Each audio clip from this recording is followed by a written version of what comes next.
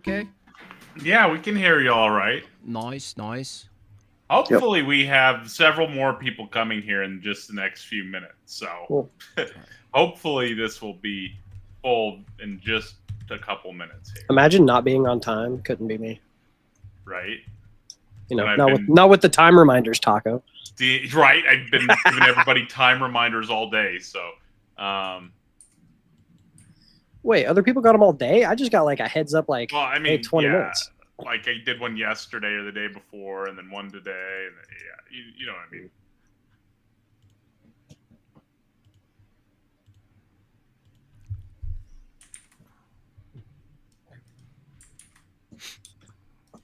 How you doing today, Jimbob? I'm doing good. How are you doing? I'm all right, man. I want to offer my condolences To Charlie Kirk Yeah. It sounded like you hit you pretty hard, dude. Well, I think it hit a lot of people pretty hard. It's pretty rough seeing. Dude, I didn't even like the guy, and it hit me hard. Like, I didn't agree with the dude, but I respected what he did. You know what I'm saying? Yeah, I was very critical of him.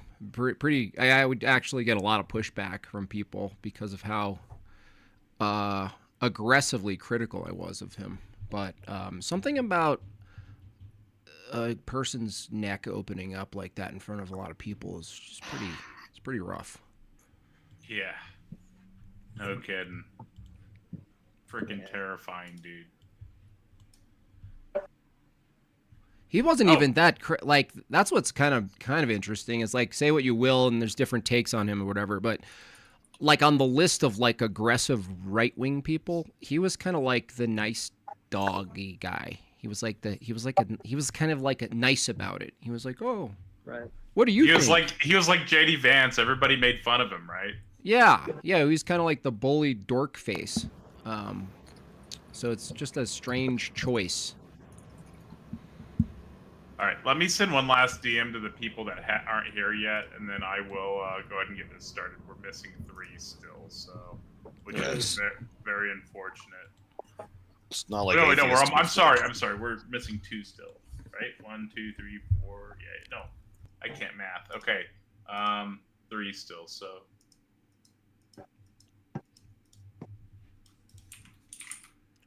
let me get them in here.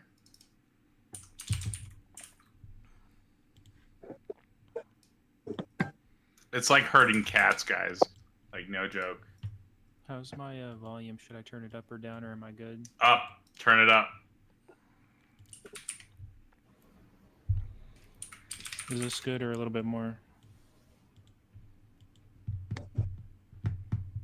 It should. I think that's good. One more time.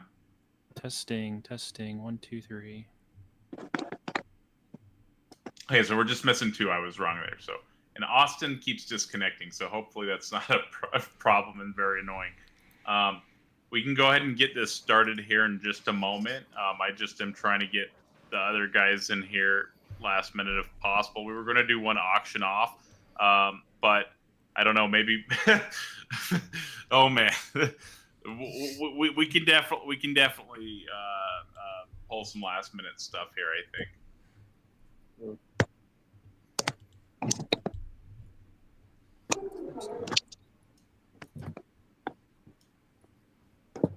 I'm having problems staying connected. Let me try restarting my system real quick, and I'll jump back in. One sec. All I have is a crappy laptop. It works even worse than my phone somehow.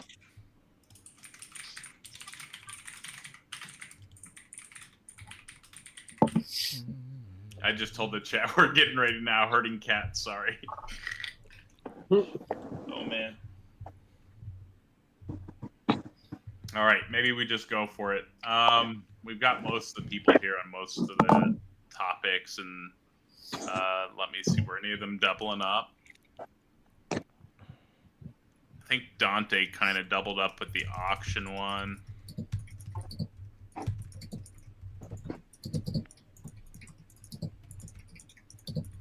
F-bomb, we can hit Is that me you're hearing typing? Oh, maybe not. I don't know. Hang on, let me type something. Can you hear that? Yeah, I don't know. Do we change this to 1v6 last minute? I think we do, but we also should shit on the two people who ain't here. hey, look! I charge like $200 an hour for my auctioneering, efforts here. So I mean, are we gonna? What are we doing here? Yeah, we're gonna get started. We're gonna get started. Yeah, actually, no rush. Can you? I'm on fucking mobile. How can you? Is there a way to see the fucking chat or something? Or yeah, it'll pop up here in just a second once we go live. I was just trying to get the last two, and I just changed the title to 1v6. So the topics that those guys had, Jimbob, for your notes, that was Dante Cruel, who had what's better for society, secularism or Christianity? And then the other one was Zarman, which was pro-life is false. So I'll pull those off of the caption thing real fast. What the fuck does that mean? Yeah, I know, it's not even a... That's why I accepted that one. I was like, okay, that's a interesting sentence. Yeah. I guess I'll die now then, if that's true. So you can knock those out, and we'll do 6. So this should be about 15 minutes a person. I put in a thing where they can add. I didn't want them adding a ton of time, so we're not here all night. But it's $5 a minute up to 5 minutes, so they can go up to 20 minutes for any individual debate. And everybody has their topics. Everybody ready to get started? Go live here. Yeah. Perfect. I'm excited. This should be a ton of fun. Define ton. 2,000 pounds of fun. 2,000 pounds of fun, yeah. What is the viscosity of fun? I'm not going to have the answers to these questions. I apologize. So, all right. I like my fun really silky and smooth personally, but... All right, we're going live, guys. We're going live. Gonna... All right, everybody. Thank you so much for joining us today. Jimbob's taking the hot seat against 6 atheists. We had a last-minute change, so a couple of people decided no-show us, so we figured we would make fun of them here. So this is the moment for everybody to pick at the people who no-showed the debate. But with that being said, we're getting started here. We've got some fun stuff going on today. Austin's going to be right back up here in a minute. We do have a cool debate format, I think, right? So we're going to start off the debate. We've got an auction spot for should Christianity be in the government, if anybody would like to take that.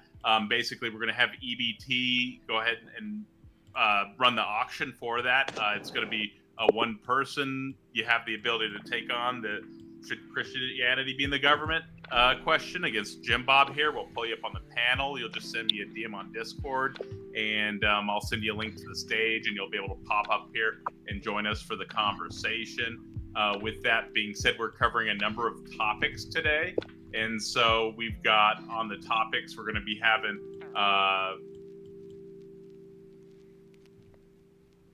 Howdy is covering is knowledge discovered or created? Gunder's Moot, which is Austin, is evolution scientific? F-bomb is it reasonable to believe in God? B.S. Lewis is does a problem of evil disprove God? But I'm sorry, there was actually one more that no showed, I guess. So hopefully we'll be having one of them joining us here in just a minute. Not the strongest start to this. It's like herding cats, but it is what it is, right? But I do appreciate everybody joining us here today. This should be a ton of fun. Definitely herding cats today, I tell you what. But with that, we've got some cool stuff going on with this. Contestants can be removed for $100 at any point in the debate. You can match and cancel. Ideally, that doesn't happen, right? But for the people that absolutely want to remove people from the debate, you can remove Jimbob's immune, but you can remove the atheist from the debate for $100 at any point. No questions asked. Super chats are going to provide a question for any contestant. This question will be transferred to another member of the panel if the contestant is removed during the debate. These will be addressed in the audience question and answer at the end of the debate. We'll go from the highest to lowest until the guests need to head out. The round should be about 15 minutes each. I'm going to set a 15-minute timer on those. It should take just over, well, it was going to take about 2 hours. It'll be less than 2 hours now. Audience members can buy 1 additional minute at the cost of $5 per minute. Audience member, so that goes up to 5 minutes. So you can add 5 minutes onto any individual round. And then you can do a $25 super chat to have Jimbob and his opponent steelman each other. We'll pause the timer if that happens, so that doesn't impact their 15 minutes. It'll be a quick, like 2 or 3 minute steelman on each side, all in, and then we'll go back into the discussion there. But that's only once per individual debate, so it's not going to be overwhelming there. And then during each round, you'll have the ability to determine the next debater by submitting super chats for them. No, Big Bad Mama, you can't remove Jimbob for $1,000. Although, if you want to do, if you pay me, I'll do it. Yeah. You pay me $1,000, I'll leave right now. But if you want to do a massive super chat like that, don't be afraid to, right? BS says pay $100. So we're bid at $1,000. I got $1,000. What do you bid? What do you bid? What do you bid? But yeah, so we're going to go ahead and do this. We're going to start out with the super chat auction, which is going to be for the question: should Christianity be in the government? I told EBT I wouldn't have him here too long. So EBT, I'll go ahead and let you take over for that. Let me mute everybody real fast. Honestly, I can't even see the chat yet, so I'm not really sure how I would do this. But I muted. Oh, you can't see the chat? Yeah, are there people in the chat?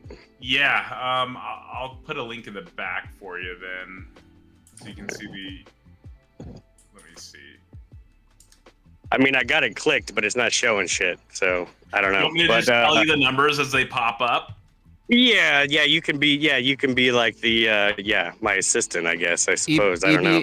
I don't really know what I'm doing. I don't know what I'm doing here, but that's what it is. But we're coming out here to auction off a spot to debate the big old Big Bob, right? Jimbob. EB, what's the debate about? You're peeking Christian a little. He's peeking nationalism or some shit like that. Something along those lines. It's should Christianity be in the government? And I have everybody muted right now while we're doing this. What are we going to start out at? What's your minimum bid? $1. $1. We got $1 to debate Big Bob. $1. What do you bid? What do you bid? What do you bid? Can I get $2? We're at bid at $1. Can I get $2? Spot to auction off for debate with Jimbob. Let me get $2. What do you bid? What do you bid? What do you bid? Let me get $2. Anybody at $2? Can I get $2? Come up here and challenge Jimbob on Christian nationalism. What do you bid? What do you bid? What do you bid? Any takers? Any takers? $2. We're looking for $2. What do you bid? What do you bid? What do you bid? What do you bid? Anybody at $2? Nobody at $2. We don't have any bids yet. We don't have any bids We're yet. at $1. We're at $1. Come up here and debate Jimbob for $1. What do you bid? What do you bid? What do you bid? What do you bid? What do you bid? Can I get $1? Looking for $1 out there. What do you bid? What do you bid? What do you bid? Looking for $1. Can we get $1? Yeah, $1. We're looking for $1, folks. Can y'all hear me all right? $1, folks. Can y'all hear me all right on here? I was dead serious. We got a professional auctioneer here for this. Yeah. This is your one chance to come up here on stage and debate the one and only Mr. Jimbob. Looking for $1. $1 debate made by Jimbob. What do you bid? What do you bid? What do you bid? Can I get a $1? $1. Robin did $5. Oh, I'm bid at $5. $5. What do you bid? What do you bid? What do you bid? Can I get $6? What do you bid? What do you bid? I'm bid at $5. What do you bid? What do you bid? What do you bid? What do you bid? Can I get $6? We're bid at $5. What do you bid? What do you bid? What do you bid? What do you bid? Come on up here, folks. We got a debate auction going on. You can debate the one and only made by Jimbob. You can destroy him, wreck him, absolutely demolish him for a small price of $6. I'm bid at $5. What do you bid? What do you bid? What do you bid? What do you bid? Can I get $6? We're bid at $5. Robin Webster bid at $5. Come on, folks. Come on, folks. Come up here and destroy Made by Jimbob. Destroy him on whether or not Christians should be in the government. What do you bid? What do you bid? Can I get a $6? We're bid at $5. What do you bid? What do you bid? What do you bid? What do you bid? Can I get a $6? It's $6, folks. Come on, folks. We're bid at $5. Shout out to Robin Webster, bid at $5. We're looking for $6. Can I get a $6? Bidding at $6. What do you bid? What do you bid? What do you bid? What do you bid? We're bid at $5. No takers at $6, folks. It's a cheap room tonight. Where's the money at? This is the one and only opportunity to debate Made by Jimbob on one of the fastest growing debate channels on the YouTube segment. Yes, the one and only Breakfast Tacos channel. Come up here for $6. You could go ahead and debate Jimbob and destroy him and embarrass him for the whole world to see. BS, tell what them. What do you bid? What do you bid? What do you bid? What do you bid? We're at BS, $5. tell them to lower his mic $6. Looking and for tell them to start the debates with the people who are here. Do the auction later. Yeah, it's a lot easier when people bid to Don't do the auction to in do the this, beginning. but looks like we're bid at $5. We have a Victor Robin Webster for $5. Tacos channel. It's tacos. I unmuted everybody. So first of all, EBT, you're peaking big time on your mic. Is super loud for everybody. That's because I'm the auctioneer. I'm supposed to be peaking. It's terrible. Yeah. And then so this is for the people who didn't show up for their prompt. You're auctioning the spot. I was wondering, Tacos, do you want to just go with the people who are here, and then during a break you can auction the spot? Should I step back?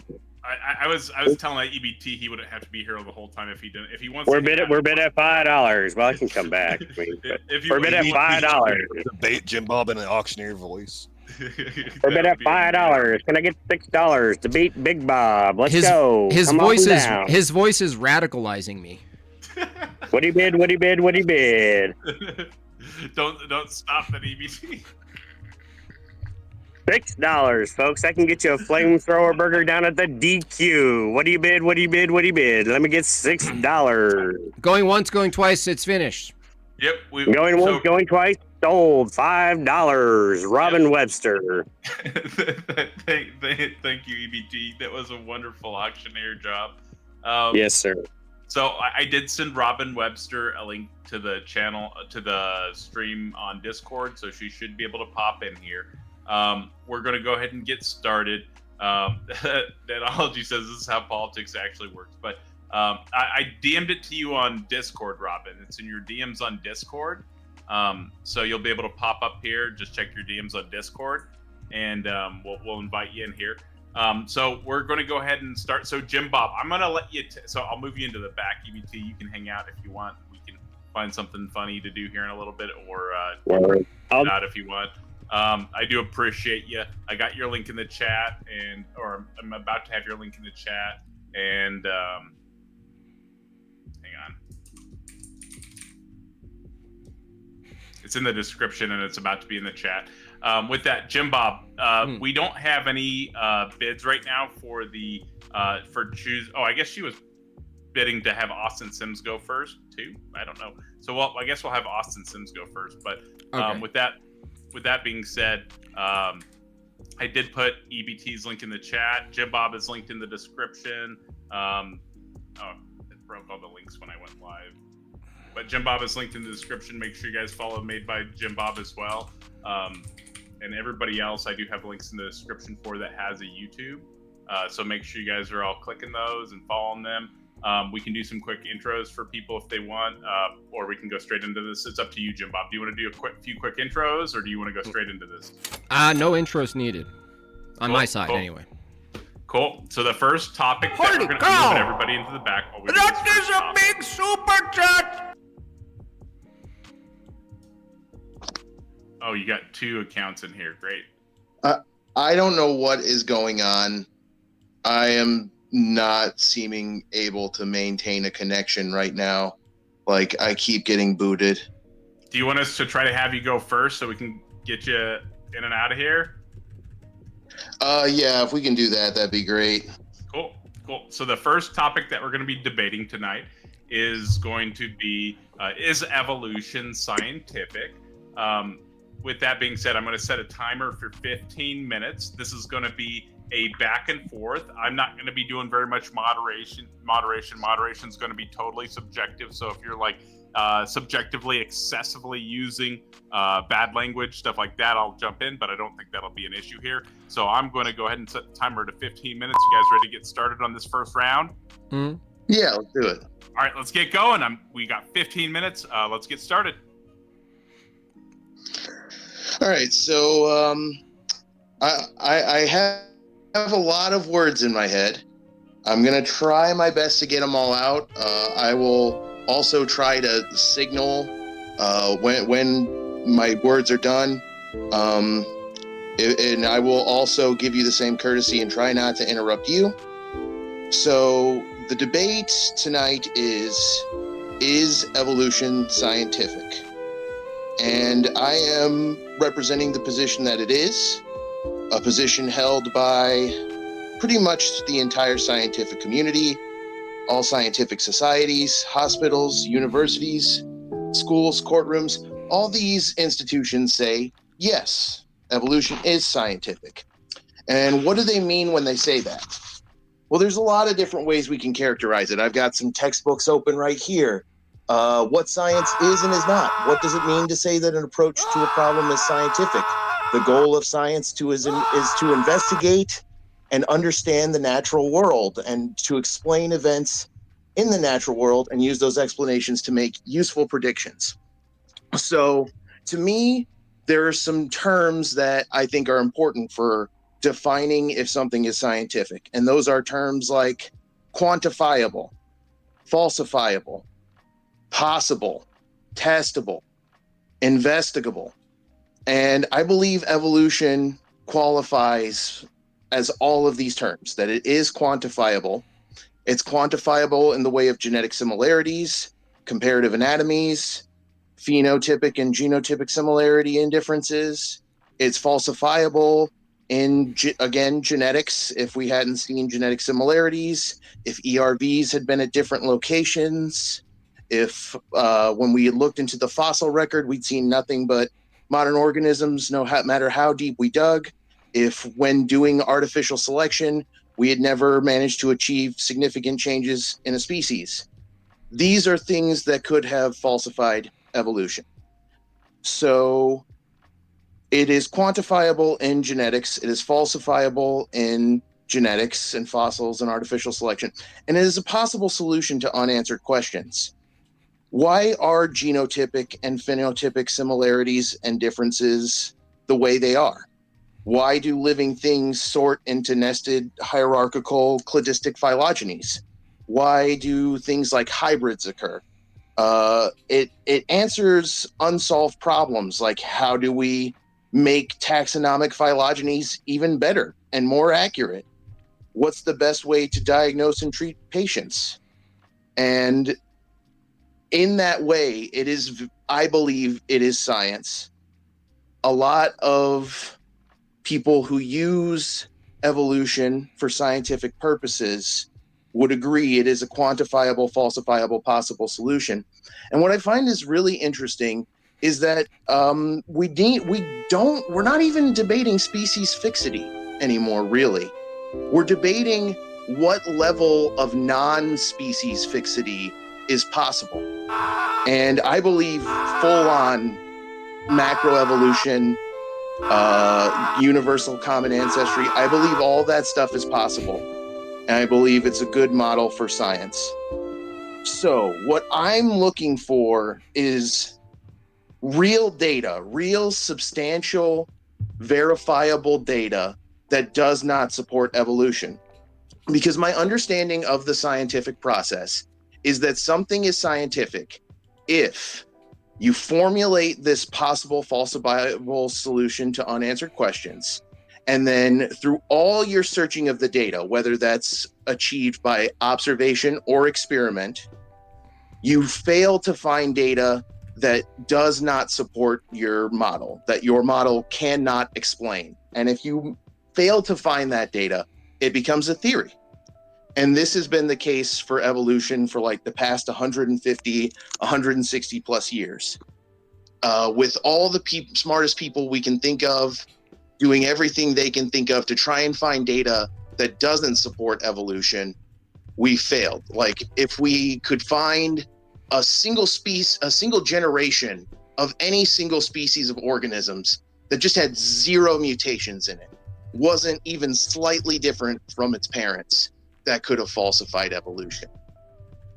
So I believe evolution is quantifiable, falsifiable, possible. I believe that we're not even really debating whether or not evolution is possible. We're debating the extent to which evolution is possible, whether or not evolution is possible only within a created kind, or whether or not evolution is possible all the way back to a universal common ancestor. And I really hope I'm not misrepresenting your position at all, Jimbob. And with that, I think I won't take the full 15 minutes. I'm interested to hear your feedback. Yeah, I mean, it sounded like there was a lot of descriptions of things in there. I didn't get a criteria for determining what constitutes something to be scientific, especially in regards to theory. So I hold to a pretty strict criteria for what constitutes a scientific theory, and evolution is often posited and presented as a scientific theory in nature. And in nature, in natural science, there is a very strict methodology called the scientific method, which evolution itself cannot be brought through. So when you mention method, observing data is not itself a full methodology. The reason is two conflicting hypotheses about something could actually use the same data. So the data isn't actually what determines the theory. Really, what determines the theory and the only arbiter between two scientific theories is actually an experiment. And so nothing in your opener there gave me any experimentation. It merely pointed to data, and then you're basically saying any data that supports my hunch is called scientific. Well, that's not true, because you could have incorrect models that share the same data with accurate models, and one model could be right and one model can be wrong, and yet they have the same data. So what I would be looking for someone to argue evolution is scientific, specifically a scientific theory, it should be a pretty simple task. Take us through the scientific method with one observation and lead us through the scientific method, which is pretty rudimentary, and only at the tail end of that scientific method can you develop a scientific theory.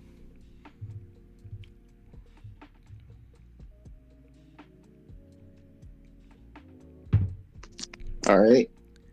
I actually, I think I do have something prepared as far as taking evolution through the scientific method. Let me take a moment to address it, or rather to pull it up. Just so we're clear, could we actually agree on what the scientific method is first? My understanding of the scientific method is that it's one of those things where it's simultaneously true that there both is no exact one scientific method, and that there's multiple at the same time. Like, how many are there? For instance, I have my biology book here. It has one scientific method in it. I have my chemistry book right beneath it, and it has a slightly different scientific method. They all have similarities in that they all include observations, finding patterns, trends, and laws, and formulating and testing hypotheses, and then the penultimate culmination of these steps and processes is the formulation of a theory. Did you say scientific methods find laws? Find patterns, trends, and laws. The scientific method finds a law? That is the second step listed in the scientific method described in my chemistry textbook, which is Chemistry, the Central Science, 9th edition by Brown, LeMay, and Burston. How many scientific methods are there, Austin? I don't think there is one exact number. Like I said, it's like one of those things like where gender. It's kind of like gender. Yeah, I don't know. I don't really study the genderology stuff very much, but I have sympathy for people who have gender dysphoria.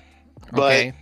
But it's like there is a kind of essence to the scientific method that all methods have like similarities.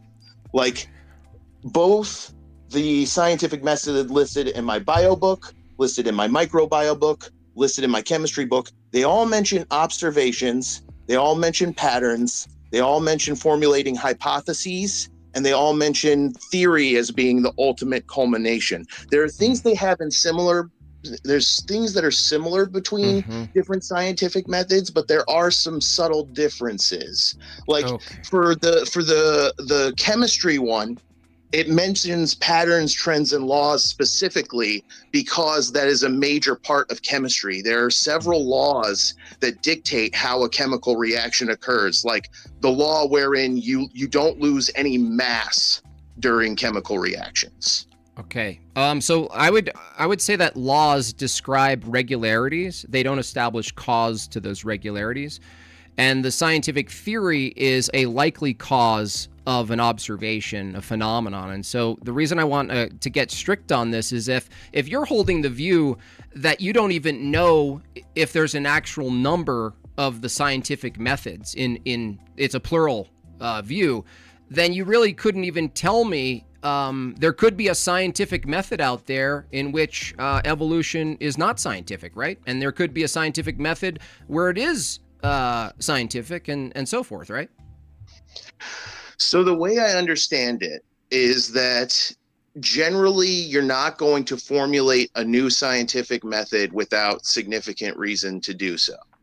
So one of the reasons we use different forms of scientific method is because they're better suited to specific forms of study, like how the chemistry statement of the scientific method is structured to specifically address things. Austin, I'm sorry to interrupt, but I did ask a pretty pointed question here, which is if you how do I know? There's a lot. No, I didn't ask that. I didn't ask that. I asked a very specific question. If you hold that there could be an infinite amount of scientific methods, does it follow that one of those methods or more than one of those methods demonstrates evolution to be not scientific, and one of those methods does present it to be scientific? Can two scientific methods contradict each other? I have never seen two scientific methods. Is it logically possible if there's an infinite amount unknown? Because you said, I don't know how many scientific methods there are. I don't believe that there's an infinite amount, but there is a minimum. There is at least like a dozen to 20 different scientific methods. There's a dozen. Okay, so if I wanted to determine the cause of a certain phenomenon, you're saying one group of scientists could use one method and another group of scientists could use another, and that would be sufficient arbitration between the two theories? I would think so, because they're going to have... Oh, you got dropped. I'll pause that. There's 2 minutes left, so I'm just going to pause that for a second. In the meantime, while we're waiting for him to reconnect, I did put up a vote. I'm going to put up a vote in between, probably starting at like 10 minutes into each debate, just so everybody has time to vote, and we'll announce that, I guess, moving into the next person that's joining the debate. But if y'all want to vote on that, I have a poll up. Feel free to vote on the polls for whoever you think wins each of the smaller debates. I'm restarting your timer. So, Austin, if I said I want to know what causes scurvy, the symptoms of scurvy, and I wanted to conduct a scientific method by introducing some variables, right? Are you saying that, given that you're holding that there's at least 12 different scientific methods, right? If I did an experiment introducing a variable and removing the variable and determining whether or not repeating that actually produced the symptoms of scurvy or eliminated the symptoms of scurvy, and I was able to develop a theory about that, what would be the determining factor for debunking that theory? What I would say is you can use any scientific method to debunk that theory if, in using that scientific method, you are honest and you are able, through honest methods, to acquire data that doesn't support the so hypothesis, honesty. the theory, the model. So honesty is your scientific method? Honesty is very important in the scientific method. It wouldn't be the whole method, but it's an important part of it. Okay, so if I say X causes scurvy, and then someone said, well, how do you know that? And I said, well, I introduced X, and it actually demonstrated to produce the effects of scurvy. And when I remove X, the symptoms go away. So it's reasonable for me to conduct these experiments and come home to a scientific theory that says X causes this symptom. Now, I asked you, how would you go about falsifying that if you didn't use the exact method I used? Yeah, I could use any scientific method. They probably won't be the exact same, but they'll rhyme. And what will rhyme about them is that my ultimate goal is to find data that does not support your theory. Well, no, we're not talking about just data. Wait. If I could replicate your experiment and I manipulate a different variable and it produces the same effect, that would be data that doesn't necessarily support your conclusion. Well, that would be actually holding to my view that you're using the same scientific method. You're observing a phenomenon in nature, you're positing a cause to the phenomenon, and you name that your hypothesis. You introduce the said assumed cause, you remove it, you repeat, and you determine whether or not it causes, in this case, the effects called scurvy. Now, there might be more than one cause to scurvy, perhaps, but the method itself is the same. And the reason I'm pretty strict with this is that if you were to say evolution makes its way through the scientific method, and you held a view that you don't even know how many scientific methods there are, isn't it possible that evolution might not make it through one of those methods, given that you hold a plural view of the scientific method? Every scientific method is going to be based on finding data that doesn't support evolution. If a scientific method found data that didn't support evolution, then yeah, that would be the case. Well, the thing is, data itself is not a method. Data collection is the method. I know, but two different competing hypotheses have the same data. How do you arbitrate between who has the right view? You collect more data. Dude, okay, hold on a second. Listen to your reasoning. I collect a bunch of data. Some other person collects a bunch of data. We have the same data. I have a theory. I have a hunch about the data, right? What's happening? They have a hunch, but they contradict. We don't know who's right. You said, well, how do we determine? I asked, how do you determine, right, whose view of the data is correct? You said more data. This is like sola scripturis for science. You would need more data in that case if both of the explanations are equally parsimonious. Do you understand that more data? If you ever find data that doesn't support one hypothesis while not having found data that doesn't support the other, you've ruled it out. So the answer is to collect more data. No. Look, let's just skip to the end. Let's say, hypothetically, two scientists have all the data. There is no extra data. They're given the highest amount of data possible in the scenario. That's time with the 2 minutes that were added on. That is time. Go ahead and finish your statement, and then we'll move on to the next one. If he says more data, all I'm going to really say is you get two people who have the most amount of data that's possible, hypothetically. They both have the same amount of data. They're actually in a separate room. If the person in one room says, well, here's my hypothesis about what's going on with this data, that's an interpretation of the data. Another person interprets it differently. I asked Austin, how do you determine which one is the right? And he says more data, right? But more data means just more interpretation of the data. And so the same question, that's like when I ask a Protestant, they read the scripture and I go, how do you know you're interpreting the scripture? And they say, well, I just like use the Holy Spirit. And then another person says the same thing, and I go, well, how do you guys know who's correct here? And they guess what they say? More data. Go read more. It's the same exact methodology. I mean, Austin here is literally a Protestant for science. Gotcha. Okay. I've never been called that before. I've been called an Evolutheran before. That's actually a good one. I like that one. An Evolutheran. Well, I'm glad you like it. Thanks. Cool. All right. If you want to move on to somebody else. Thanks, Austin. Thank you, Austin. If you want to hang out in the back for the Q&A portion, we'll get you pulled back up. I didn't see anybody bidding on the next round, so I guess what topic would you like to address next, Jimbob? Whoever wants to come up. I mean, all the prompts are laid out there, so whoever's available with their associated prompt. Cool. I'll just bring up an order then. We've got Howdy. Howdy is debating is knowledge discovered or created. So I'll start y'all's timer. Are y'all both ready? Yeah. Yeah, can you hear me? Yep. Yes. Okay, cool. Perfect. Starting your timer now. Howdy, do you is that a binary you accept, or do you think there's a third option? Depends on what you mean, because it doesn't seem like a straightforward, excluded metal. Like it would be like created versus uncreated, discovered versus non-discovered. But depending on what you mean, it could be.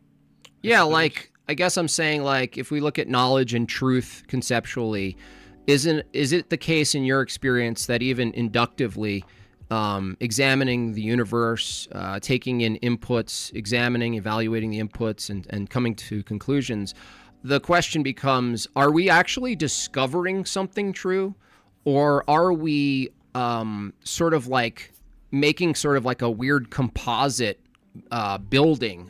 And just assuming any of it's true, but we're not really building on anything. It's just like a fabrication, a construction. Is truth a construction versus are we actually discovering truth? Oh, well, in terms of truth, I would certainly affirm that there are, if we mean by created something like not a human invention, then sure, like the truth that we have a moon, or so there's a plenitude of facts that Precede are not, us. Yeah, right. But I think there are at least some created truth makers. Like, let's say I draw a stick figure, and then I form the belief that I drew this. Presumably, that would be a created truth maker for the proposition. Okay, but that would still require a bunch of discoverables like language and math and logic and way of making propositions. Like, you're just kind of granting yourself the methodology in which you're going to actually make statements and determine they're truthful or not. So I'm not just talking about propositional truths. I'm talking more about capital T truth, or let's say knowledge maybe is a little less philosophically dense here. If knowledge, if there's something we actually discover within knowledge, like, do we actually discover it, given that we're examining the natural world, or are we actually making it up? Are we inventing it? Well, so like knowledge is like it's like there's several concepts wrapped up on that, and some of those concepts could be discovered. Some of them could, like, for example, like belief.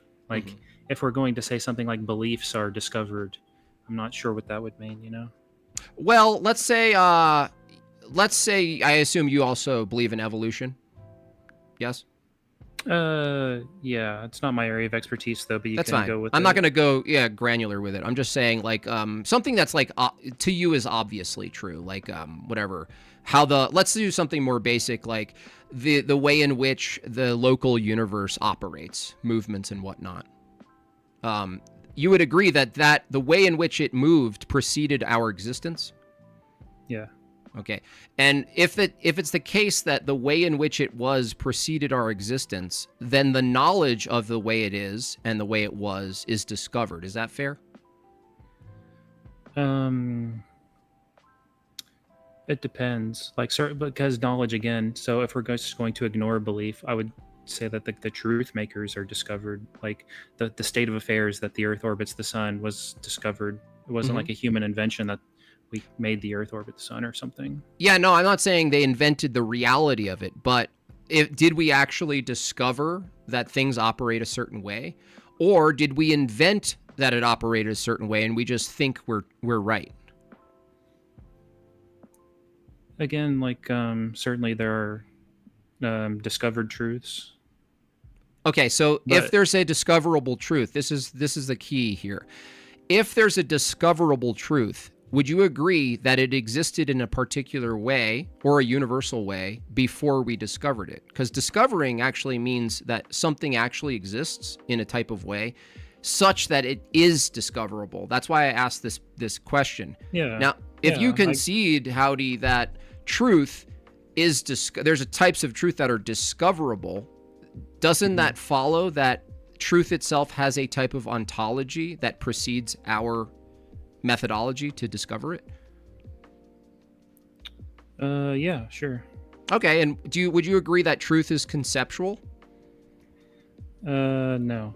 Oh, what is there another option? Because to me, another binary that I think you'd run into is truth is either conceptual or concrete. Is there a third option? I probably take the property of truth to be abstract because it applies to propositions. Well, abstract is synonymous with conceptual. I would disagree with that. Can you define abstract to give us a dictionary definition, if you will?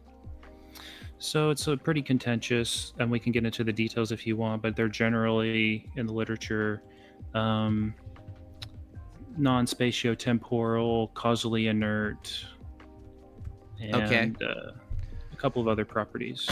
Well, so you disagree with the running definition one, the first one, existing in thought or as an idea, but not having physical or concrete existence? Because it sounds like you agree with the second part of that definition.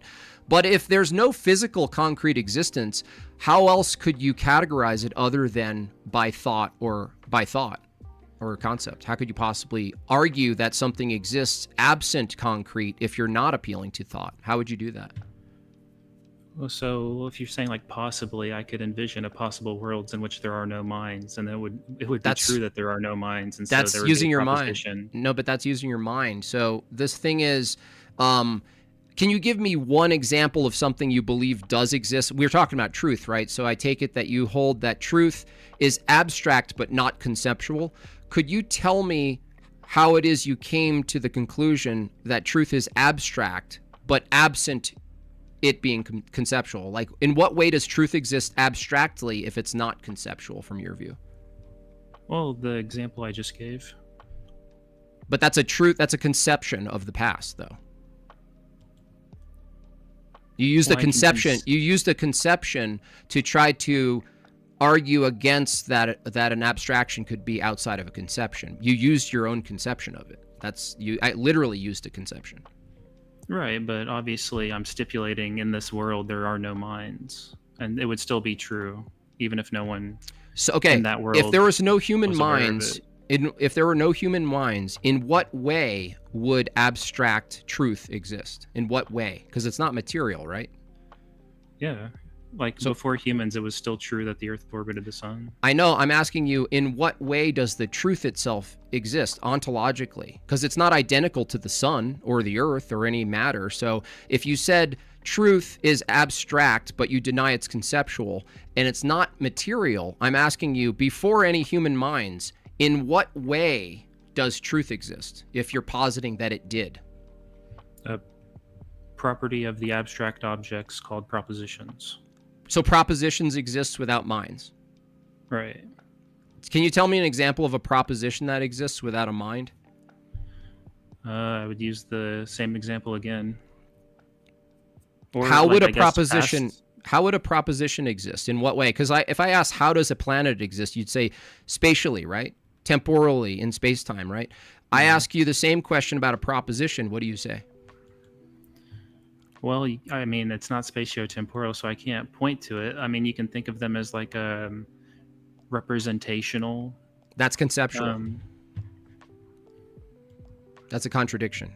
Representation is conceptual. So, okay, now you're going to define representation as something that's not conceptual. How are you going to do that?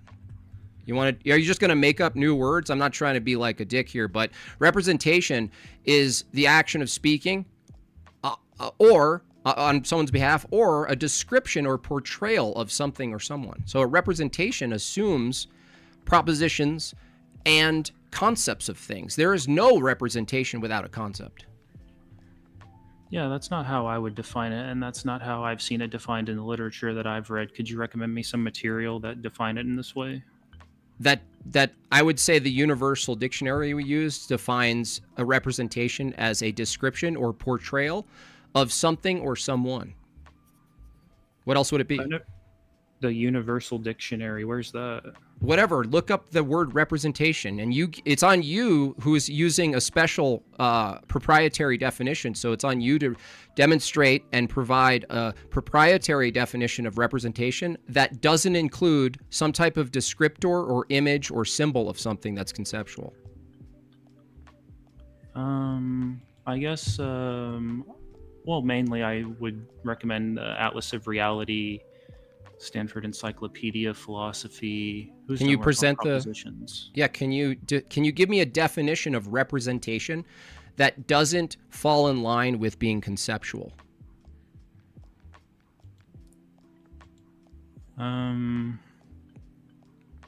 Definition of representational that doesn't fall in line with being. I don't know what that means. That means doesn't include and isn't tied to something conceptual. Can you give me any definition? Here, let's do it this way. Give me a definition from your worldview of representation, whatever it is you're referring to right now, because you obviously have a source right now. So if you could tell me what the definition of representation is from the source that you're providing. Oh, I'd have to look it up. I mean, that would eat a lot of time. I don't have it like right up, but I can if you want to use the time like that. Well, yeah, I mean, you should if you're going to introduce. You want me to pause it for a moment?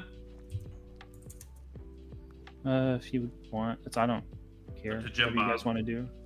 You can pause it. I'm interested because if you give some definition and it's proprietary, and you're actually appealing to some source, I'm interested in how is it anyone's going to give a definition of representation if it's not some sort of descriptive or symbolic portrayal of something or someone? Yeah, I would agree. Like it's like descriptive. So like the form of it is like an assertoric sentence, but you don't are descriptions conceptual? No. Descriptions are not conceptual? No. Really? What are they? What is the ontology or status in reality of a description if it's not conceptual? So like you could imagine writing a sentence and it says like the cat is on the mat. That's conceptual. So like the actual words on the page, or you would. So okay, so in your definition, words are like conceptual. Words are conceptual.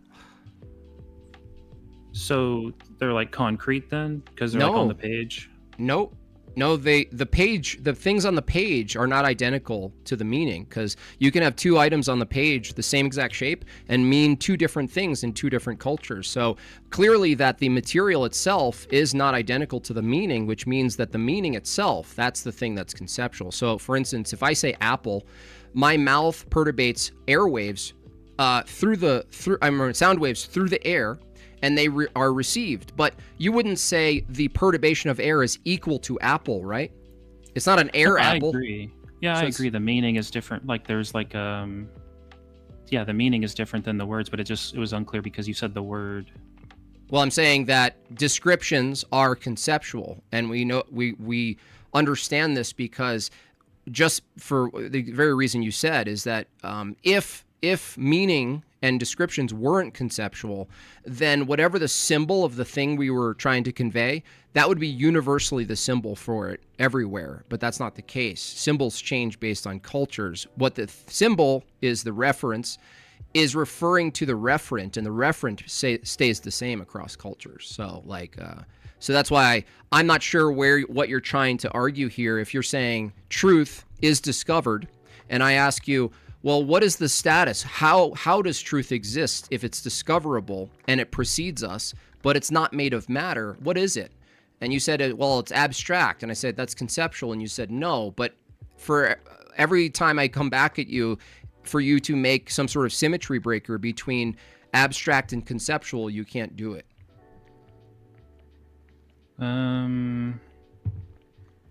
Well, I mean, that's like the three views. There's like conceptualism, abstractionism, and nominalism.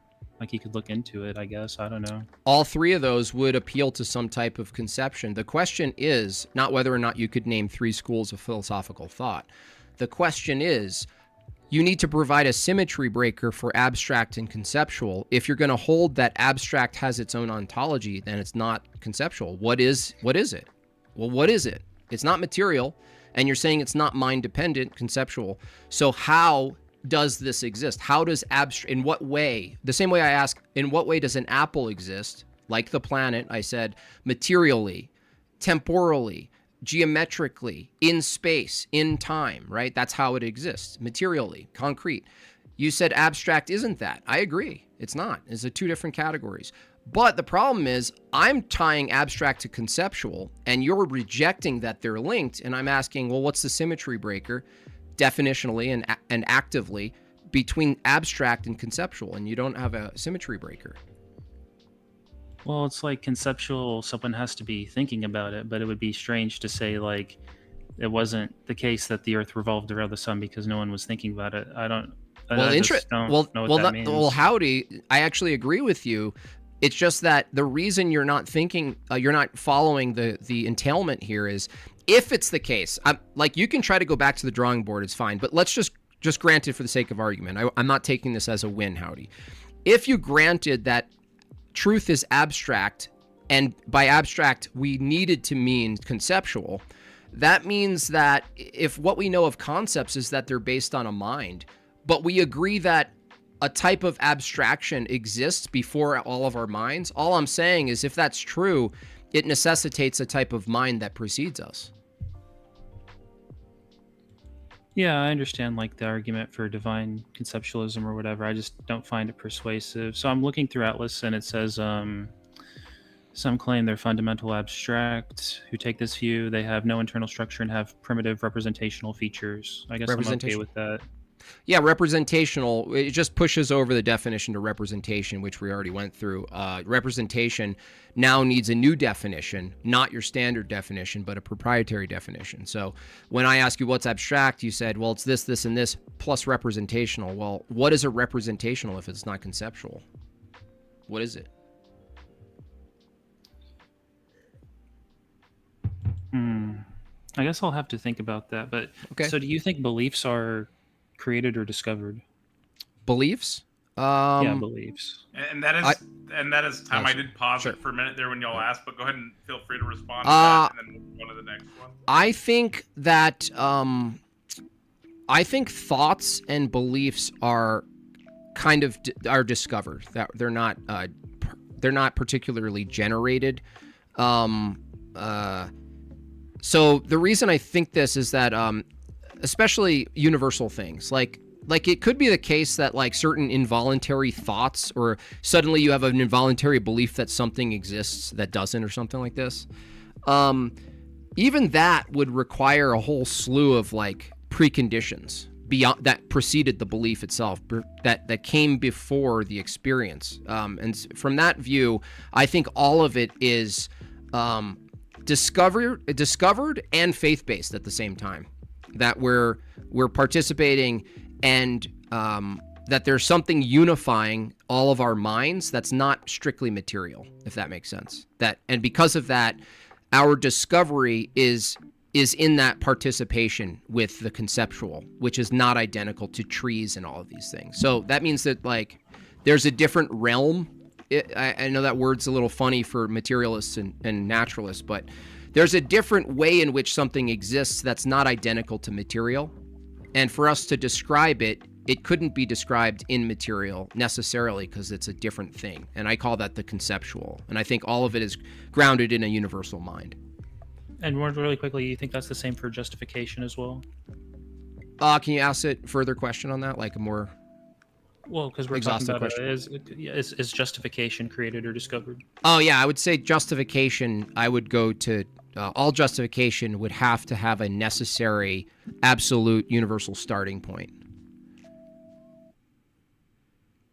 Like it has to be like for instance, the only quote brute fact. I wouldn't truly categorize it that theologically, but for the sake of terminology, people say, "Oh, there's brute facts." I deny that. Those things need interpretation. And so if I keep asking the question, Is there any necessary precondition for us to even think we have brute facts? Yeah, there are. There's a whole slew of necessary things. So when you ask justification, I ask the question, okay, I like the justification question. Is there a justification for all of these things we have to assume before we jump to brute facts? I would say yes, God is necessary for that. The whole slew of preconditions. For you even to think that brute facts exist, you're already resting on a whole past that exists that needs to be a certain way that brute facts can't give you. Does that make sense to you? Kind of. I'll have to look at it. Okay, thanks. Perfect. Thank you, guys. I'm going to go ahead and move Howdy to the back, and then we'll go ahead and we've got. I guess we'll go with B.S. Lewis next. B.S. Lewis is covering the problem of evil today. The prompt is, does the problem of evil disprove the Christian God? I'm going to go ahead and get out of here and let y'all, not get out, but let y'all have your discussion here. Let me know when y'all are both ready, and I'll start the timer here. Ready? Ready.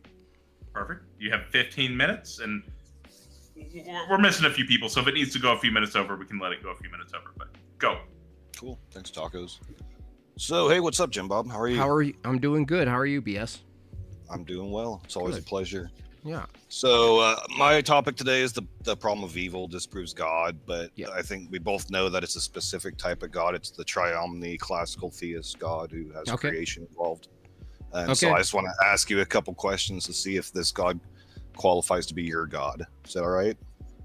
Sure, but I would much rather you present the argument for the evil, if you could, in premises. Okay. Because if the description of the God is in the premises, I'll agree with the premises. If not, I'll alter it. Okay, let's do it. So, you believe that God is triomni? He's got the omniscience, omnibenevolence, and omnipotence. He is. You mean? Yeah, he possesses qualities. I guess for the sake of argument, I'm fine with qualities. Probably can get more rigorous, but for the sake of argument, go ahead. It's a description. Is that a good Yeah, description? like his nature. It's like part of his nature in a sense. Yeah. Mm-hmm. Yeah. The omnipotence talks to his cause. The benevolence talks to his natures, and the omniscience is also a subset of his power. Okay. Okay. Premise 2: evil exists. Do you agree with that? No. Evil doesn't exist. No, that second premise, from your view, you would need to give a positive ontology for evil. But the irony of this argument is that in order to describe evil, the only way that you can logically do it is if you actually necessitated God, which is all good, right, in the first premise. So similar, it's like saying, like, do you believe light exists? In premise 1, I say, yeah, light is bright. And then you go, do you believe shadows exist? And I'd say, no, they're an effect of light. They're absence of light. So when you say exist, in premise 2, Darth, BS.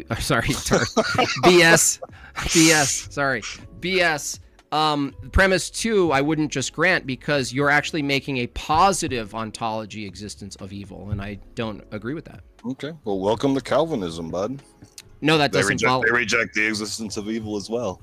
I know, but that doesn't follow because rejecting the positive ontology of evil doesn't follow that you're a Calvinist. No, it's a different type of Calvinist. No, but in Calvinism, actually. Wait. You made the claim. You made the claim, and now I'm trying to correct you about Calvinism. I'm correcting that. That was a side joke. I'm sorry. Okay. That was no unnecessary. Okay, no problem. You just got done telling Howdy that concepts exist, right? Concepts, yeah. Yeah. Does a whole exist? A privation of matter? A whole? Yeah, as a concept. Conceptually, yeah. Conceptually, okay, so you agree that evil exists then? No, that's a different definition of exist, right? So the concept itself, you can have a concept of something like a shadow, a concept of a shadow that describes the privation of something. Its actual existence being described. It's not as actual existence. That's just you basically. Okay. Does good exist in the material realm? Good. Through matter we can participate, but I wouldn't say. No, I mean, is it material the No, same you way? can't. Like, I wouldn't say you can't hold a material and say the material is identical to the good. No. so the concept of good exists, but the concept of evil doesn't exist. No, the concepts of both exist. The question is, Okay. what's the ontology? The ontology isn't purely conceptual. You're asking two different questions here, but you're pretending they're the same question. Now, the ontology is linked to the first premise. Does of does the concept of an apple exist? Yes, Is that identical ontologically as the apple itself? not to the matter, no. Okay, there you go. So stop merging them to the same. They're not the same. But a sour apple exists, and a sweet apple, and a granny, and all these different types exists, right? Yeah, universals. Yeah. Yeah, and so if you're gonna have evil as a concept, and that doesn't exist, if they both exist as concepts, we're not going to argue about whether they exist materially, right? No. Concepts describe some material things, and some concepts don't. So it's not one size fits all conceptually. The what's in question here, BS, is if you presented an argument that said God is X, Y, Z, and there's bad things in the world. Well, you're going to have to define bad things absent without describing it as the absence or privation of God, the good itself. So That's how you describe evil. Are you going to be able to do that? Because when you say something exists, right, This you're is not. an internal critique. It's not so I'm internal going- though. It's not Yeah, internal. because it's contrary to God's omnibenevolent nature. No, so it's the privation of good. Okay, so if God exists and he's all knowing, then him not being identical to poop means he doesn't exist? How's that follow? Well, you're saying that if God's all knowing and all powerful and all good, but there is an allowance for the privation of that through our actions and our thoughts, you're saying, well, then he's not all loving and good because we have thoughts? That doesn't follow either. You're conflating categories of material and conceptual. Okay, look, if God ontologically is all good, and you point to something, you assume that you can move away from that through your will. How does it follow that he's no longer all good? All right, so I think we're getting in the weeds here. Would No, you don't define- do that. Don't would do you that. define- Don't do that. Don't Would do you that. define Dude, your definition of evil? that and was- I'll work with that. That was I'll not work in the with- weeds. Because this is internal critique. I'll work with your definition of evil. What is that? Privation, an act away from God. Yes. An act away from God. Okay. So evil exists as an act away of God, right? Privation. Yeah, it's not positive ontology. It's like a shadow exists, right? We would say, yeah, the thing we're pointing to as a shadow, right? How we're categorizing the shadow, right? But to say the shadow actually has its own positive existence is false, right? It depends if you're talking conceptually or not. Well, no, even actually, the shadow is a privation of light. It's an effect. No, because I understand what you mean when you say shadow. Is a shadow an effect, or does it exist without the light? I'm going to use it in noun form here, so I'm going to say it does exist as a concept. No, not a concept. Is there a thing called a shadow that is the effect of obstruction of light? Yes or no? Yes. Okay. Does it exist independent of the light? No. Okay. So if evil, similarly, is an effect of God, in this case, the light, and we call evil the shadow or a movement or obstruction of the light, then it doesn't follow that God's not all loving or all good merely because you can obstruct. You get an obstruction of the good. I get it. So did God cause the obstructions? What? No, that's a different question.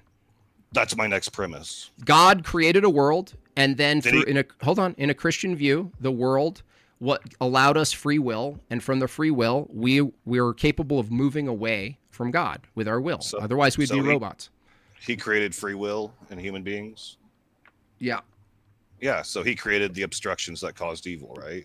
No, he created the possibility, free will through Adam. Those obstructions occur through Adam. No. This doesn't fit with your analogy because What do you does mean? anything has the ability to choose not to cast a shadow? Evil's an effect of the fall, though, from my view. Yeah, I understand that, and he created the fall. He No, orchestrated it. stop. No, He orchestrated it, No, he knowing didn't. what was going to happen in the future. No, that's different. Knowing and cause are not the same. the nice try. omniscience. No, knowing and cause are not the same. But creation is a cause, right? Creating a world that allows for people to move in a direction, right, doesn't follow that they caused their direction. Could he create the world where they didn't have evil in it? That's a non sequitur and a red herring. No, that attacks his omnipotence. No, it doesn't. How? Yes, it What's the does, contradiction? because if he couldn't have created the world without evil in it, then he's not omnipotent. No, that's no. Couldn't, like, capability? No, he could. Yeah. What do you mean? I said he could have. He could have created just He could have. eternal union with us. Eternal union. Yeah, so he chose to have evil when he created. What's the contradiction? I'm not saying there's a contradiction yet. Then there's no, you're not contradicting anything. So it's like, if it's the case, right? By the way, the problem of evil is really bad for a number of reasons. All that it really posits is there's stuff I don't like in the world and it must be evil. Well, No, why? no, don't why, turn on me. Don't turn on why me. It's even? an Hold on. internal critique. Don't go atheist. Well, you didn't Don't go. You didn't do an internal critique. No, I am. I was trying to get your definitions of these evil words. I was trying to get. I already definition. established every attack point you had. You went from premise 2 being evil exists. I debunked that, right? Then you went to, well, I'll grant you that God created from his will for us to be reflective of him and having our own will, but couldn't he have done otherwise? And I go, yeah. And then you go, well, that means he's not omnipotent. No, it doesn't. That's not, you didn't provide an argument for that. No, then he's not omnibenevolent because he chose to have evil in his creation. No, that doesn't follow either. Yes, because he knew it was going to happen when he created No, it. that doesn't follow. You have to present an argument for that. That's logic. No, it's not. The first domino is creation. The second one, second cause is free will. No, dude. This is your own argument. No, you say second causations are the thing, but you guys want to ignore this when it comes to if I created a baby knowing that when they grow up, bad things might happen likely to them. Did I cause that? Am I the cause of the evil? Did you have the power to stop it? Yeah, not having them. There you go. Or that's your argument? That's your argument, is that only a good, loving God... Hold on. Your argument is that if God is all loving and all good, there's only two options for the reality. One is we're automatons, and there's no such thing as evil. Or two, we're just not created at all. That's a false dichotomy. You know. Give me the argument, then. Okay, one of them would be not to create. That's true. Give me an argument. I'm giving you the defense Premises. of your accusation right now. Premise one. Stop trying to derail it, dude. No, premise one. I want arguments.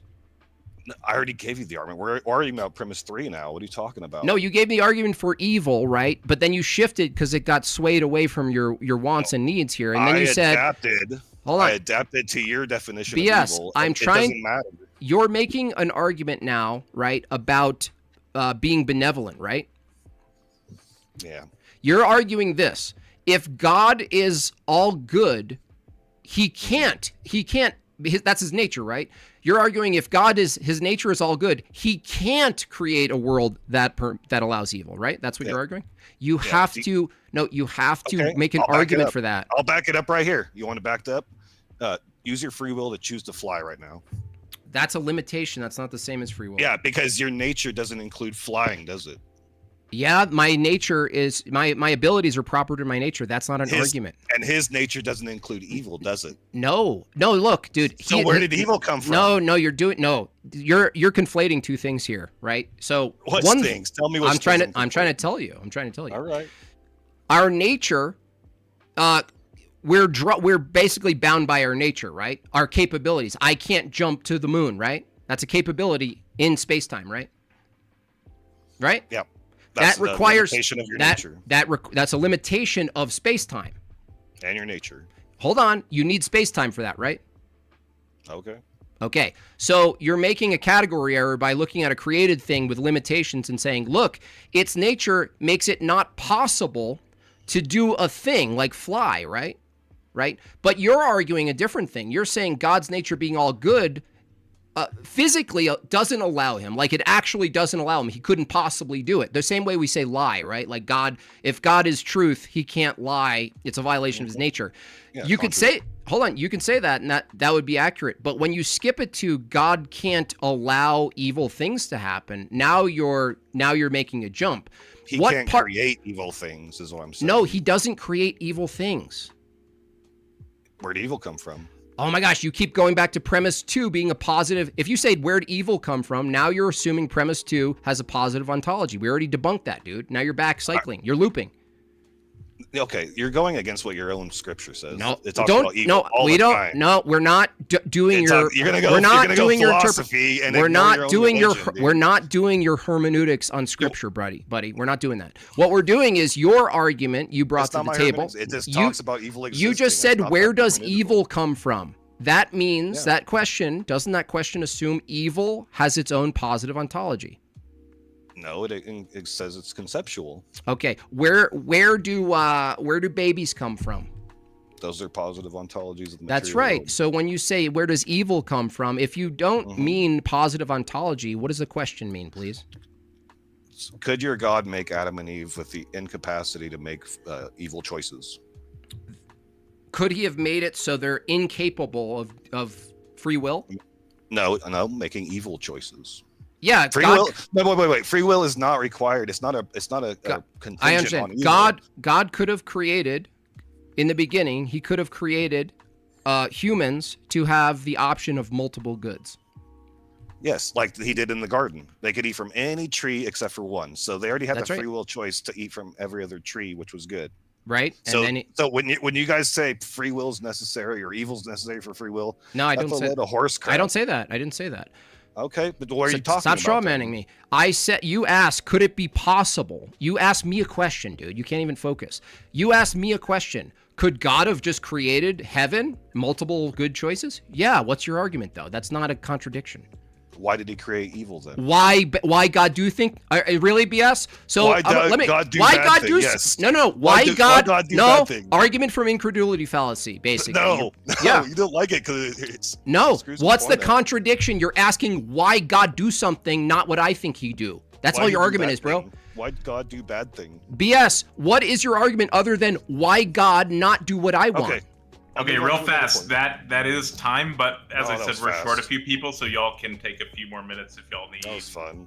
Finish this up. BS, seriously, because I ask you what's the contradiction and you ask me a question, that's a sign you don't have an argument, right? Okay, So one more- don't ask one me a more- question, why God do something. Say, tell me what I the said bad thing. contradiction is. What? Okay. No. Oh, no, wait, hold on a second. It's Because a bad if thing? if he do bad thing, that's Hold it's on, contrary to hold on, omnibenevolence. BS. You just claimed it was a bad thing for God to make it possible for us to act away from good, right? To act according against his will. Hold on. If God made that possible, you're saying it's a bad thing. On what basis are you saying that's a bad thing? His omnibenevolent nature. Okay, so your argument is God being omnibenevolent makes man capable of moving away from him. Therefore, God's not omnibenevolent? That's a contradiction, bro. If Ford is the perfect car company and No, they make stop. a bunch of shit, if they Stop. make a bunch of shitty Stop. cars, Category. are we gonna Stop. call them the perfect car creators? No, you don't call them immoral. Those are cars, dummy. So look, I'll say it again. Yes, you're in a contradiction, right? In premise 1, you presuppose for the internal critique that God is all good. And in premise 2, you assume that creating X and the capacity for man to sin from his will is a bad thing. The problem with your argument is that you saying it's a bad thing necessitates premise 1 is true. Exactly. That's not a problem. That's the end of your argument. I'm building the evil definition off the omnibenevolent definition. You just ended your argument. No. All right. One more question before we end. Does Jesus sustain all things in the world right now? Sustain? Yes. Is he the sustainer according to Scripture? Yeah, I would say in a sense. Like, I don't know, sustain meaning like mechanically. I would say He like keeps all things together. Yeah, God's providence is always among us, above us, however you want to describe Does it. evil exist right now in the world? Not positive. It doesn't have a positive ontology. Any kind of evil, does it exist in the world? Any kind of evil. The privation of God, the act away from God, yes. If you're talking about actions away from God, yes. Then you're saying that Jesus sustains that. Case closed. What? That's not a contradiction. He sustains all things. That's not a contradiction. All things. Cool. He Tell me P sustains and not evil. P. Cool. Tell me P and not P. He sustains evil. Tell me P and not P. That necessitates a good, you retard. He can sustain good too, but he's sustaining both of them. That requires a necessity for good to say evil. You contradict yourself again. You know, Jesus says that a good tree can't bear good fruit. No one cares Bad what you fruit. think. No one cares what you think. No Jesus one cares says. what Jesus says. No, right? what you think. No one cares what Jesus says. No, what you No one think. cares what Jesus says. I didn't say that. You're so No one bad cares faith. what Jesus I says. just clarified what I All meant. right. Do you have any last questions for me? I think I stomped you. You stomped me? You just contradicted yourself, bro. Premise 1, Jesus sustains all things. Premise 2, evil's in the world, which necessitates an all good God. If God, why bad thing happen? That's basically what you got. Yeah. All right. Good job. Nice work. Nice debate, Jimbob. It was fun. Yeah, no problem. All right, and we'll be able to get some more questions up here too in the Q&A portion. But with that being said, so I've been putting up votes in between each round, like I mentioned. I'm just going to read out the first 2 rounds real fast. So Austin won round 1 with 61% out of 42 votes. Howdy won round 2 with 53% out of 52 votes. And I'll have this BS Lewis vote going for probably another 10 minutes into this next round, and then I'll tally that when I put up the F-bomb vote. So if you haven't voted yet, make sure you get your votes in. We need to be doing those. And then F-bomb is the next one. F-bomb is covering the topic, is it reasonable to believe in God? You ready, F-bomb? Let's get it. All right. How you doing, Jimbob? I'm doing good. Oh, good. Sorry. I was just saying, I'm starting the timer now. Good. I'm doing good. That's good. Good, man. It's nice to meet you. Yeah, you too. So, is it reasonable to believe in God? Reasonable, just to go ahead and establish the definition, Sure. it refers to what is fair, just, rational, and appropriate. Do you agree? Yeah, that's good. Okay. Under those circumstances, it often embodies common sense and ordinary prudence. Sorry. I don't. I wouldn't. I would push back on common sense. That presupposes a whole shit ton of things. Okay. Well, we can eliminate it. That's fine. That's, like not that important. But using that reasonable definition, given all of the different definitions of God throughout history and different geological locations and everything like that, there's a lot of common similarities. Do you agree? Similarities in God postulations? In the definition of God. Yeah, like if you go from really broad to very narrow, yeah, you'd get a splintering toward narrow, toward particular, yeah. So do you know what the only thing that makes God a God in every definition of the sense? I don't think that every definition of the sense. Maybe you can present one. I from my view, what makes God God would be a status of eternally uncreated. But you can go ahead and present what you think it is. So out of all of the different properties that people have attributed to God under what they would define to be God, the only one that overlaps every geological location and every efforts of time is the fact that somebody's proclaiming that whatever these properties are is God. That's a bit confusing. I'm not sure what they're referring to then. So that sounds like the common properties for God is that people claim properties of God. Well, so that is the only property that overlaps geological location and time. Well, look, I'll give you a more strict definition. If I said God is the universal source of all things, or the grounding for truth itself, then if I said God is a necessary mind, even, I could argue that it's reasonable to believe in God. If you're going to give an account for what is reasonable and what's not reasonable, you gave a definition, but that's not the criteria. So the reason I accepted this prompt is it's interesting. Most of the time, and you could tell me your position here, is the reason you think it's unreasonable to believe in God is that maybe you would take an evidentialist approach, or say like, I don't see any evidence for it, right? Is that accurate? Well, no. So my reason that believing in God is unreasonable is it strictly goes to the definition of reasonable. So fair, just, rational. No, but that's not the criteria, though. You're just describing what reasonable means, but you don't give you need a criteria for fair and rational. That's what's in question. You can't just define it. So fair, the easiest definition would be equal. Not definition, criteria. So criteria for fair would be equal across, right? Especially when it comes to the people. No, that's not true. Equal is not always fair. Okay, give me a definition where things are equal but not fair. If someone needs to see over a wall and they all get the same size ladder, but one of them are too short that the size ladder doesn't get them over the wall, it's not fair, given that the ideal is to have them see over the wall. But they're given fair ladders. Well, no, they're not given equal ladders. No, they're given equal ladders. The same ladders. Yeah, comparatively that's to what's the fair. wall, but not. Yeah, but that's only comparatively to the wall, but not comparatively. Yeah, exactly. So then now the new criteria is something else. So it's like you can't actually maintain a sense of fairness when you talk about what's reasonable. We're talking also about philosophy. We're not talking about utility here. So like fair, is it fair that everybody got the same cookies? I don't know. We're not talking about that here. We're talking about, is it reasonable to hold a belief that there is a universal mind, let's say. That's like the easiest way in 15 minutes we're going to be able to navigate this. And so I can run a simple argument is, do you believe that truth is conceptual and universal?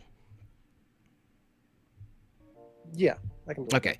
You believe truth is conceptual and universal. And do you believe that concepts depend on a mind? They're associated to a mind? Concepts are, to the person. Okay. And do you agree that human beings can't generate, there's no particular you or me that can generate universal concepts out of our own mind? We can apprehend them, but we can't, they're not particulars in our mind. I'm not the source of universal truth, right?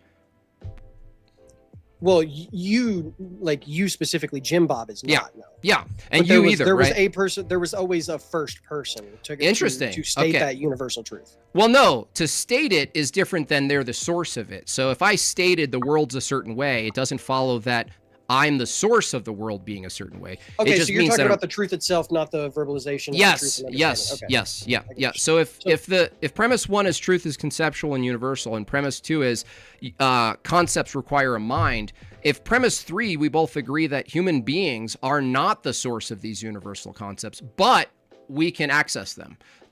That means that there's a type of necessary mind that's not human. No. That's not really true. Oh, so then if you agree with premise one and premise two, please tell me how premise three is false. So the reason that premise three is false is you are, I would argue that you are using confirmation bias. So because you are a believer in God, you have to stir every definition of an answer in the scenario to God. I didn't. Hold on. That's unfair. That's unfair. In premise three, I said humans themselves, there's no particular human or a group of humans that are the source, the generator of universal truth. We together, all of us, are the apprehenders of universal truths, right? I didn't smuggle anything in premise three. I simply stated a fact that you and me and anybody you point to in the history of humanity, hold on, not one of us is the sole source of universal truth. Right. No, I never doubted that, but you did say and premise three is true. No, premise three is true then. No. So, yeah, it is. There doesn't have to be a higher mind.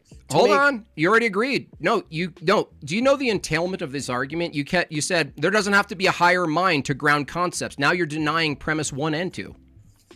No, I'm not denying, because we are the apprehension of universal truth, right? That's right. So if universal truth is conceptual, where and from what are we apprehending universal truths from? So that is a great question, and I'm going to use three words that a lot of people who believe in God are afraid to understand. I don't know. Exactly. What if logic told you it was necessary, though? You just saying I don't know is a cop-out. Look, you're out of the argument now. Yeah, it is. You're actually not. No, you're not participating in the premises anymore. If you just say I don't know, great, you don't know. But I'm saying is premise one you hold true. But you're coming from a position where you say you do know. No, hold on. I'm using logic, okay? Premise one. Logic, for instance. Is logic universal? Yeah. Okay. Is logic conceptual?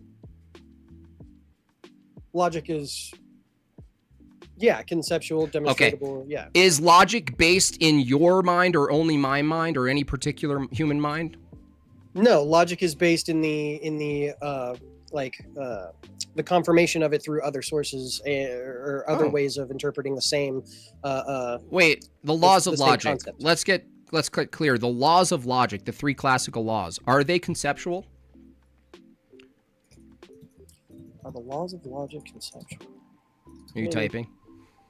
Well, simultaneously, I'm answering like 40 DMs, but yeah. I mean, yeah, we'll go with it. Okay, cool. If the laws are universal and conceptual, and they're not grounded in my mind or your mind in particular, that means a universal concept needs a type of grounding, a type of location, so to speak, right?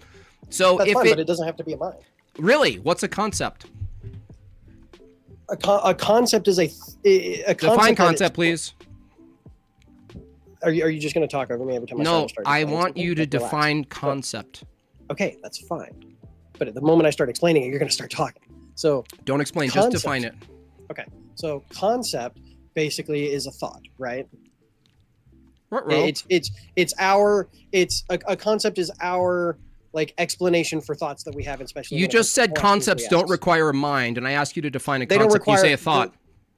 Do thoughts require a mind? Thoughts require a human. Then mind, then hold on, a mind, just any mind. So if you just contradicted yourself. I said concepts require a mind. You said no, concepts don't require a mind. I said what's a concept? Something that requires a mind, a thought. You're just contradicting yourself.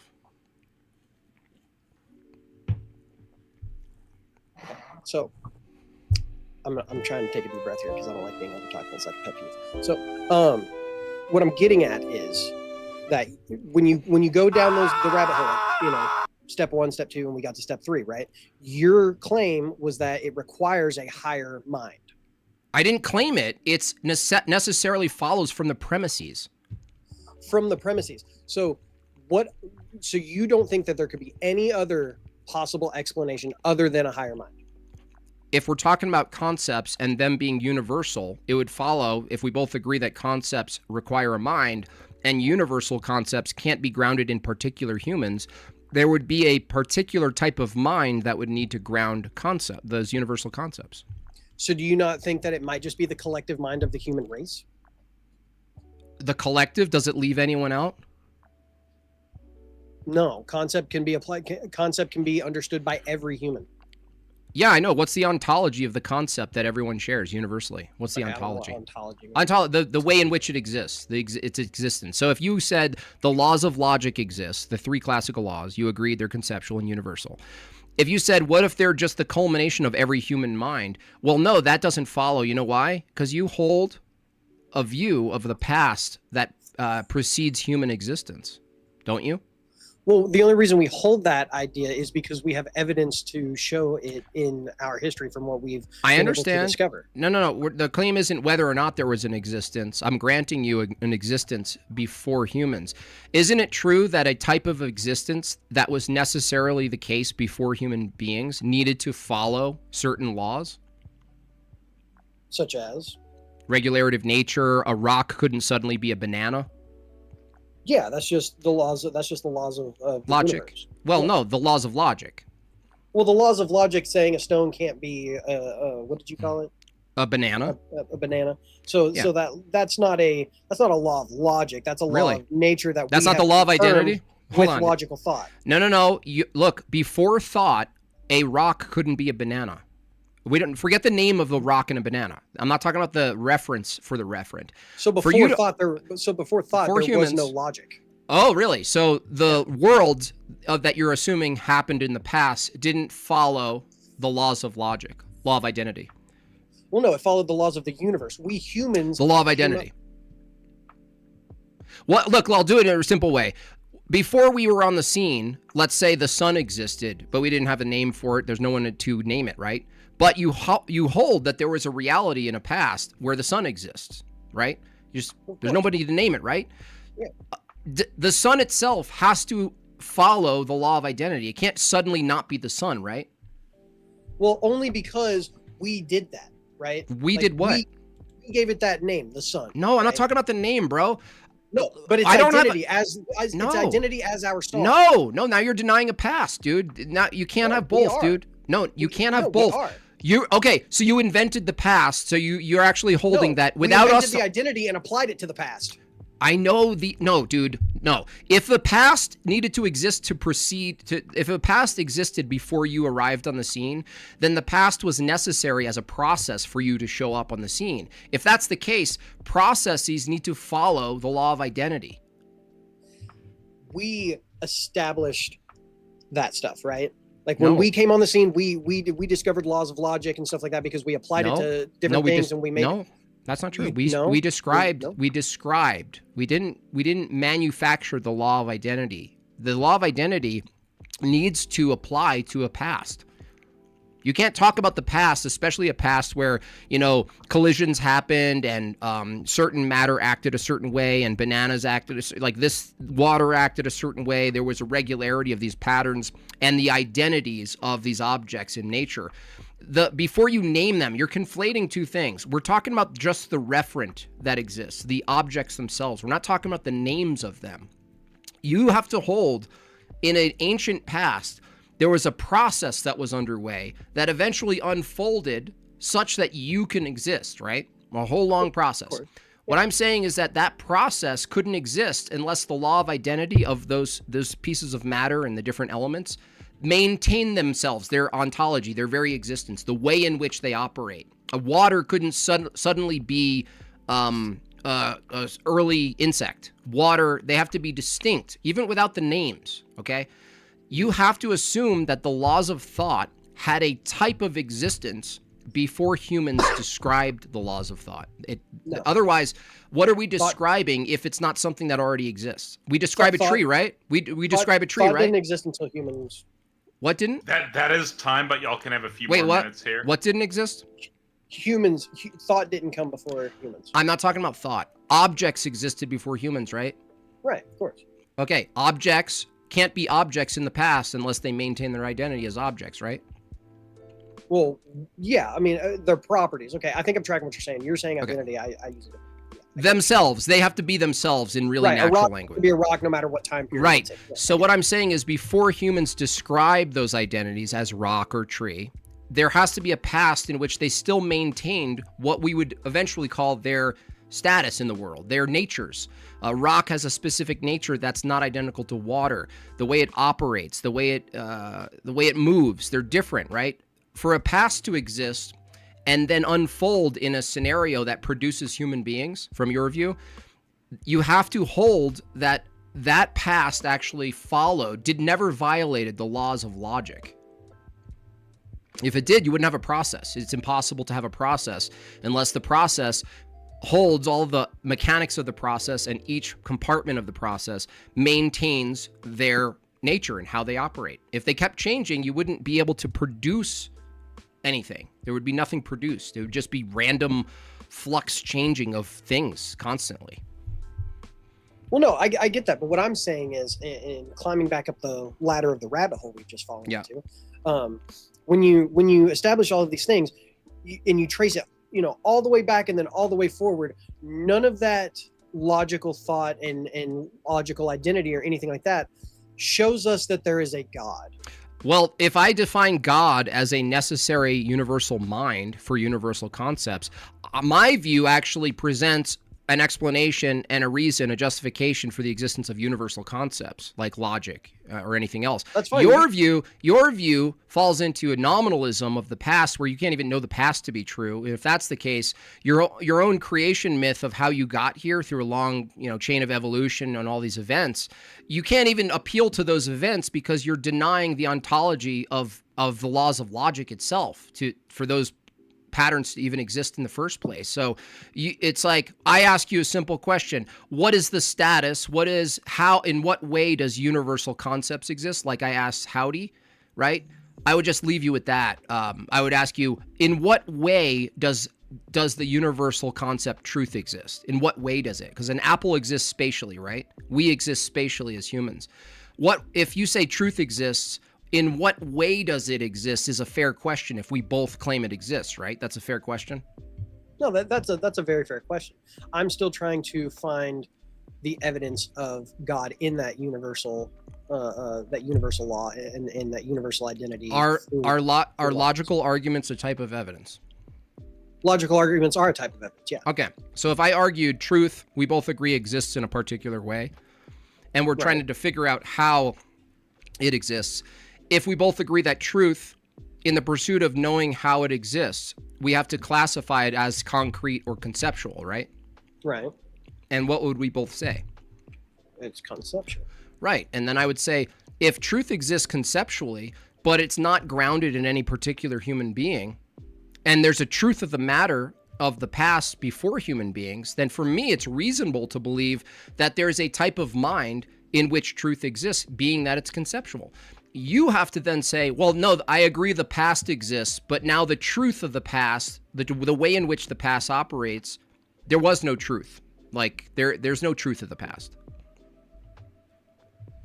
Yeah, you had me up until there's no truth of the past. If truth is a concept, right, and universal, Right. then, and Right. we agree concepts require a mind, the moment you posit a type of past that operates a certain way before humans, you have to posit that the laws of logic exist in a type of way, because that matter actually has to abide by the law of identity. So the question is, in what way does it exist? Like, what's the way it exists? Like a tree, like exists in a type of way, right? What way does, I'll even ask now, in what way does the truth exist right now with human minds?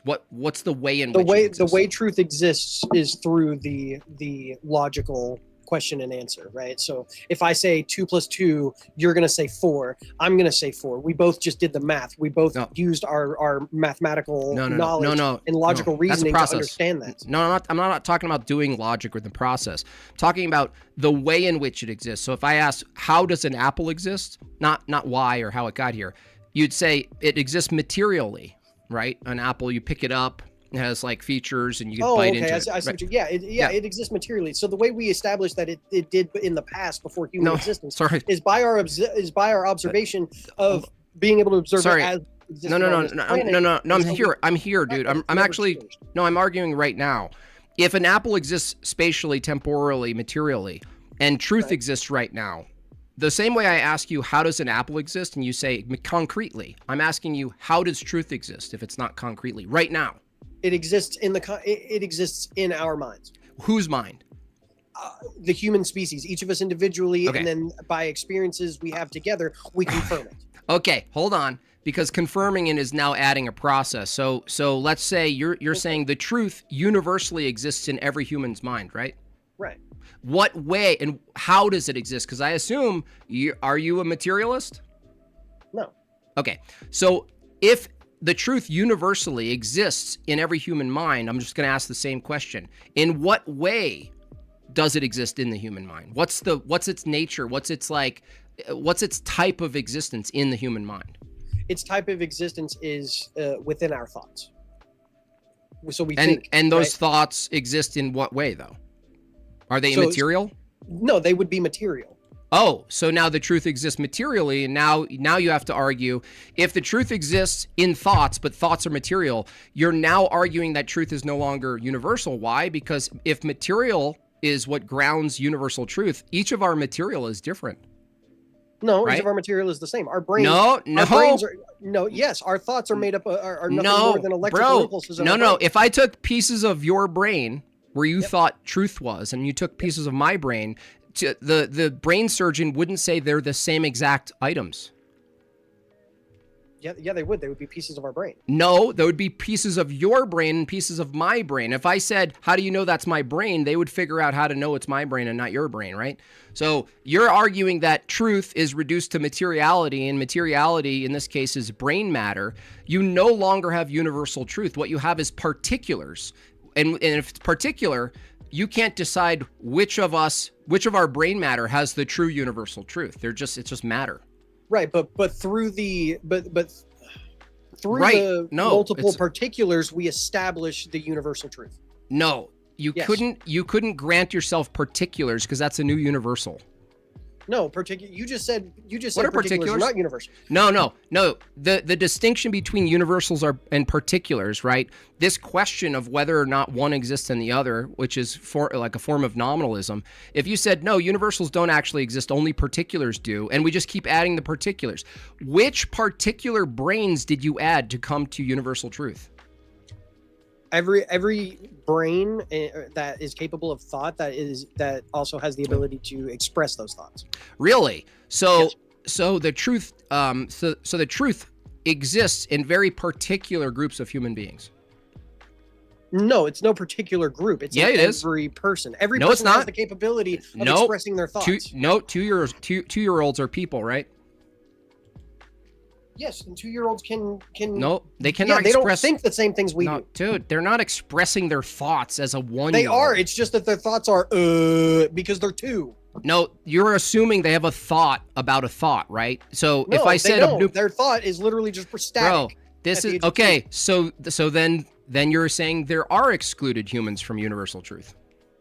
No, what I'm saying is that every human has the capability because 2-year-olds eventually become No. able to That's not have the same. have the same thoughts that you No. and I have as they develop. Nope, you're saying that No, they between can't? Nope, between what you're saying is between So you're saying a hold- 2-year-old hold isn't on. going to develop into the same kind of No, being I'm who not can talking think about the same things you and I can? future. No, you keep you're shifting the goalpost now. I'm not shifting. You anything. no, let me one at a time, one claim at a time. You said that the truth exists as particular matter in each of our brains. Matter, Yes. right? Yes. I said which one is the universal truth? You said it's the culmination of all human beings that can express thoughts. I said what about a 1-week-old or whatever? I'll use a 1-week-old, right? And you said, well, no, they count. Even though they have brains, they count, but eventually they count. So now you're in a problem. Now you have to isolate certain groups of people that have universal truth in their brains and some people who don't. How do you No. decide? So it's not arbitrary. Like there's no decision point. Every human being that is born will inevitably develop the ability I to didn't say think. develop, bro. I said a human being who's born. Are they not a human being when they're born? They are, but not every human being are at the same developmental stage. Okay, cool. How do you determine which human beings have universal truth as matter in their brain and not? How? What's the methodology? As the moment that they are able to develop a thought. Oh my gosh, dude. Because do you know a what a 2-year-old methodology is? doesn't Do you know think. what a methodology is?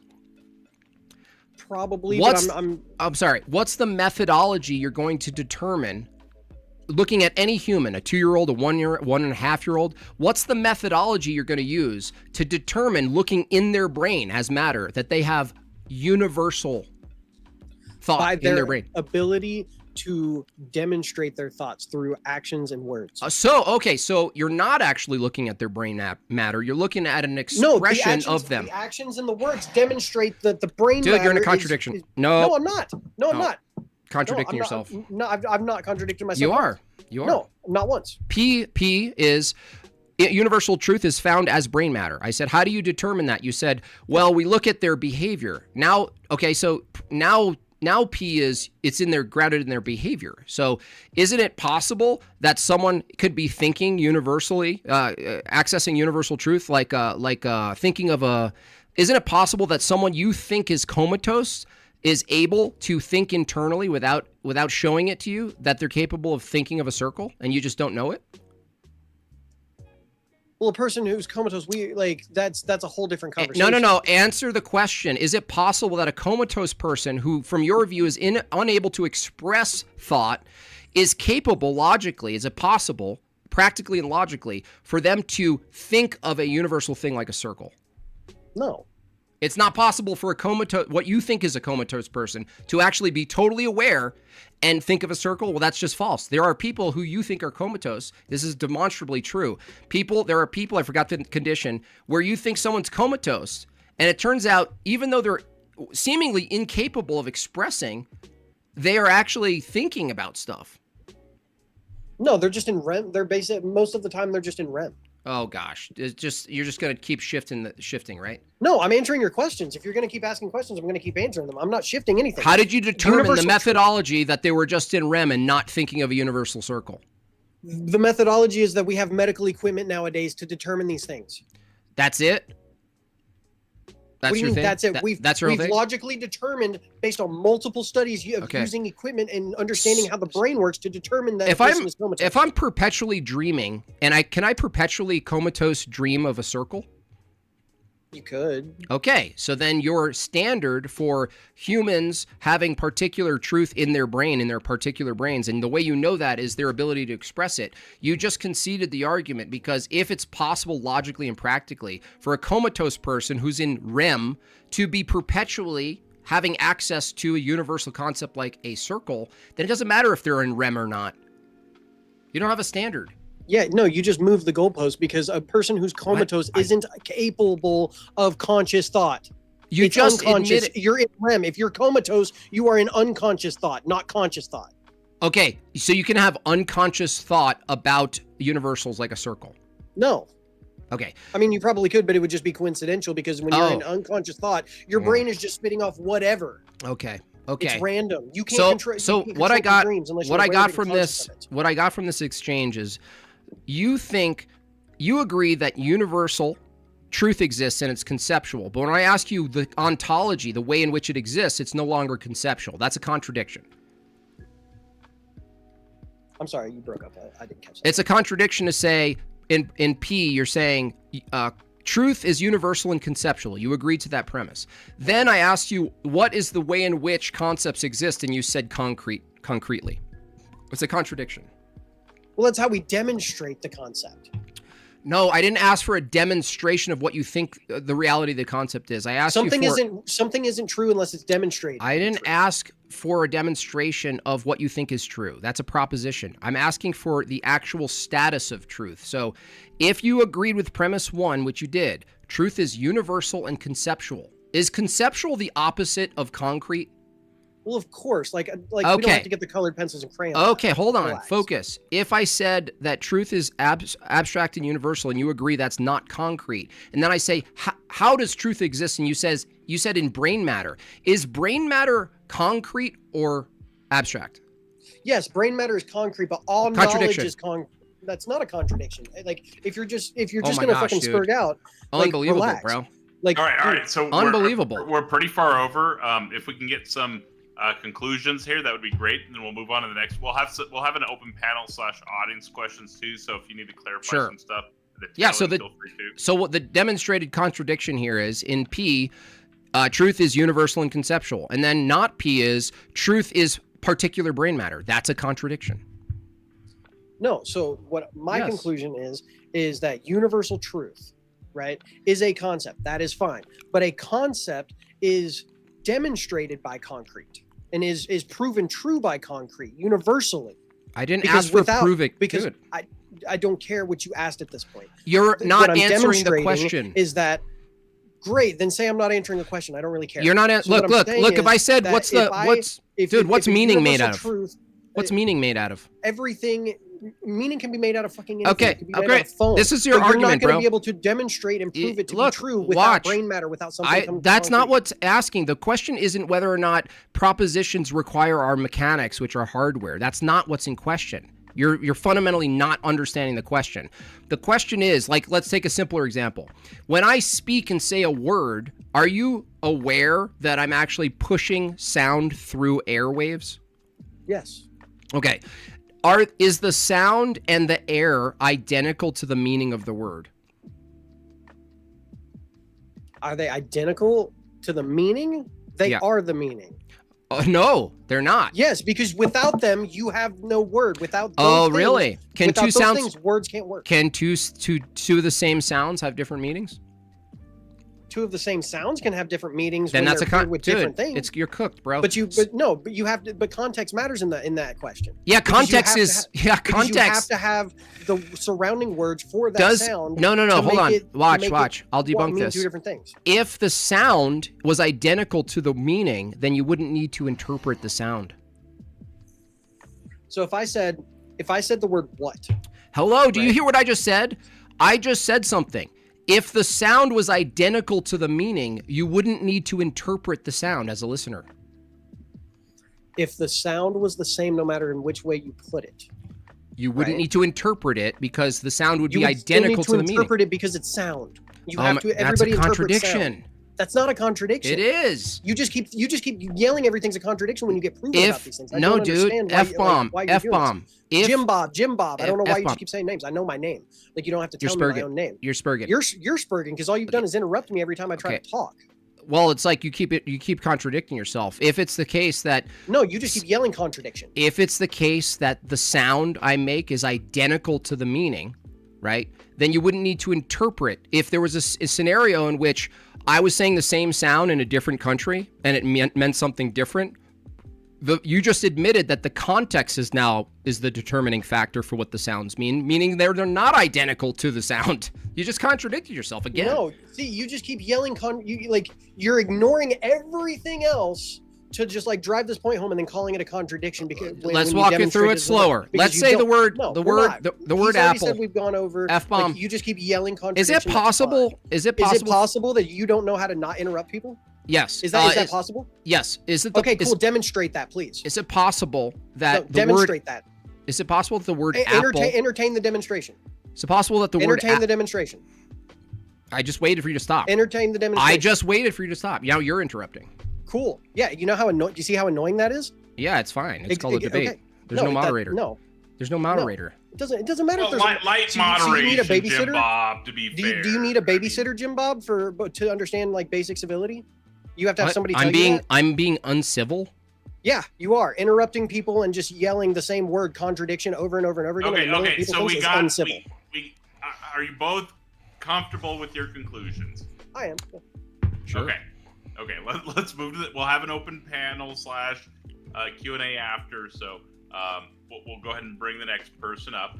I do have that vote still going there, and then in the vote that was prior to this, oh man, I lost the percentages, but B.S. Lewis had won that vote. The F-bomb vote is currently going. He's still leading the way. So if you haven't voted, make sure you guys get your votes in.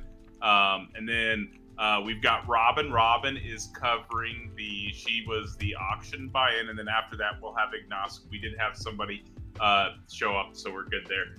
But Robin is covering the topic, should Christianity be in the government? Hello, Robin. Muted. Hello. Hey, Robin. Let me know when y'all are both ready, and I'll go ahead and start your 15-minute timer, and y'all can get started. Okay, hold on. Let me ask you. I wasn't sure. I was driving. So do I have like an opening statement? Is that what I do? Y'all are discussing the topic, should Christianity be in the government? You're taking the negative, and Jimbob is taking the affirmative. Okay, so does one of It's just a back and forth, like you've been watching. Okay. All right. Cool. Thank you. Cool. I'm starting the timer now. Go ahead, Jimbob.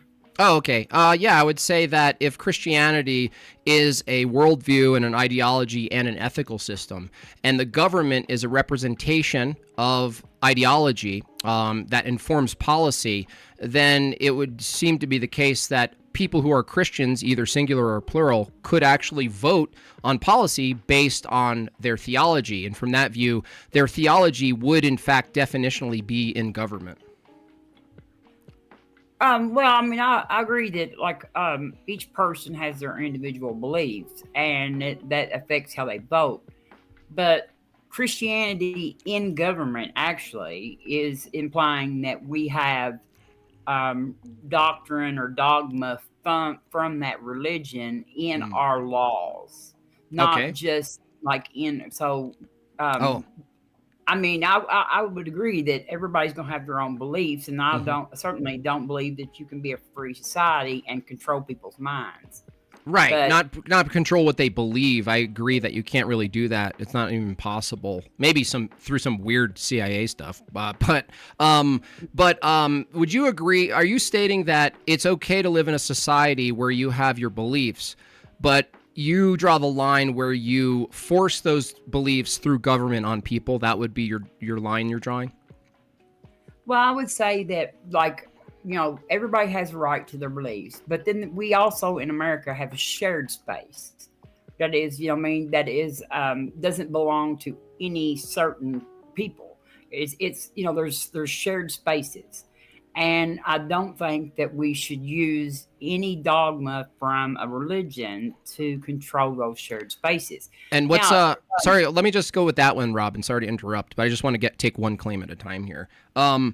You don't believe that people should use their dogma for shared spaces, right? And you would argue a dogma is something that's unchallenged and you take it as fact, right? Is that a fair definition? Dogma? Yeah. Okay. So the question is, Robin, for you, is that a dogma you have that you ought not have dogma in public spaces?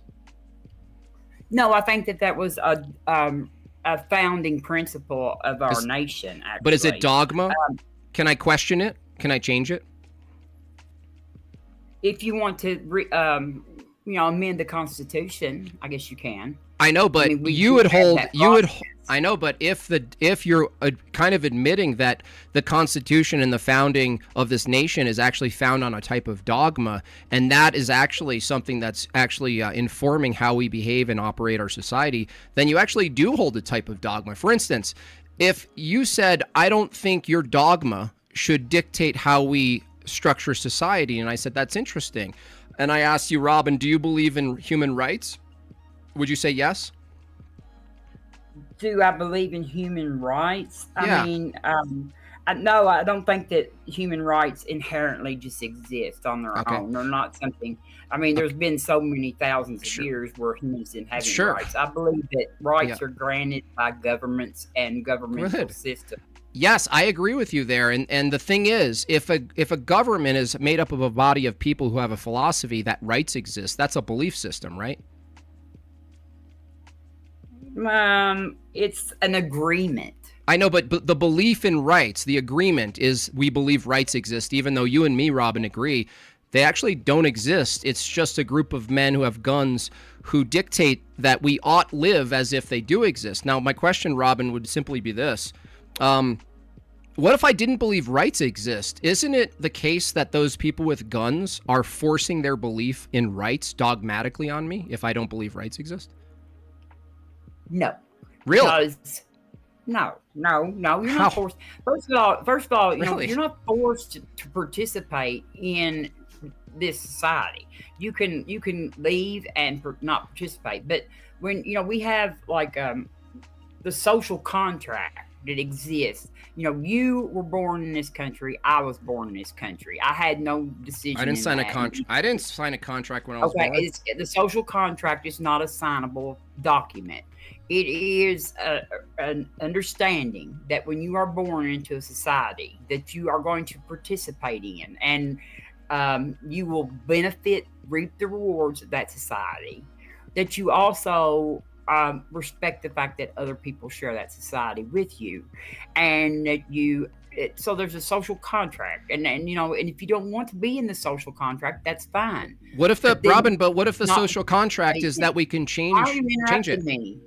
Why are you interrupting me? Because you're kind of going on a little long here. No, I'm just saying that if you don't understand the social contract, I don't understand. I know. No, I do understand the social contract, which kind of debunks the whole view. If it's your view that the social contract could change based on the amount of people that are holding governmental positions, you would agree that if the majority was Christian, you could just as well develop a new social contract arbitrarily by a lot of Christians determining that the new social contract is that Christian ethics is what we're going to deploy as law, and you, Robin, would now be in the position of saying, if you don't like this social contract, you can leave. I would say that that's a concession to the debate. You would have to concede that, yes, Christians could actually implement Christianity in government so long as it's a social contract and we have the majority. No, I rest my case. You know what the separation of church and state is? Yeah, it's a fiction. You understand? No, it's not a fiction. I know what it is. The word separation in church and state are not like. What is the purpose of the chapter? What was the purpose of it when it was crafted? Because, all right, our founding fathers, many of them were deists, some were Christians, and at the time when they bringing all the colonies together, each colony had its own religion. There were Puritans and Catholics and Protestants and all these different little groups, and they used to fight each other all the time. And like the Puritans would burn the Quakers, and then the majority sect in each colony would discriminate the rights on the other people that were in the yes, they did. No, too. look, Robin, you're taking a long time to say a very simple thing. The reason we constructed the separation of church and state as a distinction was the power of government's influence on the church, not the church's influence on government. Both. Nope. Both. Nope. No. Yes. No, yes. I'm demonstrating it's not the case. Look, do you think we should be able to vote on welfare? Welfarism? Vote on welfare? Yeah, What do you mean? yeah. Like vote to produce a welfare system for people who need money. Do you believe we'd be able to do that? We do. We have representative democracy. I know. Yes, it's a rhetorical question. No, It's a we're yes. not supposed to vote on policies like Gotcha. that. That's why we Okay. have representative democracy. Okay, so if a representative holds my worldview that I like welfare, I can vote for their worldview that overlaps with mine to produce welfareism, right? That's what you're Great. usually supposed to do. You Okay, don't cool. vote. You're supposed to go find the people who. I got it. So if agree with if I held a Christian view and I wanted to vote based on my Christian ethical systems for welfare, but it was just a different reason for why a secularist would vote for welfare, isn't that Christianity in government? I told you, Jimbob, like I cannot, you can't take your beliefs out of your head. They're going to affect your voting. So then, But yes, is that a concession? That's a way of Christianity being in government, right? That's not Christianity in government. What is it then? That is people's, What is it? If it's not, First if of all, hold welfare on, is not Robin, a hold on, Christian Robin, hold on. Welfare is not a Christian. If you I look know, right now, I know that. I know. Christians in this country, Dude, they're anti. Robin, welfare. I know that. That's why I'm So- using a secular policy and pretending a Christian is positing a secular policy, but giving it a Christian ethical. It's informed by Christian ethics. I'm asking you a hypothetical, if it's possible. Now, you need to answer something. If voting for a policy totally given by your Christian ideology and your Christian ethical system is not Christianity in government, what is Christianity in government if it's not that? What is it? It is putting 10 commandments in public schools. It is a representative could do that. No, That's they're not yeah, supposed they to could. be in there. No, they could though. No. They could. It's a social contract. You admitted it's a social contract. They could actually do that if they But voted for it. The social contract, you violating the Constitution. You can vote to violate the Constitution. No, you can change the Constitution. Yeah, You get that's a minute, you get okay. you get 2/3 of That's the the- House and 2/3 of the Senate, Look, and then you get 3/4 of the states to ratify your amendment, and then you can put the shit in the Constitution. Robin, you just conceded the argument. If Christians had enough people where enough people were voting, enough people were voting and enough people were representative of them voting, you just admitted that we could, as Christians, alter through voting the Constitution and amend things. Yes, you can. I mean, I don't know if you didn't. I know win that the or not, debate. but we have like 22 amendments. That's the end of the or whatever. debate. So, Next debater, please. so get all of your Christians together I and am. y'all vote on it. I Do am. that. I am. And stop trying to do it without the permission and changing the Constitution. I want to read something. This is something that John Adams said. The United States of America have exhibited perhaps the first example of governments erected on the simple principles of nature. In the formation of the American governments, it will never be pretended that any persons employed in that service had interviews with the gods or were in any degree under the influence of heaven. These governments were contrived merely by the use of reason and the senses. Okay. Let's see, what was it? One of them that said that, they violate, like Christianity is just like any other religion. They violate the rights of people. Well, When you are rights yes, are they do. no rights is a religious belief. You admitted it. It's not rights, a religious belief. How do you, Robin, how do you violate something that doesn't exist by your own definition? You just said rights don't exist earlier, and now you said you violated. How could I violate something? Robin, you don't believe in sin, do you? Because we have the rights established by the Robin. government. No. That's They exist because they're established by our government. No. They don't exist just floating around in air. Great. So, Robin, if the rights are merely allowances from men with guns, then by your own admission, a bunch of Christians could assume the role of government and take away rights. You're not really doing anything other than what you said, the same methodology. So the problem with your view is you don't agree that sin exists, right? No. Okay. No, I don't believe sin exists. Okay, sin cool. Is So inflicted nonsense. Okay. But I don't believe in rights. I don't believe you can violate a right. You don't move out of America. Robin, focus. If we Christians take over, then you have to move away from America, right? Y'all probably have to just you'll have to defeat me first anyway, because I'm not going into lunch. I understand. That would be pretty easy. So the thing is, by your own admission, the only thing that you're saying is currently we've established this set of allowed behavior called rights, which is enforced by men. And by your own admission, we could alter that so long as there was enough people to alter it. That is basically a concession that Christians could, in fact, operate in government and alter foundationally everything about government. And it's simply a new agreement. That's all that's happening. Exactly. Yeah. So you concede. Do you know how the Constitution works? Did you not know you could amend the Constitution? Do. Yeah, and you could also. Yeah. Well, then why are you surprised that I said this can happen? I mean, but the thing about it is you either care. Do you care about the Constitution? No. Do you have any respect for the Constitution? You don't. At this point, not really. No. What does that have to do with anything? Because that's like part of being an American. Really? Is having respect for our Constitution. Yeah. Oh, really? Well, tell me how an atheist who believes we're simply matter in motion have to respect the Constitution. I respect the Constitution. I guarantee you. Tell me how. I didn't ask you. I said an ordinary atheist who's a materialist and believes we are merely accidental matter in motion. How are you going to tell them, who's not a Christian, that they should respect the Constitution? It doesn't. Your religious belief does not matter. That is something for your own space at home. Robin, that is part what did I? Robin, right what did I ask you? I said, look, focus on my question. Focus on my question. You're talking. Does not mention atheism or Christianity or Robin, belief. Woohoo! You just asked me, do you respect the Constitution? I said, no. I said, if you ask the same question to an atheist who's not a Christian, who has no beliefs, who actually holds that they are matter in motion, there's no person there. They're a material mechanism. Hold on. They're a material mechanism.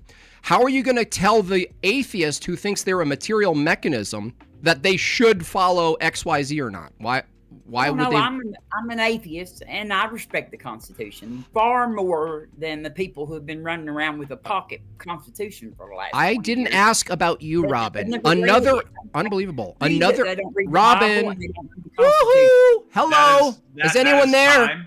Y'all can go ahead and finish up here, or take a couple more minutes if you need. So the conclusion is simple. Robin conceded very early that if the Constitution and the way in which we operate government is merely a construction of men, the construction of men could be swapped out with a Christian construction of men, and it would be totally fair for us to rearrange everything. So the answer is, should Christianity be in government? Her view is, I don't like it, but they could be. I mean, simply put, they could just as well be in government. She conceded very early. Further, her appealing to rights. In the first section, she said rights don't exist. Then she said you can violate rights. No, that's impossible. How do you violate something that doesn't exist? You're violating rules. Those aren't rights. Those are just rules. So Christians could come in and make new rules. You're not it's just rules. So if Christians made the rules, you couldn't say you're violating rights because the new rules wouldn't be based on rights. They'd be based on force and rules. So by your own admission, by denying the existence of human rights, which I agree with, that they don't exist, you're dealing with just force and who has the force. And I'm saying, well, if Christians took force, they could very well be in government and rule from that position. Once again, Jimbob just like muddles everything up and changes what people say and stuff.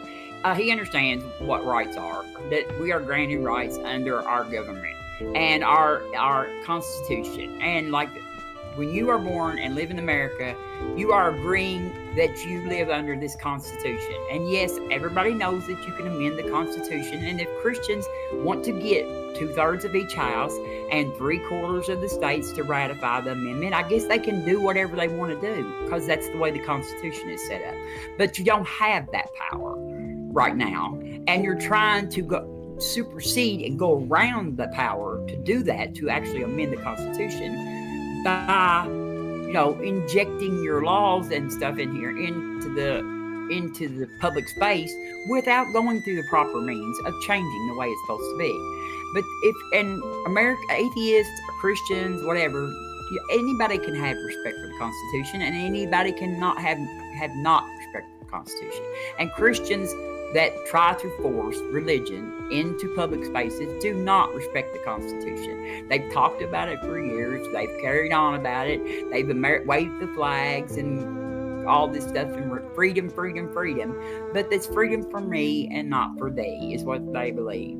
They want to control the education. They want to control the lives of women. They want to control the lives of gay people and trans people, and they do not want anybody to have rights because they are so used to privilege and over thousands of years of privilege through domination over people that they just cannot stand the thought of equality.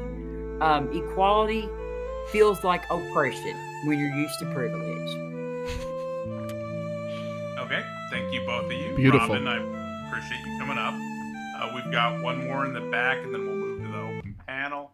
The vote, let me pull that. F-bomb won round 4 with 53 versus 46% with 49 votes. I've got a vote up for Robin right now. Once again, if you want to be a part of that vote, make sure that you both go vote for whoever you think won that. The last one that we have is agnostic. He's addressing the question, is the Christian God intelligible? He took Tom Take's spot. So whenever y'all are ready. All right. How are you doing, Jimbob? I'm doing good, agnostic. Thank you.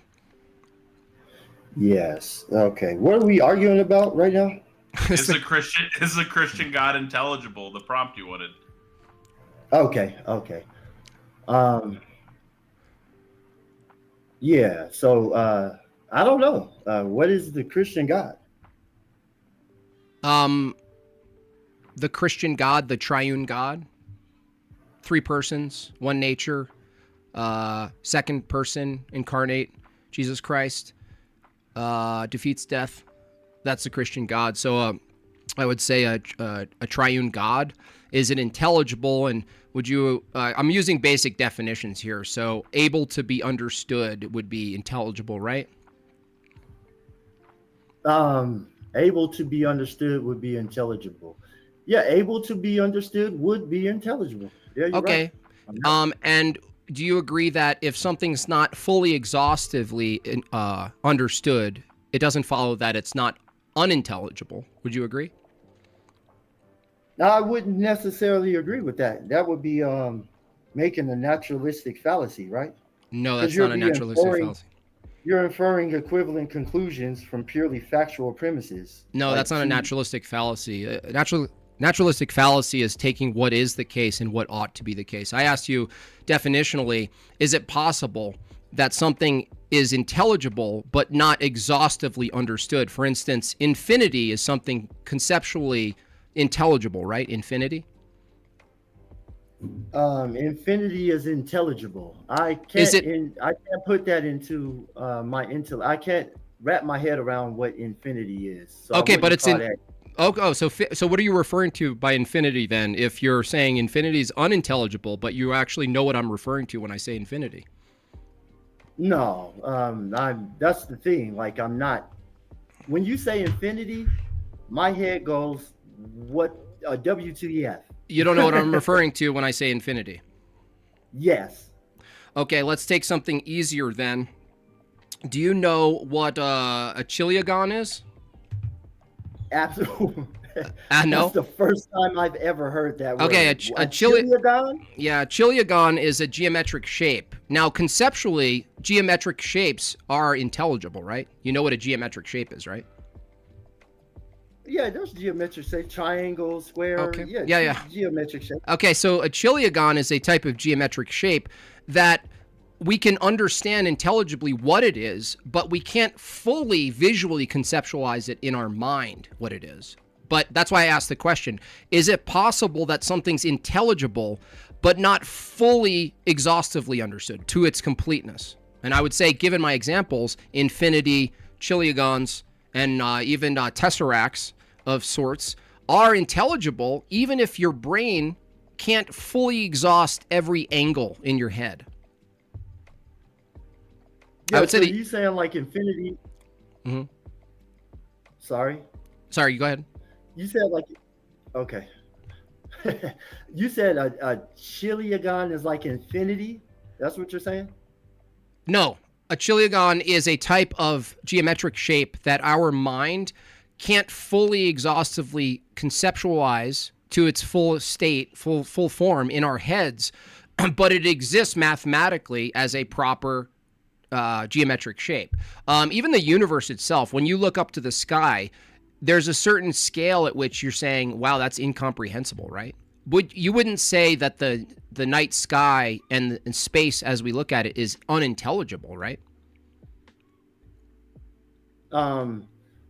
Yeah, unintelligible. Is the sky unintelligible? No, we can point things out in the sky. Good. Okay. So do you have full exhaustive knowledge and full conceptualization of the entire universe? No, I can't say that. Okay, that's why I asked the question. If it's the case that the Christian God is partially intelligible, but not fully exhaustively understood to the fullness, it doesn't follow they're unintelligible. And I would argue the Christian God is intelligible.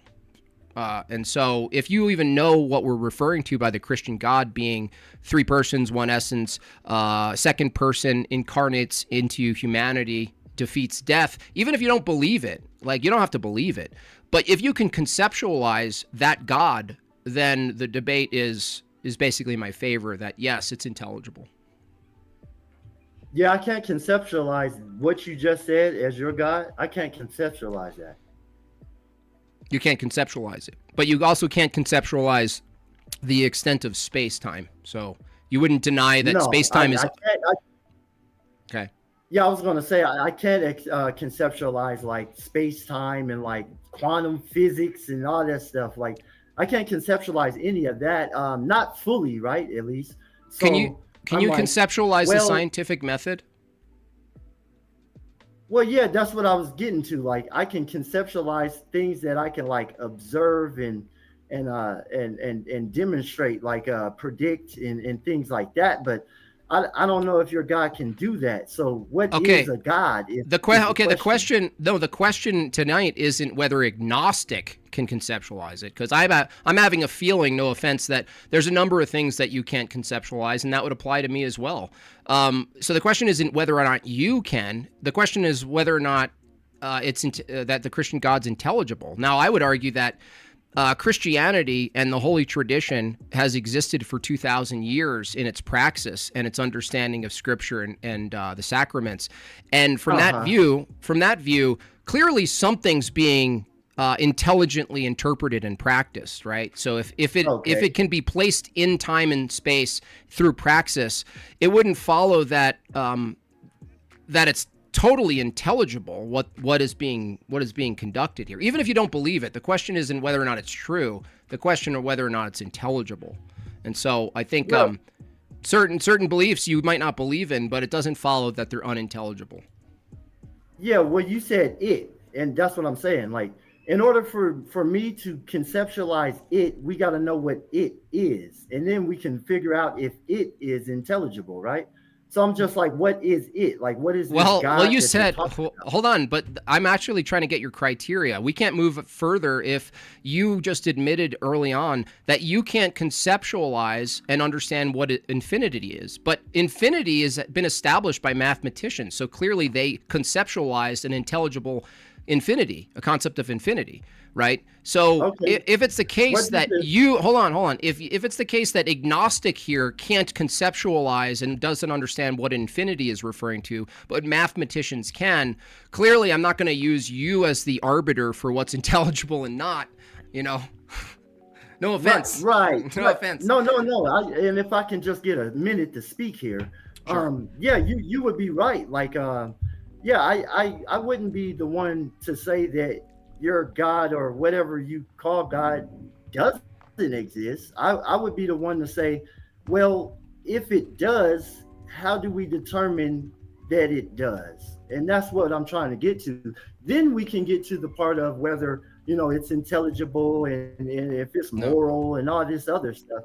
I just got to figure out what it is first, and then I can make the decision or the determination to say, it actually doesn't, or whatever, Yeah, let's say we define God as the creator of all things, and the universal mind in which all concepts reside. Can you intelligibly understand what that would mean? So you said, and walk me through it if I'm wrong. You said it's the mind that conceptualizes all things?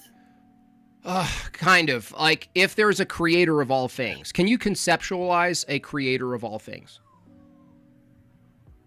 Well, kind of. You would have to demonstrate what a creator of all things does. Well, I mean, if you have a conception of what creation means, like if there is a powerful being, even if you fully couldn't exhaust the mechanics of creation, you can still intelligibly conceptualize a creator, even if you didn't understand. Like, for instance, if someone made a really intense, crazy engineering machine, but you didn't even know what it did, you had no idea how they did it, but you can conceptualize that they did it. It's not unintelligible if you don't understand how they did it. It's still intelligible, right? So that's the naturalistic fallacy that I was talking about. No, you don't know what a naturalistic fallacy is.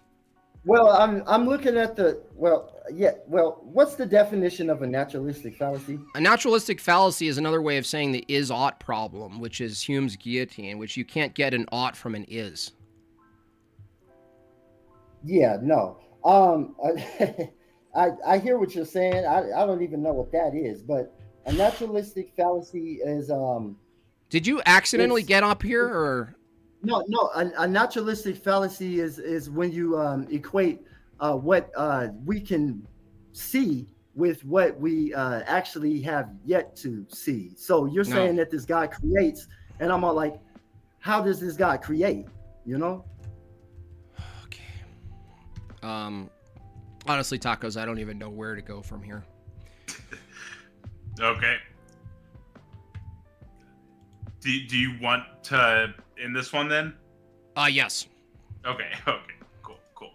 So, I'm putting up the vote for that one right now, and in the Robin Webster one, Robin won by 2% out of 48 votes. She had 52%, made by, or I guess it was 5%, but made by Jimbob had 47%. I think that was the closest one yet.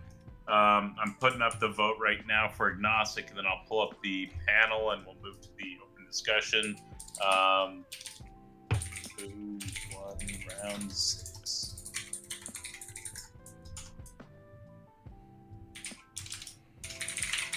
Perfect. There, I'm going to get everybody pulled up right now. Bear with me for just a second.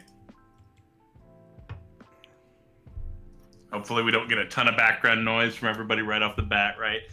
Insert background noise here. Now, there were some super chats. I am still trying to figure out how to work Restream, and so I didn't pin all of them. But Robin Webster at the start, thank you so much for the $5. She said Austin Sims, Zero, Stratus did buy an additional spot for $1. Oceanus Helios, who was agnostic, Oceanus Helios wanted Jimbob muted for 2 minutes. Science review was told by you earlier. We extended it for you. We aren't doing mutes right now. Professor Hizzle, $2 tip for the host. Thank you so much for that. Nobody on fire. This is just a rewording. This is back to the problem of evil. This is just a rewording of evil being a lack of good. Doesn't have to be shadow of God's light can just be the shadowed space where there is no good. And then Cody H asked, Jimbob, can you define concepts? Define concepts? Sure. An abstract general idea that serves as a mental representation to understand, categorize, and organize the world around us. Gotcha, and thank you for that, Cody. And then Professor Hizzle said, sounds like Jimbob is a metaphorical pigeon on a chessboard. His tacos cleaning the shit off the stage between debates. Come on, dude. But I do appreciate the super chat. Nobody on Fire says truth is a descriptor assigned to that which comports with reality and logic. Or in JB speak, it's the shadow of nonsense or lies. LMAO, thank you for the super chat. And then Professor Hizzle, he said F-bomb with bomb emojis. Lady Robin with some emojis. Thank you for those, Hizzle. Nobody on Fire says, in regards to the Christian voting one, he said should Christianity be in the government? It's a Christian voting, OMFG. And then Professor Hizzle, Jimbob, the Constitution lays out how the government works. Check it out sometime.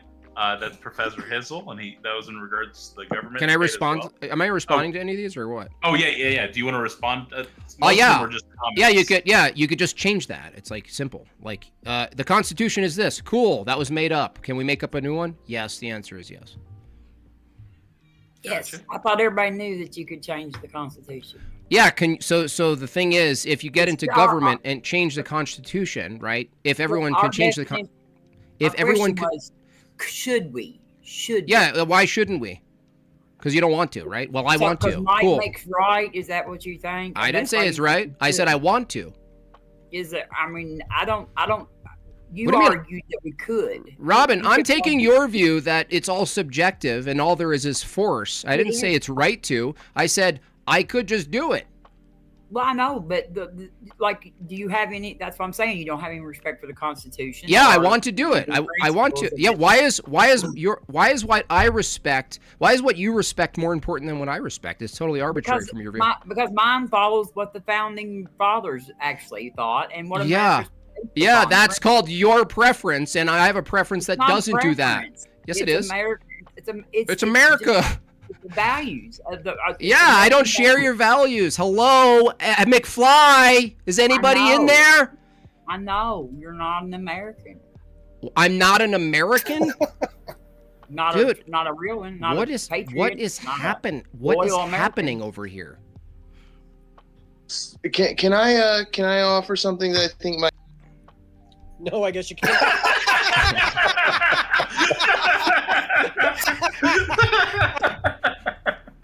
That was great timing. Who was that? Austin? Poor guy. Yeah, that was Austin. Oh man, he sounded sincere too. He actually sounded like he was gonna help. I bet he's headbanging the desk right now. He's ready. That phone is about to hit mock Jesus on the way to the wall. Okay, like Jimbob. Yes, if Robin. A bunch of Muslims tried to change the Constitution and they got enough where they could vote and put Islam in the Constitution as the religion of the country, would you want that? What I want is irrelevant. I would just fight them, right? I would just fight them in a war. Didn't answer. Yeah. You didn't answer. No, I wouldn't want it, but I don't want ketchup on my ice cream. Do you think that they should do that just because they can? Should they do it?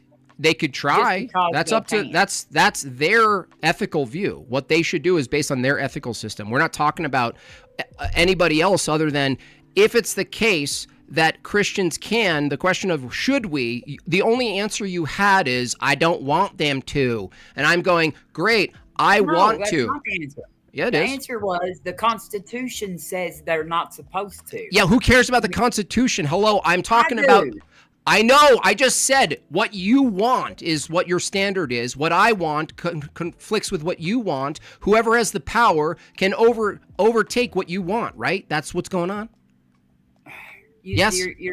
You're conflating what you want. It goes above what the principles of the country are. I know. That's what's in question, Robin. 330 million other people that live in here. I know. Constitution. No. Robin. Makes right. Robin. Hello. The Constitution is based on might makes right. No, actually, it's not. I mean, really? It's a very good principle. Oh, really? What enforces? Hey, Robin. What enforces the Constitution if it's not might? The fact that we all are supposed to live under it. I mean, that was the agreement. What Robin? Hello, McFly. What enforces the Constitution if it's not might? The respect of people that live under it. That's not enforcement. You can't maintain. There is no enforcement. There's no force. You guys, can I get gentlemen here? You guys get stuck on the enforcement thing all the time. Stuck? I'm not stuck at all. I literally just explained how the Constitution was basically established through force. What else was it? Wasn't. Yes, it was. Everybody signed off on it. They ratified it. The states ratified it. Yeah, and ratification is a legal process backed by, drum roll, force. My gosh. My goodness. One of the audience members is asking, so you'd like to form a Christian nation? Yeah. Oh, that'd be the worst idea ever. Yeah, based on what? Your preferences? Well, cool. We're equal. How do you define that? Because there's only 40,000 different denominations of it. So which That's one's false. going to be the one? He's going to pick the one he prefers, duh. Yeah. Yes. Duh. Yes. I can pick up. Look, Robin. I could pick some. I could put some in a Vitamix for all I care. It doesn't actually. You're not providing any counter argument. I'm using your standard. Hello. Do you not understand? I'm actually using your standard for what constitutes whether or not. No, you keep interrupting me, right? I'm using your standard. Oh, don't get hypocritical now, Jimbob. Don't actually get hypocritical now about that. I'm not. Hey, you are. That was a direct hypocrisy. I didn't. Hey, I got a question, man.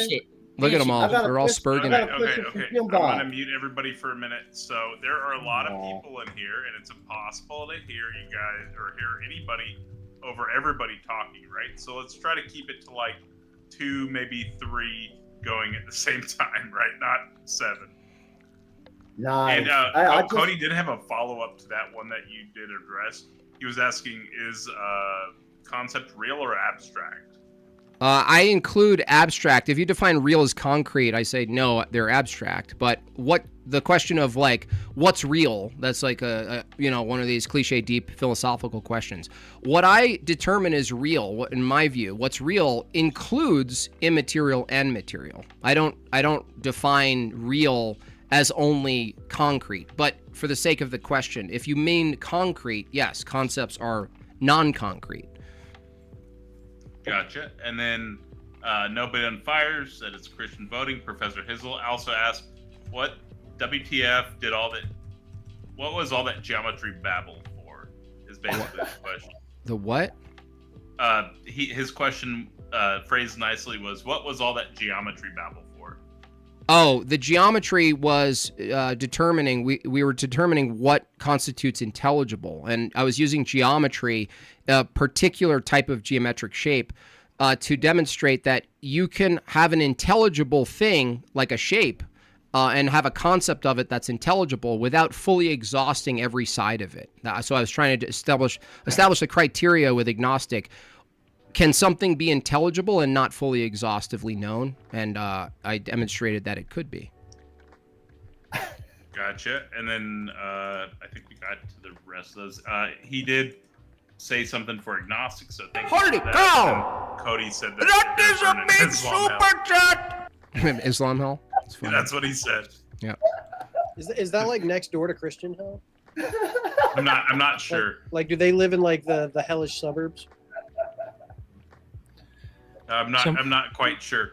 So, I wonder if I'm gonna get kicked as soon as I talk again. You probably are. You can try. No, I'm still connected. Okay, good. Yeah.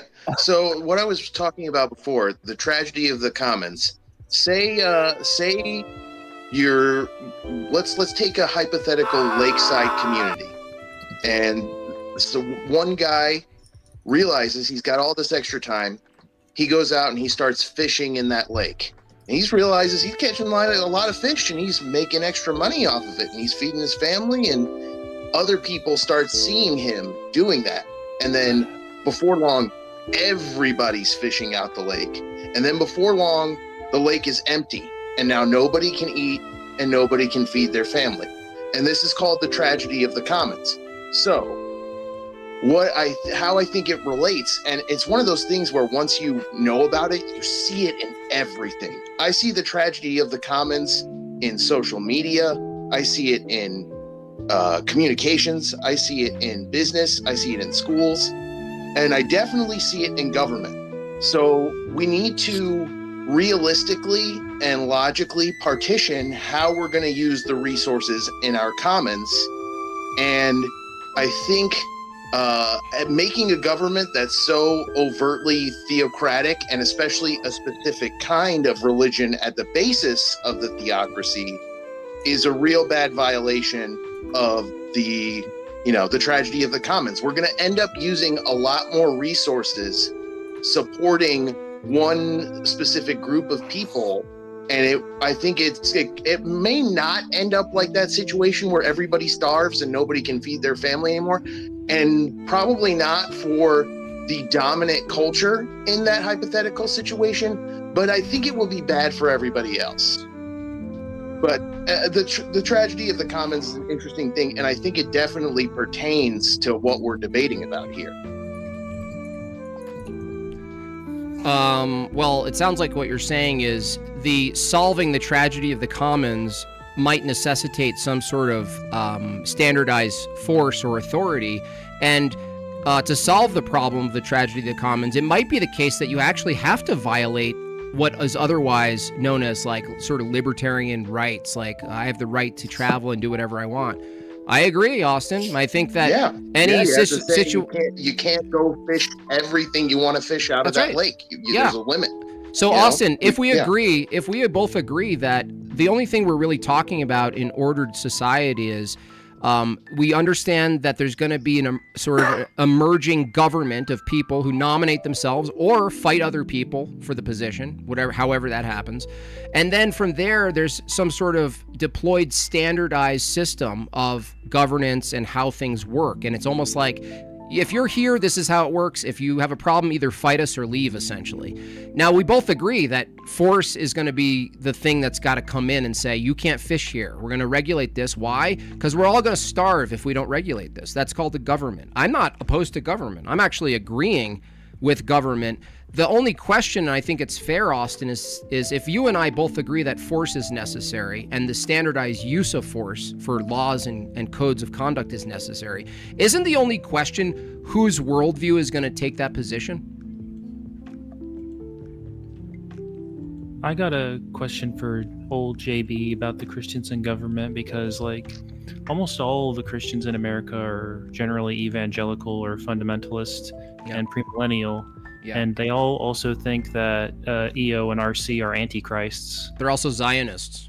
Yeah. So presumably an Eastern Orthodoxy Christianity government is like infeasible.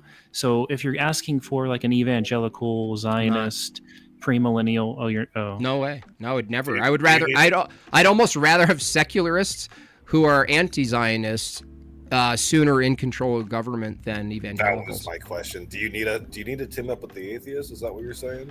Not really. I mean, ultimately, both are just arbitrarily defined. They don't have like a real tradition behind them. It's just like Darby dispensationalists crafted a whole new sect, right? That basically reduces Christianity to geopolitical positions and waiting for some fulfillment of the rapture or whatever it is.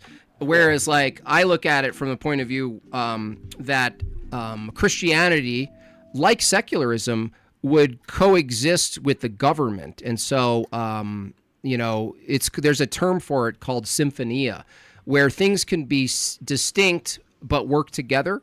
In other words, the argument that it wouldn't be fully a merging of government and Christian and church is that we would never go to the DMV to receive the sacraments. We wouldn't do liturgy at the DMV. The DMV couldn't do that. It wouldn't produce it. So there's two distinct central things, right? Central identities or whatever. and one informs the other. But that's the thing is, like, that's already what we have. But what we have now is just what informs the government, a set of pluralistic views. That's what's informing the government. Yeah, and I think that's bad. I think the pluralism is bad for society. I don't think we have the Eastern Orthodox priests in the presidency here. That's for sure. No. Eastern Orthodoxy, first of all, is fairly small, but it's gaining popularity. But the problem is we have a shortage of clergy anyway. So, like, I'm not under some sort of delusion that I could hit a button top down and that would work, because you need parishioners. You actually need the body of the church for anything like that to happen. So it requires a lot of generations. And so I'm not under this like anxious view, like a lot of like some like right-leaning Christian nationalists you see who are popularized. They really think that you can just like hit a button and then get the top-down Christian reality, and it's just it's silly. It's a silly position to take. Can we at least get a patriarch? USA doesn't even have a patriarch yet, do we? Patriarch would be. Anything going away from egalitarianism would be good. Just a quick two for you, JB. Yeah. Just a quick two for you, JB. First one is, let's say your God is possible. How do we know it's actual? Actual? I would say the actualization of my particular belief in God would be the life of Jesus Christ. And what does the life of Jesus Christ have to do with your God being actual? Jesus Christ is a person. If what you mean by actual is transition between non-actual, like immaterial, supernatural, to real, concrete, that would be how it's relevant. Okay, so you said supernatural. What is supernatural? Above nature. Yeah, as in not concrete, metaphysical, immaterial. No, actually, is information real? Hold on. I'm sorry. Physics is not supernatural. Hold on a second. I didn't ask about physics.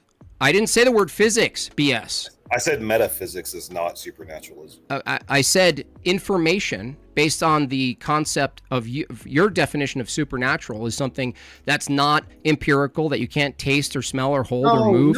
What is supernatural? Is you tell me. Yeah. Magic. Yeah, I just told, dude, how many people am I going to talk to you?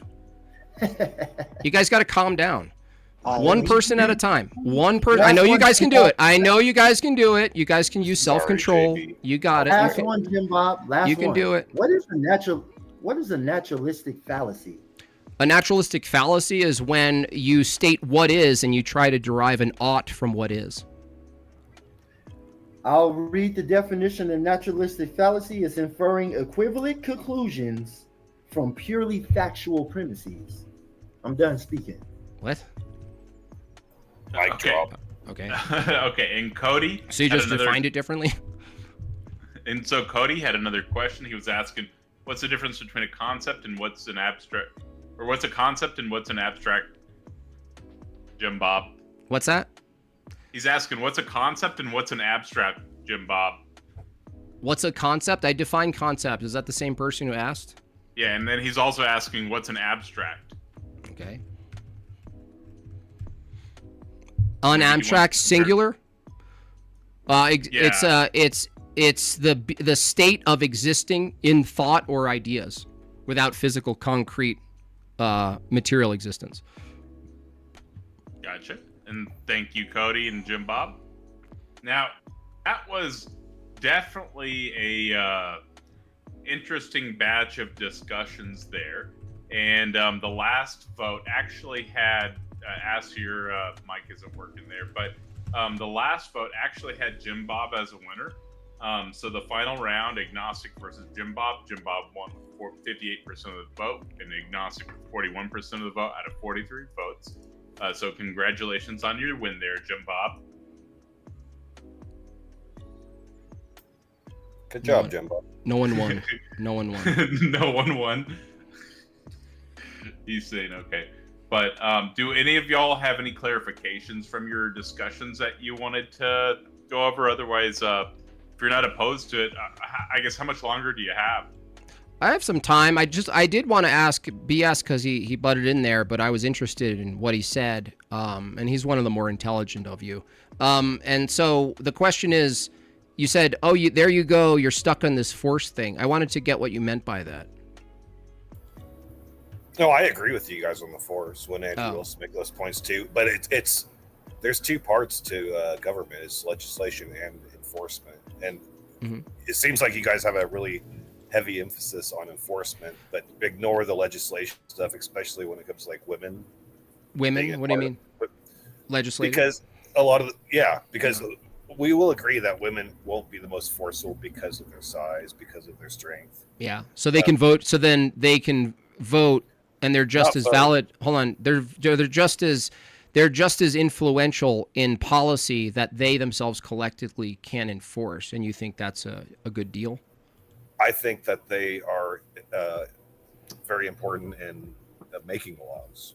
Well, no, the question I asked you, BS, is like this panel has a hard time just answering basic questions. Oh, I thought you were just asking my opinion. Okay, what was it? No, the question is, if women make a bunch of laws, let's say, and they influence how laws are made, but the majority of the women don't enforce the laws, so they're putting other people's bodies on the line, and so to me, there's something that's unbalanced there. If people are basically drawing up laws that they themselves couldn't possibly enforce with the absence of men, whereas if you reversed it, a bunch of men could make laws and a bunch of men could enforce the laws and a bunch of men could use force to change the laws just by brute force, change the laws, just like no legal action, not properly doing it, like just saying straight up, I'm taking over, screw this, I'm doing a revolution. That's what a revolution is. I'm saying that women can't collectively conduct and complete a revolution physically. So I'm wondering, like, you know, how is it we could, BS, think about legislation without assuming an enforcement arm? Wouldn't legislation be meaningless without enforcement? But enforcement is not meaningless without legislation. Yeah, you need enforcement because Here comes Robin. I can make all the rules up I want, but you're not obligated to follow them unless I can make you follow them, right? That's right. So you admit that force itself could exist without legislation, but legislation couldn't exist without force. No, because even if people were using force in some kind of anarchic sense, they will still be using it to their own means. Which would so you call that legislative? Yeah. It would be gang mentality or some kind of anarchy or something. Yeah, like they'd have their own private, like what you're calling is whatever ideas they come up with. Like, for instance, we go into this town and we take 10% of all of their income. Like you would say the act of using force, the legislative part would be the arbitrary amount that they're forcing people to give them, right? Yeah, if they can take it.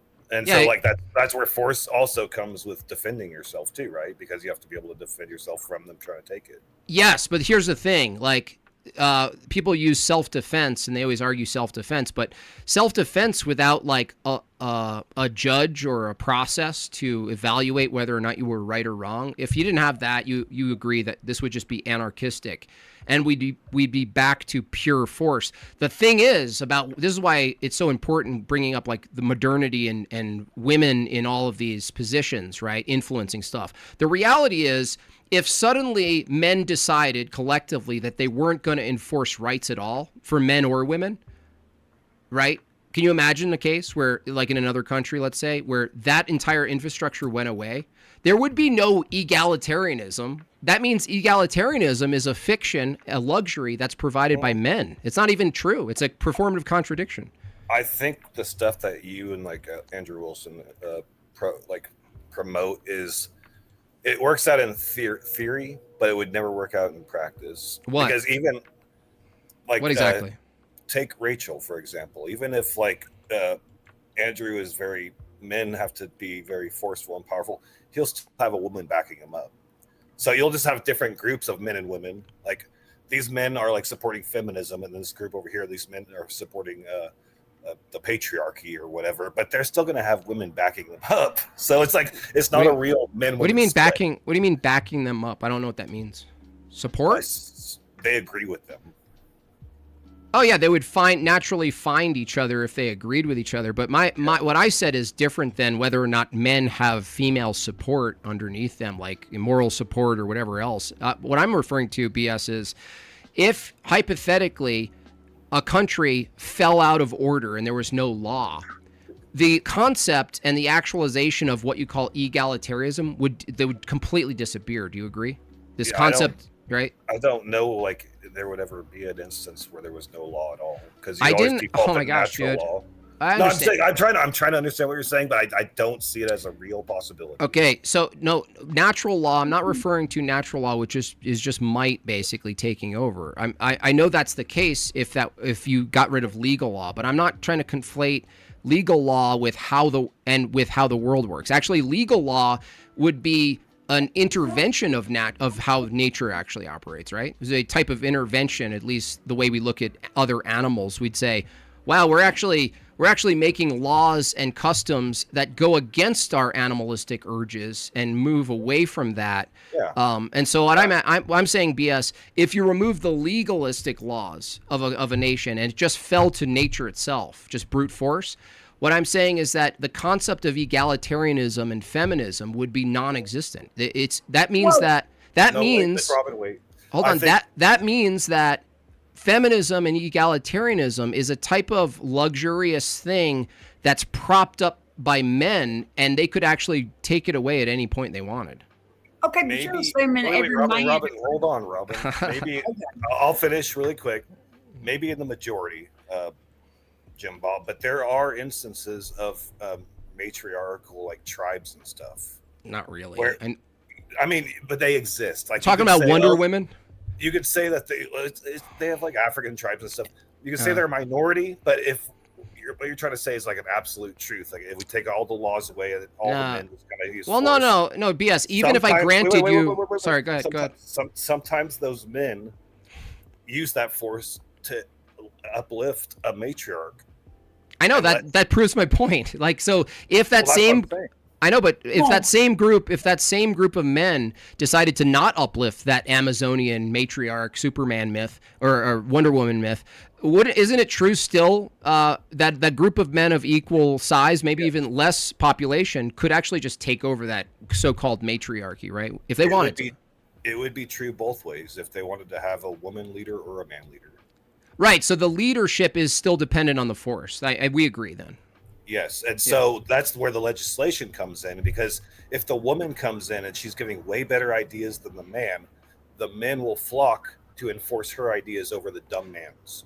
Yeah, but that's the thing. Like, the question of what's a good idea is a separate issue than whether or not it's any good idea or bad idea. Whatever they all agree with, whatever the majority agrees with.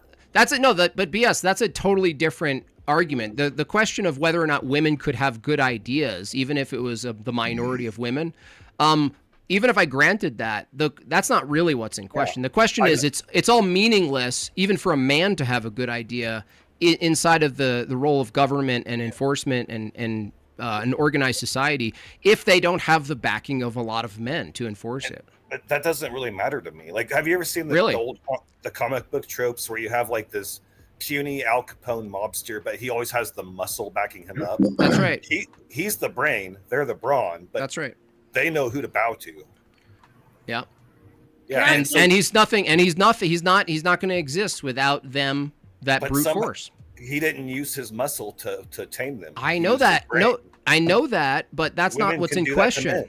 I know women's power is actually, you know, what's sad about all of this is that women's true power and influence is not just manipulation, which they're capable of manipulating men, so we agree, but their actual leverage in society is their sex, is their ability to procreate. Their sex, but this is what's weird, is that in the last 100 years, and we're reaching 100 years soon, this instinct, this impulse, which is also a luxury of feminism, sells women that their sex, which is otherwise their leverage, should be given away for free. So it's like telling a woman to give her the thing that she has leverage over, the one thing that she could leverage in society, motherhood, sex, any other thing that a man wants a woman, right? They pursue a woman for. These women actually have a type of power, but it's not brute force power. But the sad part is feminism convinces women at a very young age, girls, that being free with their leverage, what they have to leverage, and being free is liberating. And it's really not. It's saturating the value of their leverage. And so that's what we're seeing now, is the saturation of the value of women's leverage, which is, I agree with you, BS. Historically, women had a type of moral arbitration for men. There was a guiding system there that we still have today. I have it with my wife. And that's very important for men. And so I actually agree with you. I just think it's misplaced. So you and I agree with this distinction of what women could offer and what men offer. And we must agree that that could be abused, right? That could be abused. Here it comes. Here's the fruits of feminism. Here's the fruits of feminism right now. And you jabbled around. All right there, Robin. Let's go. Woohoo! First of all, women have far more to offer than just a vagina. I didn't say just a vagina. And second of all, if we was to have a revolution and you assume that all the men would be on your side, and I hate to disagree with you. I didn't say that. Of course. Yes, you did. I didn't say they'd be on your side. Controlling the women. Yes, they could. Because not all the men would be with you. I know, but they'd still be in power. That proves my point, Robin. It would still be men. They wouldn't be in power because they would probably pick me over you. A whole lot of them would. Yeah, and if they did that, they would be using their power to protect you, Robin. I don't need nobody to protect me. And you talk about men with guns. I have my own gun. Who made those? And who made them? I don't know. Was it Remington made one of them? There's probably women that work in guns. Yeah, right. Get out of here. I got two questions for you. I can say there's a Smith & Wesson factory in my town, and there is a very significant female workforce on the production floor. I know. I know what they're doing. They're doing little rivet work and stuff like they did in the 50s. No, they're in final assembly and inspection. Yeah, exactly. They're all over the place. I understand. Yeah, no shit. They're not just sitting there doing little things. So they're not doing heavy labor machinery. They are doing heavy labor. They're doing the same thing as the men. Hey, Jimbob, I got two questions for you. No, I'm not going to get out of here. I'm going to sit here and tell you that you're wrong, and I know that you're wrong. Oh, really? Yeah. So women could physically do anything a man can do, right? Yeah. Really? Yeah. That's hilarious. Yeah. Well, that's different. You're saying that women can't work in the workplace as good as a man can? I didn't say good. I said, are women as strong as men? They can be, yeah. I didn't say if there's an exception. Jimbob, you're engaging. No, the only thing is that if they train their physical bodies, just like. Oh, really? Yeah. If a woman trains, they could be as strong as another man. Do you think that the weakest man on the planet could beat the strongest woman on the planet? Possibly. Well, tell me why a woman can't actually pass. You think she could beat Ronda Rousey in a fight? Tell me why the strongest woman can't actually pass the Marine Corps tests. There has been a woman. I don't know. I don't know enough about the Marine Corps test to have an opinion about. There has been a woman that. But why is the Marine Corps test? Look at them spurg. They're all spurging. They're all spurging so hard. Look at them. I'm not Listen to them. I'm asking you a direct question. Could you? Yeah, exactly. See, this is how you deflect. Okay, I'm going to calm it down. They're all spurging. Can you beat Ronda Rousey in a fight? I need to cut in with some humor since this is getting kind of heated. So. No, I'm asking him a simple question, and he's going into the microphone like a retard. Can you beat Ronda Rousey in a fight? We can go back to that momentarily, okay? So Jimbob is a USC, United States of Christianity. Thank you for the super chat. Oceana says mute Jim for 5 minutes. He can't speak for women. Well, I cannot read. Can't you have speak to. For women you need. Should sit and spin. You need Taco to enforce that. You need Taco to enforce that for you. Proves my point. As it says at the bottom, Jimbob is immune here. And then Nobody on Fire. I do appreciate the super chat though. And Nobody on Fire says LMAO. Religion forfeits women's leverage in that they are property asinine. That's just an opinion. And I do have a quick question. You said that part of women's strength is sexual. Leverage, not strength. Like, if I said strength, yeah, go ahead. Following power, and I'm not going to get in too much into the debate. I'm just curious. Okay. So, sure. Following into that, if they all just stopped with that, would that not be the leverage to get people to make decisions that favor them? At least from your viewpoint? I could, but the problem is without an ethical system, if you just appealed to just pure force, men could just take over. So the thing with that question is ultimately, Taco, you're still dealing with the mercy of men collectively deciding what they're going to do with women. And the thing is, men mostly don't want this. It's funny that Christianity gets accused of being this like oppressive system, whereas from a Christian position and in Christian nations, the women are actually propped up and protected. They're able to actually be home, take care of kids. They're not required to go out in the workforce. They're not held accountable for. Hold on. They're not. No, they weren't forced to either. If you give women the choice, right? There's a bunch of women with the choice before voting, before all of the voting happened, right? Women actually revolted against the suffragettes, right? Why is it that women voted against? Hold on, I'm talking. You have talked nonstop. Shut up! Shut up! Who cares? Shut up! I'm the guest, retard. Okay, I muted him. So you can continue. So why is it that the majority of women during the suffrage movement actually wanted to not give themselves the vote, and other women and men had to forcefully stop them from, quote, voting against getting their own vote? You know why? Because women had the moral upper hand at that time. They had it good. They were protected in society. They were held in high regard. They were seen as virtuous. They were seen as good. They were seen as better than men. That's why they were protected from horrendous situations. It wasn't seen as a good thing for them to be out at like 10:30 being drunk on a train. You know what I'm saying? Like, so this view that Christianity oppresses women, the reality is Christianity holds women in such high regard that it keeps them away from bad things. And now y'all can respond. Sorry. We need to keep it to like one or two at a time, right? So you're wrong about women being allowed to be in the home and stuff like that. No, they're often forced to by the strength of their husband. When? And even in today's Christian society. When? Tell me. Today. That's an assertion. Justify it. Justify the assertion. It's demonstrated all over the nation, dude. Oh, just asserting it again. A good justification, idiot. Can I get a question in? You're the one who has to justify using force to keep your wife in the house, You just made a claim. You just made a claim. Yeah, you're right. I did. So justify keeping your wife in the house under strength of force. I didn't do that. You keep your wife in the house. If she wanted to leave, you would say no. I didn't do that. If she wanted to go be a normal being, be equal to you, you would say no and exert force on her to keep her behind you. Women can't be equal to men, first of all. Second of all, the question is, unless force is exerted on them by their husbands, like you. Yeah, that demonstrates a contradiction. Yeah, so you just proved my point. Thanks for the concession, homie. Oh my gosh, hold on. Let me just clarify this. Homie. No. Let me tell you how you just lost. You just lost. Let me talk. You loser. You're a liar. You're a fucking loser. You're a loser. Your wife hostage in a house. Shut up. I don't keep my wife hostage, you lying slime ball. So look, you just proved my point. You just said men are equal to women so long as men allow women and don't use force. Duh. Look, Jimbob, can I get a question in?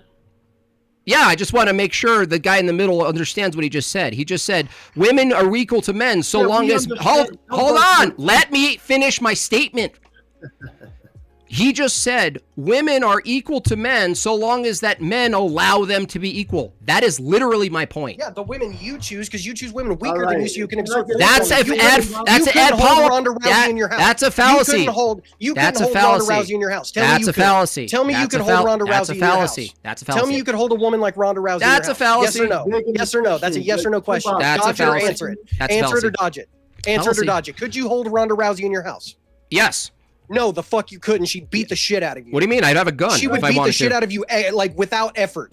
With a gun? You couldn't hold Ronda Rousey in your house any more than any other man could. She beat the shit out of you. With a gun? So now you admit you'd pull a gun to keep your wife in the house. Oh my gosh, this guy's so bad faith. Kick this guy. He's so bad faith. So bad faith. Kick him. Kick him. Okay. Everybody, calm down. Bad faith. Yeah, that was not okay. F-bomb. F-bomb. You suck, duh.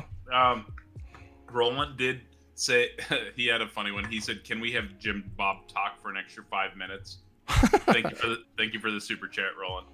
Now, it's okay to engage in this topic, but let's not accuse people of stuff like we that. shouldn't accuse anybody of. Please. Yeah, totally. Topic switch.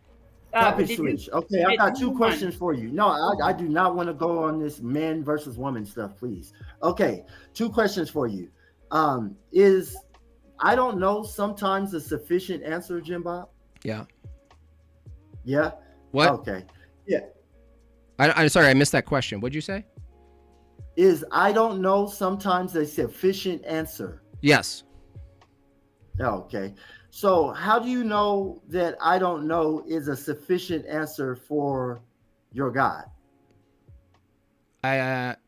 Wait, how do you know I don't know is a sufficient I don't understand. If I said I don't know, you're asking me why is it that if I say I don't know, it's not a sufficient answer? So I'll go through it again. What? How do you know that I don't know is not a sufficient answer for your God? Who said it wasn't? If someone said I don't know if God exists, who said it wasn't? Yeah, nobody said it wasn't. How do you know it isn't? I didn't say it isn't. Oh, really? Yeah. What's the So gotcha? how do you know? So how do you know it is then? How do I know it is a different question than how do I know I don't know is a sufficient answer. You think you're doing something here, dude? Right. So I'll go through it with you. Oh my gosh. I'll go through it with you again. How do you know that I don't know isn't a sufficient answer for I didn't say it was. existence of God? I didn't say it wasn't. Okay. So how do you know your God exists? That's a different question, dummy. Is it? Yeah. Explain to me how. There's that's a 2 different questions. You're asking 2 different questions that are unrelated. One is, how do you know I don't know isn't a sufficient answer or is a sufficient answer? I said it could be a sufficient answer. And then you said, well, then how do you know your God exists? That's a different question. And yeah, the answer to that is How do I know my God exists? yes. I would know God exists because truth exists and it necessitates God. All right, that's the fallacy. That's the fallacy. What's the fallacy? All right, then. What's the fallacy? It's a naturalistic No, fallacy, it's not, right? dummy. It's a conclusion. Yes, you're saying that the same premises for What? factual. Yeah, you're saying that the same thing as fact is the exact case without demonstrating it. That's it. not a naturalistic fallacy, you dumbo. Well, how do you know it exists then, man? Dude, I just said, if truth exists and it's absolute and universal and conceptual, and it's not grounded in human beings or particular human beings, then it necessitates a type of mind. I call that mind God. There you go. So you said factual premises. I didn't That's say it. factual. Inferring equivalent conclusions from purely factual premises. Where do you So get this? here's the deal. I'll explain it. No, that's Okay. dude. Naturalistic fallacies is about factual claims about ought claims. It's the naturalistic fallacy is this. You're not reading the. No, you're not. Yes, it is. You're not reading the whole definition, bro. The naturalistic fallacy. Yeah, look it up. The naturalistic fallacy is getting facts about the world. And because there's facts about the world, you're making ought claims just based on the facts about the world. So you're saying that, hold on. You're saying it is this way, therefore it ought to be this way. That is a naturalistic fallacy. So you're saying we have minds, right? You find minds in Where is my ought? universe. Where is my ought claim in my There's no argument? ought in the Then it's not a naturalistic fallacy. Then. You're asserting that. Read up on the naturalistic Taco, fallacy. what's a naturalistic fallacy? Yes, please. Taco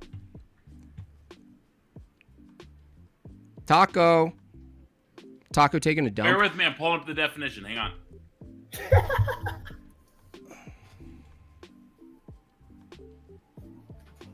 While he's doing that, I have a quick question. Like, there's people who do really horrendous things, and some of them seem to enjoy it. Do you think some of them know what it's like to enjoy doing horrible things? Wait. There's people who do horrendous things, and there's other people who enjoy it doing horrendous things. There's a person who does a horrendous thing and enjoys it. Do they know Okay. what it's like to enjoy it?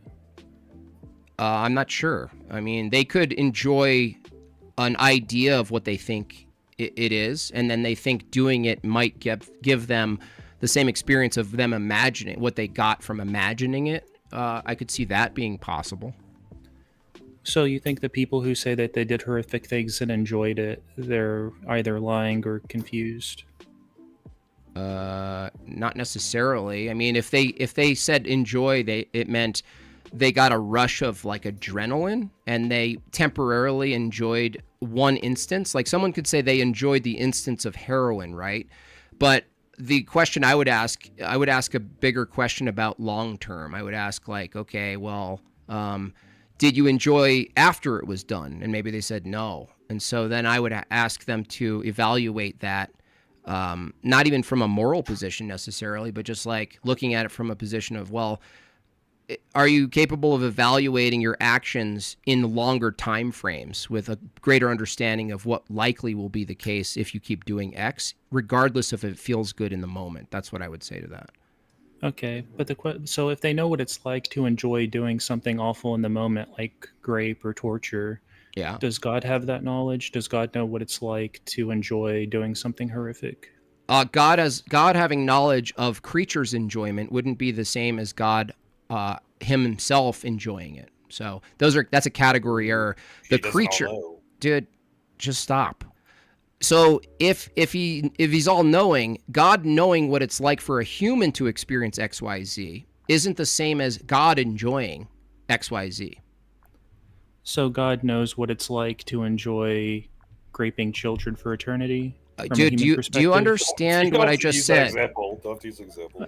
Do you know what I just said? Just please give me back the distinction I just said. You said he doesn't know what it's like. I didn't. But he knows what it's like for a human, right? I said him knowing what the experience is like for a human, all a human experience, knowledge of the human experience. Are you going to let me talk or what? Shut the fuck up. But kick that guy. I don't have time for this. Him laughing and just get him out of here. He's going to just keep interrupting. This guy's calmly asking me a question and he's just babbling in the background. Go get a Coca-Cola or something, dickhead. All right. So the question is, for all human experiences, regardless how they feel, let's say someone felt bad, right? You might as well apply it to a bad feeling too. I don't know why you're picking a good feeling. You're asking, does God, being all-knowing, know the experience of the human beings, all human beings' experience? I would say yes. But when you answer this question back to me, or at least you respond, Howdy, you're saying, so God knows what it's like, but you're not saying what it's like for the human being. You're saying he's experiencing that himself, as if that's his experience. But I would reject that category collapse of created experiences versus uncreated existence. So he doesn't know what it's like from like a first person perspective in the way that the human does? Well, I wouldn't say God is reduced in experience to sense data and inputs the way a human is. So when we talk about God's knowledge, I understand that our limitation is frustrating with language, is that the only way for us to process what it means to know things in our human sense is to operate with inputs and evaluations of sense data in time, in temporality. And so for you to examine, well, what does that mean about God's knowledge? God's knowledge wouldn't be bound or retained or achieved through space-time interaction. It's already there. The knowledge is always there. The knowledge of what people do in experiences before there's even the human experience. So are you trying to ask the question because you're trying to say, well, if God could experience committing evil, is that what it's leading to? Like, is he experiencing evil? It seems like in my mind, it seems like a dichotomy. Either there's something that God doesn't know, or God knows what it's like to do something horrific. I'm sorry about the example, but yeah. Well, it could be anything, right? I don't know why horrific matters. The question is more of a how are you separating the categories, it seems, which is like, if God's knowledge is before creation and every possible point of knowledge is knowable and known because it's all sourced from this mind, then positing the future human being doing something and experiencing it like as good or bad or whatever is kind of irrelevant to how we would categorize God's knowledge anyway. You know, that's beyond us. That it's our beyond God's knowledge would necessarily be beyond our temporal account of what is it called? What's knowledge? Justified true belief. Yeah. Just of defeaters and some other. Yeah. I would say if we just simply said justified true belief, it doesn't matter how awful the experience is or good it is and what it is. You're asking, doesn't that already exist in God's mind, right? I'm asking, does God know what it's like to enjoy doing a horrific act? As a human, he would know what that experience is for the human. Okay, thank you. Yeah. Okay, two things. So I got the definition naturalistic fallacy. Sorry, I was pulling up a few definitions, just making sure I was getting a relatively rigorous one. And then Robin submitted a super chat. She said Robin won the poll. JB got beat by a girl. Thank you so much for the super chat.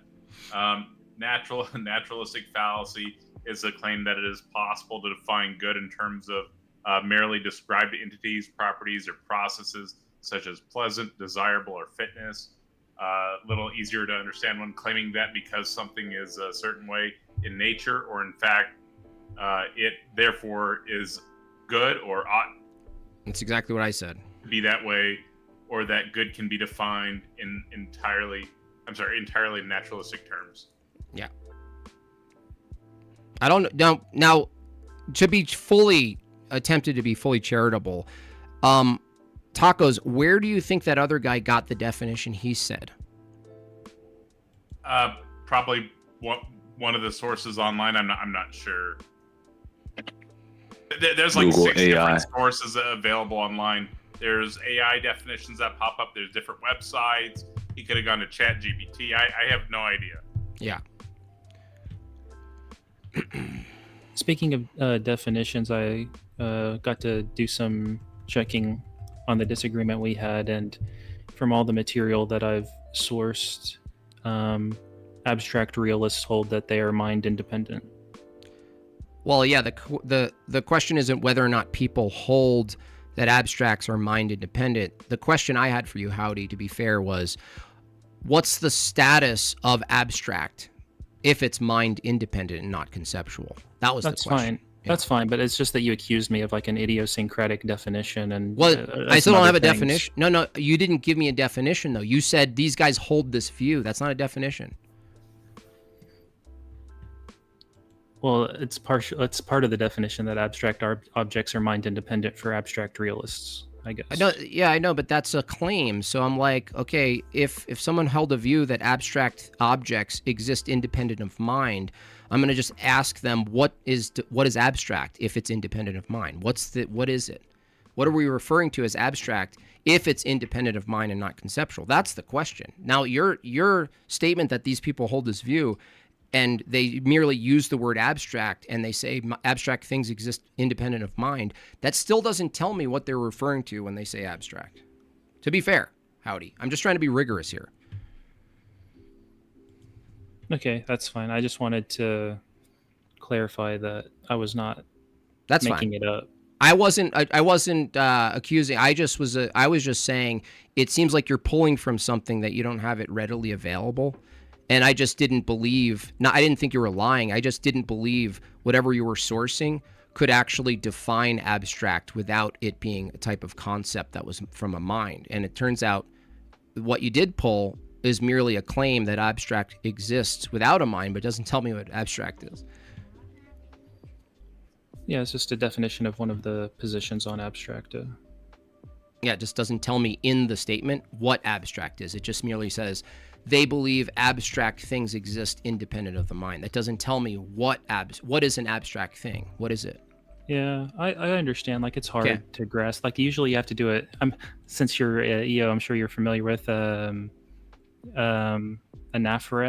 right? Where you can't really. It's hard to say what it like. It's the divine essence. You can't know anything about it. You mean like it's apophatic? You know what it's not? Sorry, apophatic. Yeah. Sometimes they'll use like negative, like they'll say, "Well, it's not. We know it's not spatiotemporal. We know it's causally inert." and it's mind independent. So they throw in these like negative things. But yeah, I agree. Like abstract in general is hard to define, and there's lots of disagreements about the nature and their ontology. Yeah, I agree. I think apophaticism is a fairly valid approach to getting to something, like filtering out what it's not. We see it even in creating things.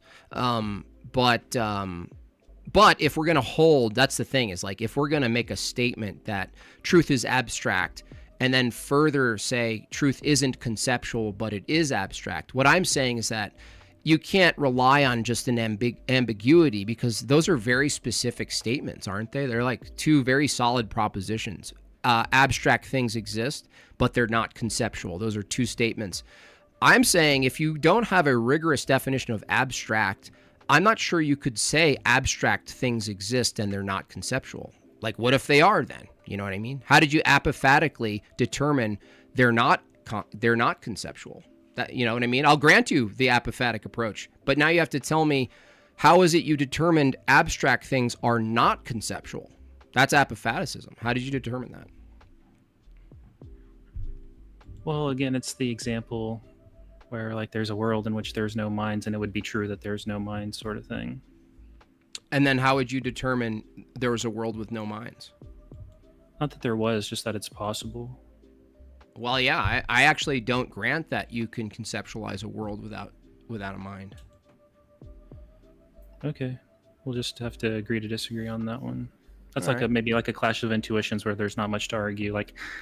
I don't want to, like, hopefully you're not accusing me of lying. You're just accusing me of being conceptually confused or something. But Not confused, just that I'm just what I'm doing is I'm pointing out what I think you're doing to be really charitable, Howdy. I think you're being you're granting yourself some things that I'm asking a bigger question about what you're granting. And so the reason even if you said we'll agree to disagree, do you agree the statement a reality is a metaphysical statement? The reality? That out there reality? Well, usually metaphysics is like, well, what's the fundamental nature of reality? Yeah, I guess so, because like reality existing is there's people who deny it, and that would be like a metaphysical position. So sure. So then if it's metaphysical, this is why I think you can't really separate. If you said, oh, things could be abstract but not conceptual, I think the moment you talk about abstract things, you're actually doing a type of metaphysics, which we both agree is another mind-dependent activity. And so if we agree the external world or reality, the statement, just pointing to it, that's metaphysics. Like, then this conception of a world without minds, I would say that the very conception of the world is a demonstration of mind, something that you already know is mind dependent from our knowledge. So like, how could you conceive of a world without a mind if the term world is a metaphysical mind dependent thing that's cast upon the world, out the external world? It's almost like I don't know if it's technically a performative contradiction, but it's like you're assuming the thing you're denying. Does that make sense? Like you're using the thing that you're actually denying. Well, then it's like, it's not about abstract. Now you're saying like even concrete objects require minds, which I guess would be the case on your position, but that's like a different argument then. It's similar to my argument. I was trying to get through it. I don't know if it was you or another guy, but I was saying like, even if you had some sort of kind of imagined view of a world that was concrete, well, it's concrete of particulars, right? A bunch of like things that have their own thingness, nature, or operations. And you know, if you said the concrete world, you're still referring to a collection of items, unless you're just going to go full monism, where there's no disconnect between anything, in which case I don't know what we are referring to if you say that. But if you say there is a world without minds, I'm thinking, well, what is a world composed of? What are we referring to? And you're going to say a collection of particulars, right? Not necessarily. Like a world is like pretty. I don't mean like a planet world. I mean like a general state of affairs. Yeah. That's what I'm saying. Is like, could you say state of affairs without introducing particulars?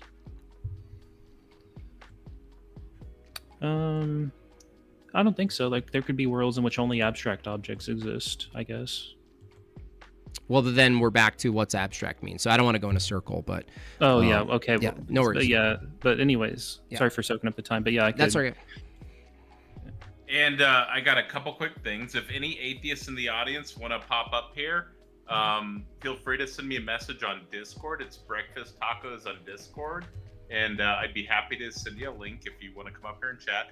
Also, Richie Torres, MMA, says, but I thought monkey have value. Thank you so much for the super chat.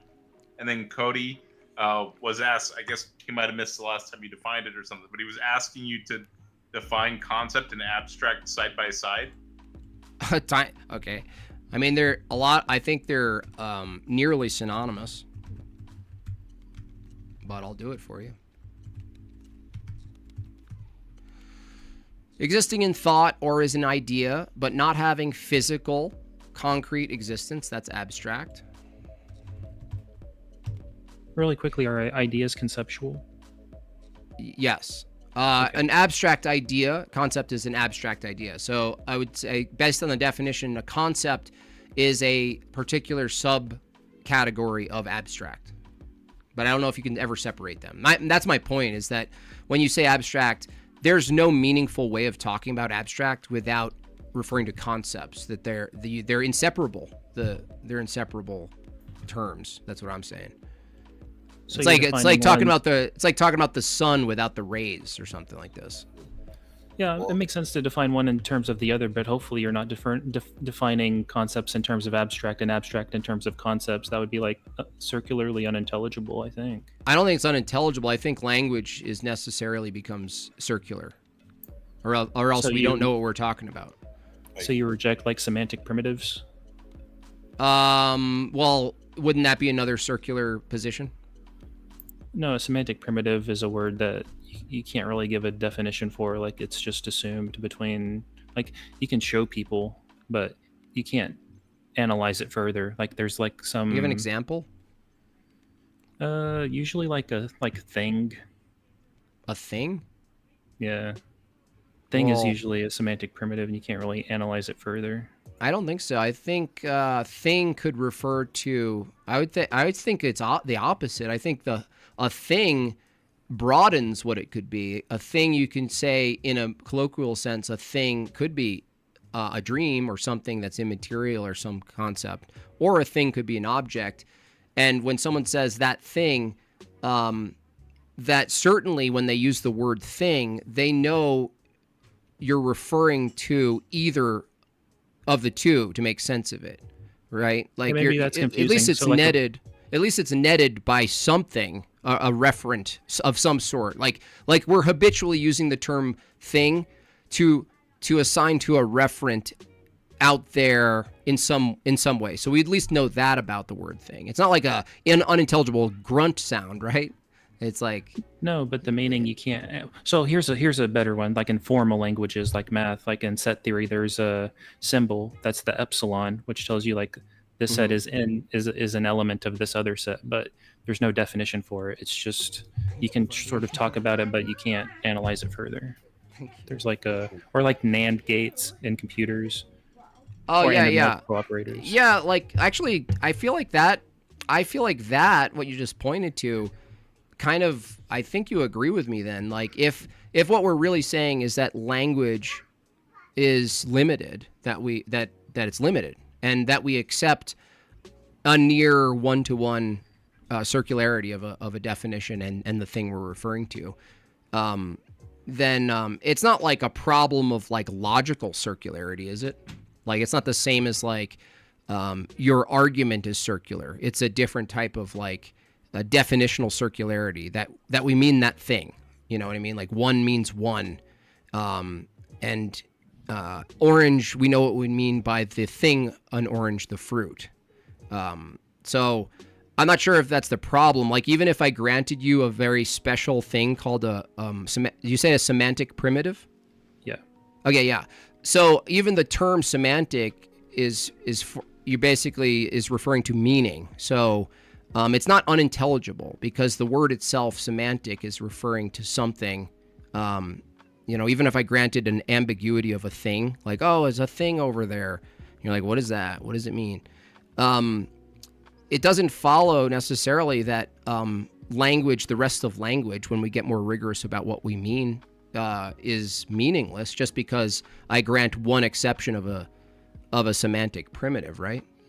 It's no, not like no, semantic primitives are great.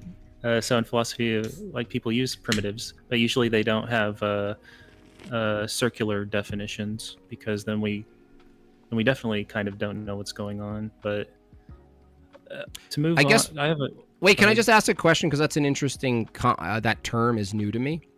Yeah. Do you think in time the semantic primitive thing is limited? Because like it starts with the notion of get me that thing over there. And you go, well, I know you mean an object, kind of, because you said over there. So the rest of the sentence gave you the context that it's in space-time and it's an object. Right? Isn't it in that moment, in time? Well, I guess I'm asking you, don't you think a semantic primitive, if I granted a lifeline to it, it's a short lifespan? Well, so, like it's like extinguished pretty quickly once we evaluate what's intended to be meant, right? It's not like we just sit there. It's like do you know the difference between like circularity, foundationalism, and regress in epistemology? It's the same thing for language. It's like, well, you're either gonna. Okay, just to summarize, I just want to make sure I think I know what you're referring to, but for the audience, I think you should tell us. But foundationally, are you talking about like a classical foundational view where you're like you're gaining knowledge about the world? Like no, it's the Agrippa trilemma. Okay. It's either circularity. Yeah. There's only three ways it can go. Either it stops, or it goes on forever, or there's a circle. And a circle.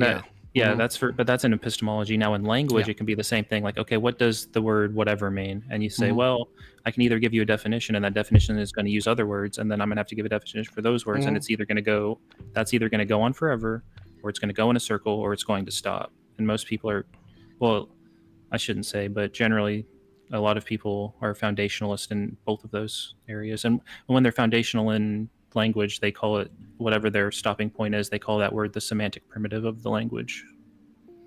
Okay, is that is the semantic primitive justified, or is it just like you just declare it so and it's done? Well, the word justify, I only understand in the context of like epistemology. I don't know what it means to justify definitions, but so what happens is what Wittgenstein would say, well, what can't be said has to be shown. So like, let's say I can't define water to you, but I can take you and I can point at the water, I can take it and splash you with it. And so you can sort of correlate the word with what I'm referring to with the word. Interesting. That's actually, that's a good distinction, because it actually agrees with kind of my view of knowledge, is that knowledge is theory laden.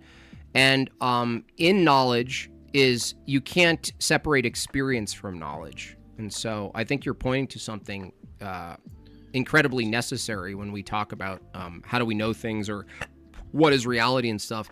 You just actually demonstrated that knowledge is not just propositional, but it's experiential. So if you think all knowledge is derived by experience, I forget what it's called, but so you reject like a priori knowledge without experience? I would say experience, you'd have to then go like, is there knowledge without sense data? Like that's the a priori versus I would say like the knowledge of sense data, like I have knowledge of my sense data, that itself, the claim, is not through the sense data. So there's a secondary claim, obviously, is something you're concluding, but not through sense data. You don't verify it through it. You experience it and you evaluate it, but you don't go like, well, I know my sense data is reliable, and then you go, how? And you go, my sense data. So I would say like maybe the reliability of sense data, that claim, is not something you know from your direct senses. So what is it known from then, if it's not appealing back to the senses? What is that statement? What would you say? Like that, where does that lead us? Can I Well, I jump think in 1 there's second? paper I'm just going to say knowledge I'm back to taking that. off. So See you, BS. Thanks Have a for good the one. yeah, thanks it for the was a fire pleasure, exchange, Jimbob. BS. Yeah, see you Oh, again. one question before I go, Jim Bob. How was the format? Did you enjoy yourself with the rapid fire 101s? I think that's a pretty good format. I mean, maybe the bidding in the beginning, skip that until the middle when you need it. Yeah, we had fun. We could talk shop off screen if you want. Yeah. I think some of the topics, it's interesting. It's kind of funny. Like, we're taking beefy topics and trying to smuggle them into like 15 minutes or less. It's kind of a challenge. Hard. And I wonder if that's kind of the novelty of it. Like, because what's the alternative? Like, you take silly topical things that are more basic. I don't know. It's kind of fun. I mean, it's not conducive, and maybe that's why it ends up being kind of funny, because it's not actually, it's like Jubilee. It's like, discuss philosophy right now, and they're gonna hit the button and you have to run around a chair. It's like so dumb. It's for both sides. It's the worst thing ever. Yeah. I was talking to BS about this prior. We determined my liability insurance wouldn't cover people running around chairs. Yeah, you can't do that. Yeah. So, but otherwise, I think it's good. I think the surrounded concept is kind of fun to watch. I think online it needs to have maybe I don't know what route it needs to take, because it's not the same as physical, right? So I don't know what that is to make it work like fluidly. I don't know what that would be. Well, I think it's worth receiving. I had fun partaking in it, so I just didn't know from your point of view, because you're hit with so many topics and so many people in such a fast order. No, I think that's fun. I think that's fun. I had my phone going, and my girlfriend could hear you yell at Robin, and she was like, "Oh my God, he sounds like such a dick." I was like, "He is, but it's so funny." I know. I'm performative though. I'm actually really nice in person, and I make fun of myself a lot more than you think. Good. I mean, I think we all get the nature of these debates. They're theatrical, so it's whatever. Yeah. All right. Good night, all. See you, BS. See you, BS. Later, BS. Have a good one, BS. And if anybody else and any other atheists in the audience want to come up, feel free to send me a message on Discord. It's just Breakfast Tacos on Discord. In addition to that, I have a couple super chats. We'll get to Cody's in just a second because he's asking a question again. There was a comment though, so I'm going to read the comment first. JB Peltier, I do appreciate that. He said, "A thing is a being. Being brings you into natures and metaphysics. Dumb atheist cope." Thank you for the super chat. That's greatly appreciated. And then, did you want to comment on that, Jimbob? Unbelievable. He's trolling me, isn't he?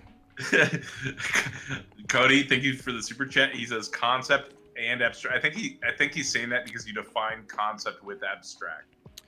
Well, they're actually distinctly. It includes abstract idea, so that's why I said, well, if abstract is the way in which something exists, a concept is something that exists in that way. Right. Can I ask I don't know, but it's just really interesting to me. Oh, sorry. How you doing? So what do you think about yesterday? Like, where do you think we go from here? Like, this is crazy times. That? Like, what are your... Yeah. Oof. Well, I think that if it becomes more normal and accepted to just off people, the left side's definitely not going to win. That's not something I want to see either. The right side definitely has way more guns, and I think it's actually a luxury and a fortunate situation that the majority of people who own guns are right-leaning, and even if you thought they were dumb hillbillies or whatever, they do have a moral position, even if you didn't believe in God. And I'm fortunate. I think we're all fortunate that who you think are the dumbest people who have the most guns actually believe in God, and that they ought not use their guns the way that was used yesterday. But if it was reversed, I'm not sure what would happen, and I don't want to see it. But I also think, though, that debate itself, I actually don't agree fully with Charlie Kirk and the rest of the people who are saying, we got to just get back to debating. Well, if you're dealing with people who don't care about debating, like, we're going to debate the guy on the roof? You know what I mean? Like, no, that's not. So not every problem has the same solution. People are stuck in this idea that, like, we just agree to disagree. Well, I think we're past that point. Like, there's a problem with pluralism in this country. People have different ideals. People have different views of what's good. And this whole diversity is our strength, and the best part of the American experience is that we have a constitution where incompatible cultures can live together. No, that's not working very well. Honestly. Yeah, I mean, I was gonna say earlier, like whenever you were talking about, I guess the idea of, like, it was you and Robin. Like, I can't remember everything that was said, but I just know there was a couple things that was said where, like, let's say, for example, most of the people who do argue for, like, the Constitution and the way that it's set up, and then trying to make sure to maximize that for the betterment of society, it's like, well, if it was shown to you that, like, the Constitution with the way it is actually not maximizing the betterment of society, well, then wouldn't it entail that you would just want something as an alternative so that you could have the thing that you want? And that's why, like, immediately, and I guess they argue, well, it's not like you're proving that, but immediately most people, whenever you or Andrew Wilson or anybody makes the argument that, like, I guess that Christianity would actually lead to a better society overall, and that's why you guys are advocating for it, and then would even go insofar as, like, just advocating it inside of legislation. It's like, if that was true, like, if what you were saying was true, even me as an atheist, I wouldn't have any problem with that. I would, like, if it was demonstrated to me that, like, people being Christians would make the world a better place and society would thrive way better in that world, it's like, okay, yeah, then we should probably stop convincing people that to not be Christians. Yeah, I mean, I've met atheists like Pine Creek Doug who accepts this premise. He goes, well, no, I don't believe in any of your nonsense beliefs, but if I'm going to choose to live inside a Christian society or a town or a progressive city, I'm going to choose the Christian society, even if I think their beliefs are so stupid. He's almost happy that we believe such stupid things, and we order our society as if we're made in the image of God and that life is precious and all of these fantastical things that you guys think we're making up and stuff. Well, it's like, I mean, I think you said it perfectly. Like, here's a good way of putting it. If you, Josiel, is that your pronounce your name? Yeah. Josiel, if you maintained your atheism, but you adopted a Christian ethical system, you just didn't do any of the practices, you didn't believe in any of the stuff, but you adopted the ethical system and you voted based on that ethical system. Our question to the atheists or the other secularists near you is, absent the Christian in the panel, how could they argue against your view? You know what I mean? All you're doing is taking a utility, pragmatic approach and saying, I'm going to adopt the heuristic of Christianity without all the beliefs and vote based on that way. And the secularist he can't tell you you're a bad secularist, right? He can't tell you you're a false secularist. That's why when people argue, like, against you as secularists, like in just like referencing like the Secularist Manifesto or like Humanist Manifesto or whatever, it's just like, that's why they keep running into the wall, is because then, like, their framework or whatever it is that they're working around presupposes that it actually leads to a better world that they would want. Whereas, like, the Christian could go, hey, here's a world in which these things that would happen within a secular framework, here's a worldview that those things don't happen. And, like, it actually could lead to a betterment of society. So now we're having a Christian saying this would be better, a secularist saying this would be better. And then the secularists can't even grant that the Christian worldview could lead to a better world, because if they did, what they would just be saying is, well, I'm just going to vote, or I'm just going to try to stop the better world from happening. Yeah, if by their standard, like, they'd have to agree. That's why it's important for the Christian, if they're debating this, it's not whether or not something's true. It ends up being, from the atheist perspective, secularism, whether or not it matches the secularist definition of good or well-being. Like, that's why we ask them to say it first and say, what's your definition of well-being? A lot of times they make a misstep and they end up describing something that Christianity could actually produce. One of the more important ones is, we all agree that in order for a thriving society, or even a society you thought was terrible, you need people, right? You need humans.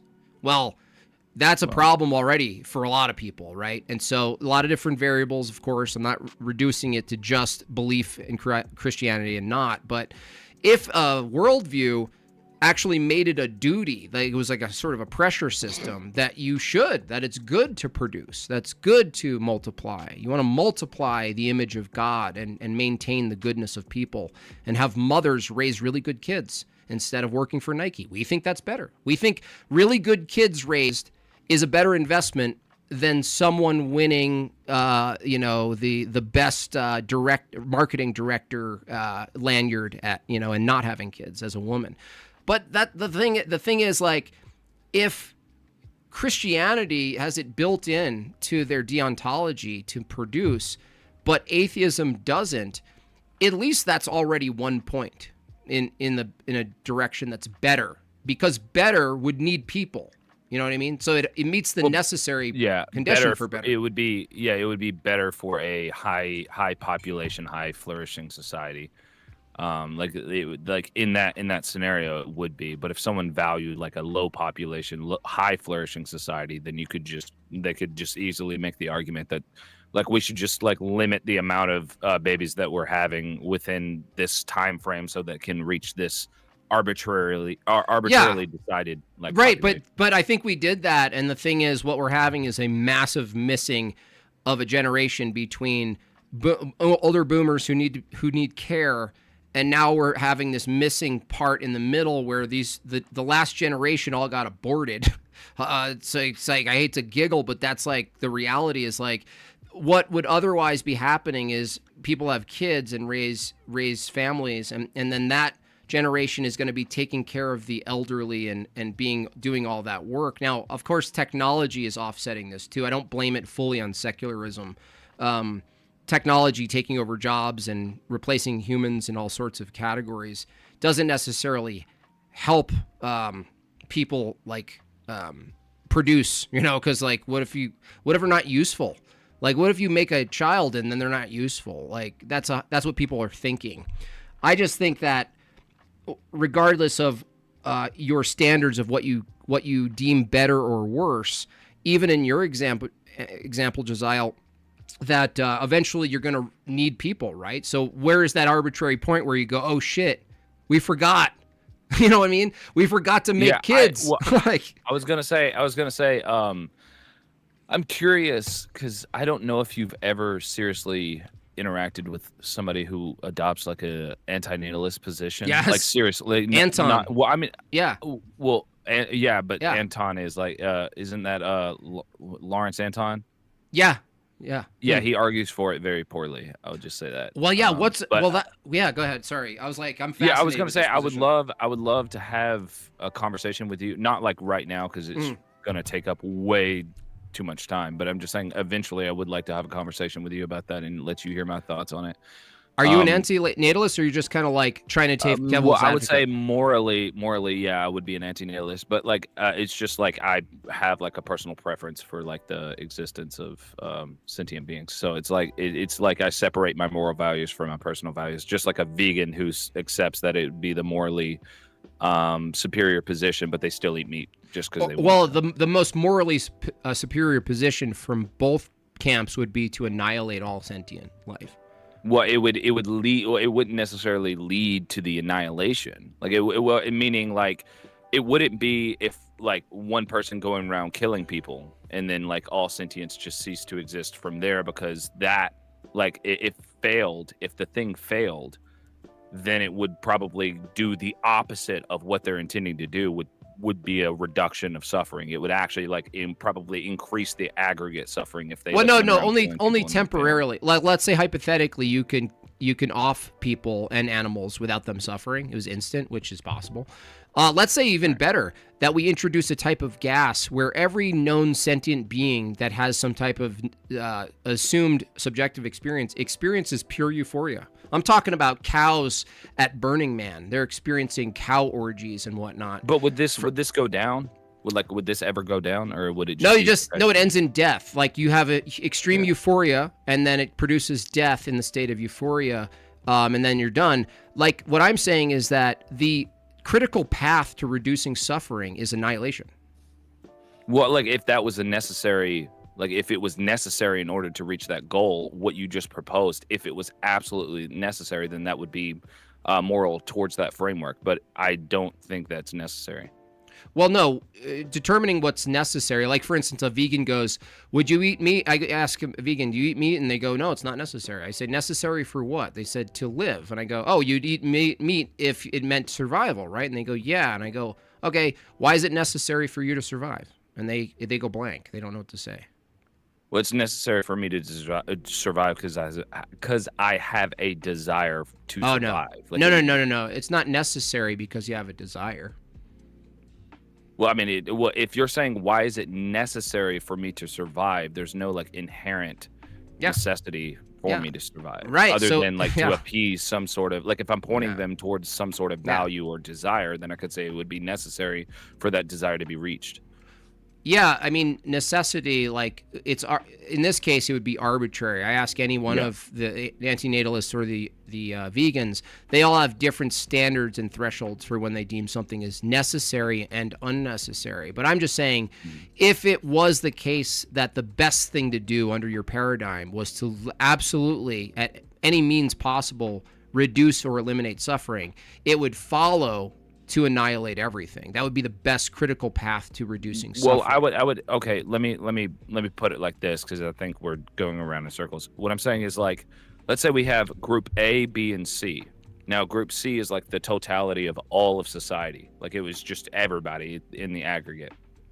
Now, let's say that Group A enslaves Group B. Like they just decide, okay, well, we're going to enslave them for some sort of perceived benefit that this is going to have to the aggregate, right? Now, if Group A enslaved Group B, and this was the only necessary way, it was the only way that this could reach that, it could obtain that sort of benefit towards like the society in Group C, then you could say that they were morally justified in doing that thing because it was the only way they could reach that goal. But however, if Group A enslaves Group B and then to try and reach a benefit towards society in Group C, well, if it wasn't necessary, meaning they could have reached that same benefit towards society by taking a different route, well, then they weren't morally justified in doing that thing because they just unnecessarily caused this extreme amount of suffering for this group of people when they could have reached it otherwise. I understand, but that example is assuming that the goal isn't annihilating suffering. It's just reducing or like managing properly a cost-benefit analysis of suffering so you can get to a goal. But in your example, the goal isn't actually reducing suffering. It's just to elevate sort of your experience of well-being, and it just has to be the case that you enslave people on the way. And so that example, you're just changing what the goal is from reducing suffering above all. That's the ultimate goal, is to reduce suffering. I'm saying it's still consistent for me to say, if your absolute top goal, top moral pursuit, the highest priority of your existence is to reduce suffering for all living creatures, the most critical path is elimination.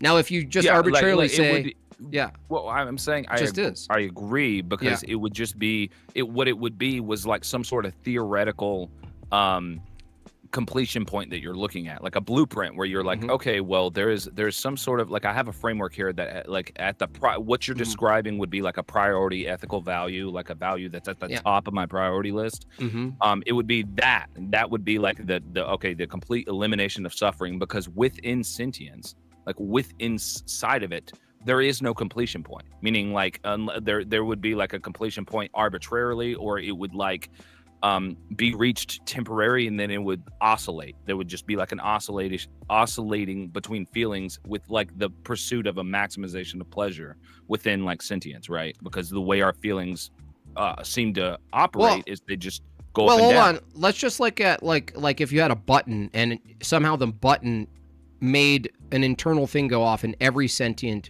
organism, what you call a sentient organism, and it just eliminated all of them. The person like Anton, or Lawrence Anton, or anyone else who argues that the highest priority is eliminating suffering, they should hit the button, right?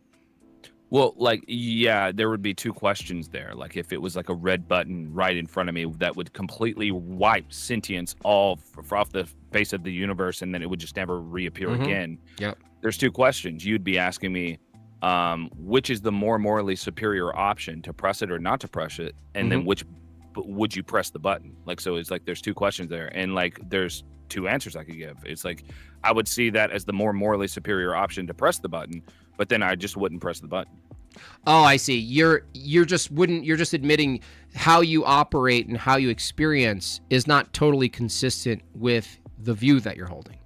Just an inconsistency in like your intuition. Well, it would just be inconsistency with my personal values, because I would define, like the way I would define morality was principles of right and wrong with regard to the well-being of others, or like, you know, like my value that would be pointing towards other people's well-being.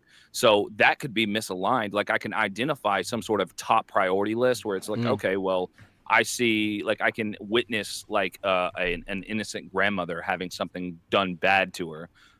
You could imagine what that would be. And then I could identify what about this is the thing that I don't like, which is just going to bottom out and like I'm seeing them experience something I wouldn't want to experience, which would be like suffering, right?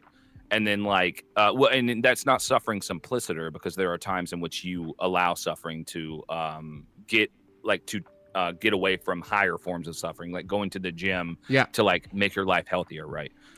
But I'm seeing that happening, and it's like, this seems entirely unnecessary. Like, it doesn't seem like this needs to happen. So it's like, I'm identifying that. And then it's like, if I just scale that out to other beings, it's like, okay, well, if at the top of my priority list, the reduction of suffering is there, then it seems like the only possible way that could be reached is if no sentience existed, because if sentience does exist, they're experiencing both pleasure and suffering. But if sentience exists, then there's no completion. It's like there's literally no completion point. Yeah, well, that's the kind of irony of it all, is that having a value judgment about suffering, you would need to exist, which the antinatalist says is the base core reason of why they're suffering. But like you said, you don't have a concept of suffering or overcoming suffering without the contrast of when you're not suffering. And so it's kind of funny that you actually need to exist to even have the value judgment to not want suffering to exist, which would then be not antinatalist. And I always ask this rhetorical question, but it points to something funny. Is I asked Mr. Lawrence Anton this, is I said, dead serious, I said, but seriously, if this is like a movement that you're really passionate about, how many generations of people do you think we need to really get this movement going? And there's another kind of funny thing, is that you actually need to produce a bunch of people to sort of galvanize and mobilize the movement against people existing. It's kind of a funny thing. Like if you might as well just off yourself. Like, don't get me wrong. Would it necessarily lead to just like, oh yeah, you might as well just off yourself? Why? Then because then you wouldn't be there to convince other people to just not do this thing.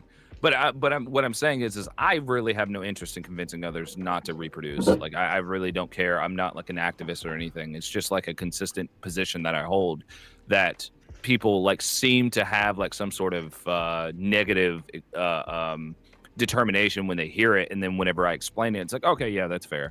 But I'm just saying, like, within antinatalism, most antinatalists are going to say within any means necessary, we should just make sure nobody is making children and reproducing. But check this out. Imagine, like, I could ask this. I spent more times arguing with other antinatalists than people who consider reproduction moral. Mm-hmm. But I'm saying I could ask Lawrence Anton. It's like, okay, well, let me clearly set out you a set of hypotheticals. It's like, okay, let's say in order to reach the world where no sentience existed, like in order to reach that, it was a necessity for people to produce like 5 more generations of children. Well, then you would just pragmatically in that scenario be a natalist and just go, okay, we're going to make allowance for this so we can reach that goal. Most antinatalists are going to say no, but that's because most antinatalists are retarded. That's true. I that's why I'm wondering. I've seen you debate and talk and stuff, and you're not retarded. So I'm wondering, like, you don't seem that invested in the position. But another problem with it is every single one I like formally or even like talked on panels with, they held this weird view. They said it's wrong to bring someone into the world, which I was like, that's a mind fuck, if you ever heard one, because you go like, okay, so why is it wrong? And they say, well, you're doing something, you're violating their consent. And I said, who's they if they don't exist? You know what I mean? There's this problem of like, you need to violate a non-existent person that only in the future exists. So you're violating the consent of a non-existent person that only in the future exists. And so the only violation you could come to is positing that there's a type of way they exist before they actually exist, and that's where the violation happens.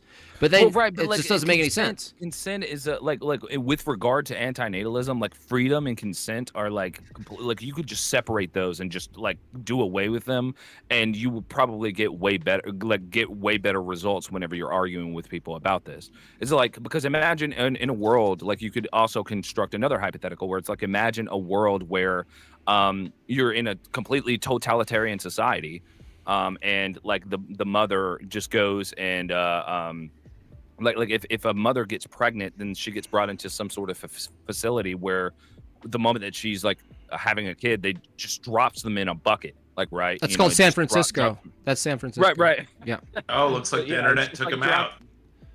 Drops him in like a bucket of lava or whatever. Then you can just seriously ask, it's like, okay, well, in whichever like, which would be the more morally superior option if you know that's going to happen?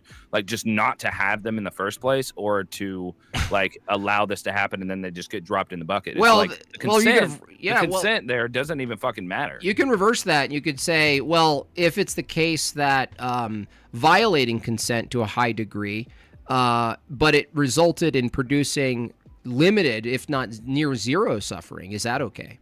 You know, like you take people against their will, and there's a minimal suffering of them fighting you, but you put them in this weird matrix where they're in a perpetual orgasm machine with a helmet on, and they don't even know they're in the machine anymore. It's like, wouldn't they have to argue that is also reducing suffering and violating everyone's consent and enslaving them in their own euphoric eternity is it would be the same as like, okay, like if you're valuing freedom like at the top of your priority list, it's like, yeah, we want to give everybody freedom. And it's like, okay, well, let's say giving someone their freedom just leads to them setting themselves on fire or like in like a perpetual state of like torture. Welcome to Christianity.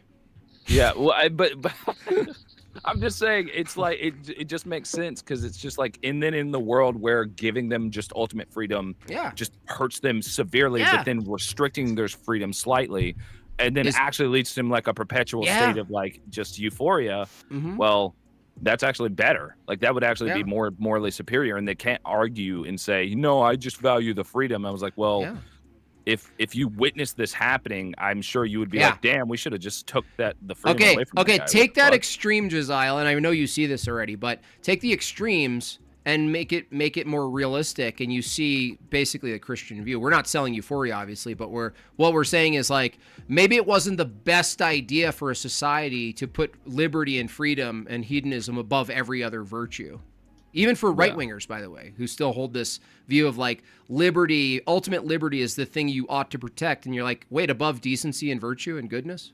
And they go, I mean, kind of. I mean, we don't like, we want to hold on to the liberty part. And then you're like, yeah, but if people's liberty and the absence of structure, whether it's in the family or in the town or at the city level, if the absence of structure and pure liberty, unbridled liberty, reduces in people acting like animals, it produces harm, like the Christian even has an argument for that, like to rearrange that and intervene and say, people need guardrails. Like there needs to, they're like, ultimate freedom does not like it does not like lead to like some sort of utopian world. It's like there are guardrails that need to be in place to prevent people from the bad apples from like acting out in the bad acting out their desires. I got something that's like, speaking along these lines, I think, okay, well, what if Christianity was true? What ought I do? And part of me thinks like, well, I ought to set up these like abortion factories and to ensure the salvation of like trillions of people. No, that doesn't follow. Because your job as a Christian wouldn't be to assume God's position by forcing salvation on people. Because you, as a Christian, if you held the Christian view, you yourself, your job isn't that wouldn't be your duties, right? That wouldn't be your Jimbob, duty, right? Can I ask you a question about that? Because Yeah. this is something that I'm curious about. Yeah. So you're Christian and you use that word a lot. What word? Now, but as far as a Christian, Oh, right? That word describes you, correct? yeah. Okay, but I also know that you're not an RC and you're not Protestant. Is that right? Yeah, I'm an Orthodox Christian. Okay, which brand? Eastern Orthodox. Which brand? What do you mean, Eastern? Greek. Well, there's Greek, there's Russian. Yeah, Greek. There's Greek. Oh, so you're Greek. Mm-hmm. I go to a Greek. So you're parish. Nicene Chalcedonian. Yeah. You old calendar? No. Okay. Sorry. Is your heritage Greek? No, Italian. Okay. And do you hold yourself vegan for 40 days of the year? Fasting? Yeah. Yeah, that's not. Yeah, like it's vegan-ish, but yeah. Yeah. Okay. When I'm good at it, I fail. I fail often. So you don't take it very seriously. No, that doesn't follow. You fail. I take Well, not it sounds like sinning. you don't take it very seriously. To me, it's pretty easy. It's easy.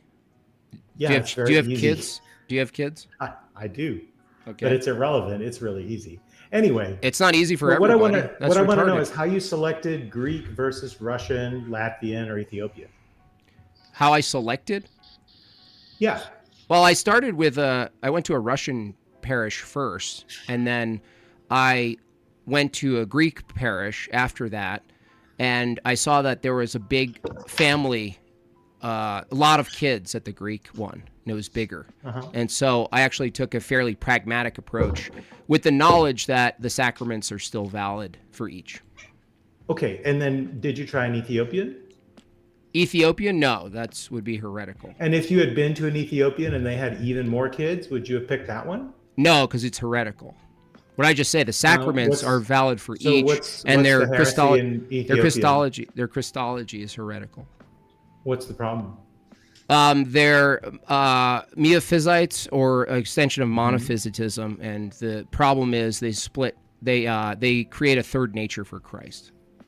Okay, so it's a third nature. You mean it's a fusion of the human and the divine in a single nature?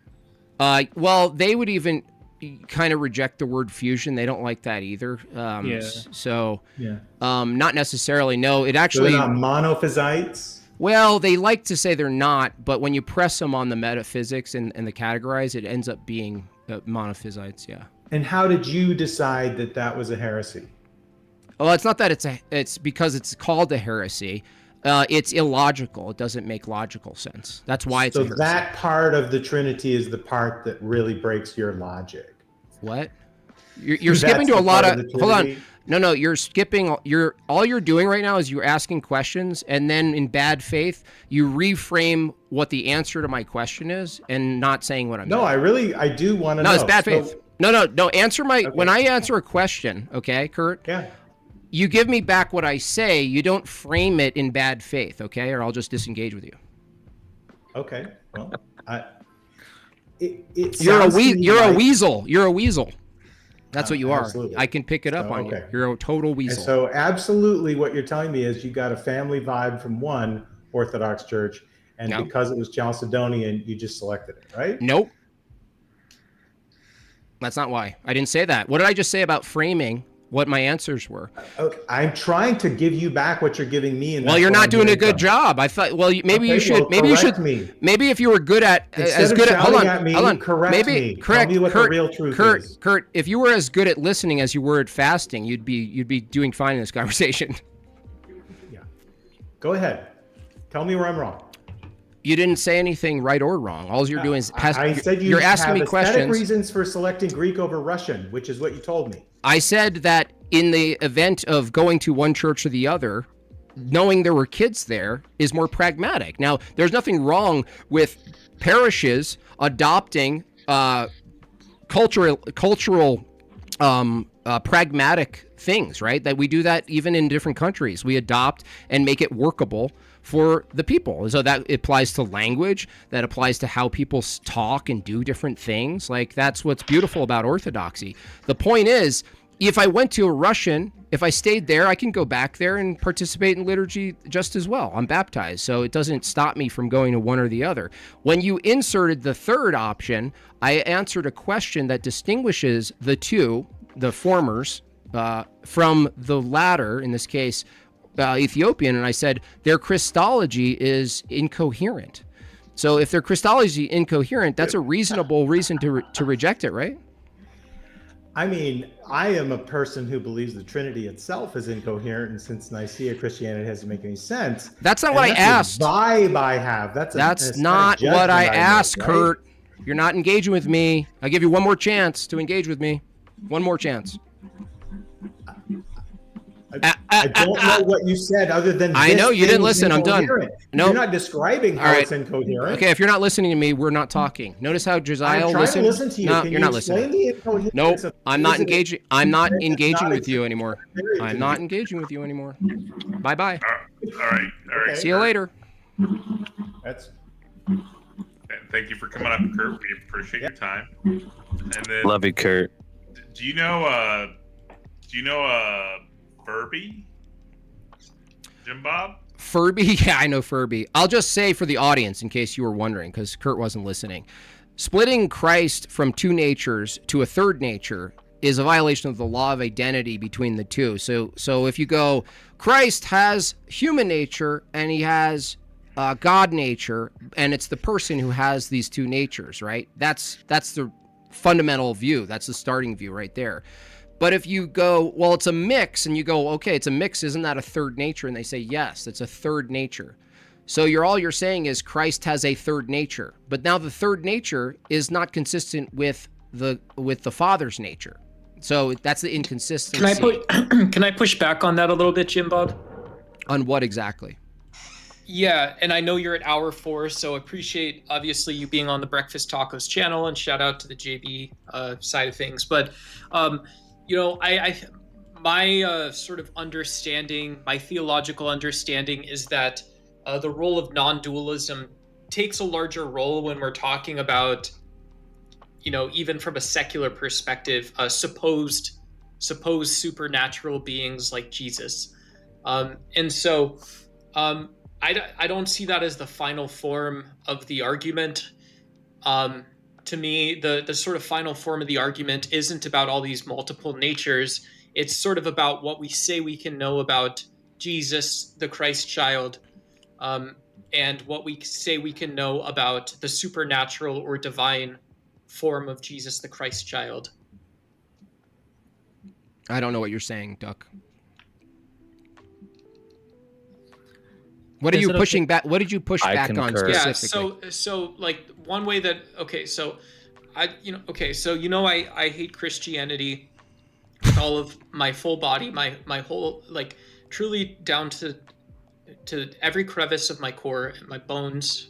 You don't have a Duck. I thought we established you don't have a. I hate the idea of Christianity. Duck, you don't have an eye in your worldview, so I don't know what you're referring to other than a mechanism that's filled with blood. And so the question I'm trying to pose, again, in light of the amount of personally my own self is full of death, hatred, and loathing, which I believe is a result of Christianity, is that why can't we just agree to disagree, that you believe in some non-dual form of God and I don't, and cool. If we go further, I think it's complete bullshit. That's great. We disagree. We agree to disagree. Bye. Is that all we get? Yeah. I was trying to have a conversation, though. No. You just asked me, why can't we agree to disagree? I granted you. Goodbye. Okay, cool. All later. Right. Have a good one. Good to see you, bro. See you later, man. Good one. Take care. That's great. All right. Thank you, Doug. Love you, Doug. I have a quick question. You don't have to answer because it might be a little bit personal. You had mentioned maybe you went to Rocor and then a different parish. Were you a catechumen on one or the other? Both. And which one were you? I went both. I went through the catechism in one, and then I went to the other. I went through both, and then I was baptized. I wasn't baptized before. And you seem like you read a lot, and I wanted to know, like, have you read through I don't read a lot. Father material? Oh. No, I don't read a lot. I listen. Admittedly, it takes me a bit to internalize reading for some reason. I have to read the same sentence over and over again. Whereas if I listen, I can pull it in for some reason. Same here. Who are the people you like to watch? I assume Jay Dyer and the father that does the Ananias. Deacon Ananias. I actually haven't. When I first got introduced and I was interested in Orthodoxy, I did a lot of watching and deep dive philosophy and trying to get a hold of Christian history, and that's all important, and I think it's necessary to understand. And you also get that at some level. Some churches, parishes, a deeper level than others. You get that through the process of being a catechumen toward baptism. But what I found in the practice of Orthodox Christianity was that all of my wants and desires to know propositionally what was the case was dwarfed experientially with the practice of Christianity inside of Orthodoxy, if that makes sense. That when I started participating in Orthodoxy in the church, participating in the sacraments, pulling Orthodoxy, putting my life into Orthodoxy, all the propositional stuff was secondary. All of the church history, though important, it's good to have correct theology and get a good understanding of it, but that could take a full lifetime, honestly. But the practice itself is very applicable immediately and transformative. And so, I kind of saw that and I went, oh, I don't have to win every theological argument and know every theological distinction to participate in this beautiful thing. So it's just kind of like a utility. Like it's like you've seen it and like, oh wow, like this actually serves like a lot of purpose, and it actually like is filling, despite whatever gaps in epistemology you might have with regard to it. Yeah, I wouldn't know if it's not if you mean by gaps in epistemology, if you're referring to things I just don't know, like fine. But as far as like the defense of its metaphysics, I think are super solid. It's holistic. So, when you have a worldview and you're trying to defend it, you're going to be dealing with epistemology, metaphysics, and morality, and you have to make it all work together. And you also have to just make a justification and present a justification, a case for how it is the world is even the way it is to begin with. And so I think that's a big thing that people kind of feel like they don't have to do, in their own worldview. They go, what do you mean? I have the world how it is. Yeah, I don't need to tell you how we got here. Like, I don't need to justify any of it. We just have it. It just is. And I used to take that approach.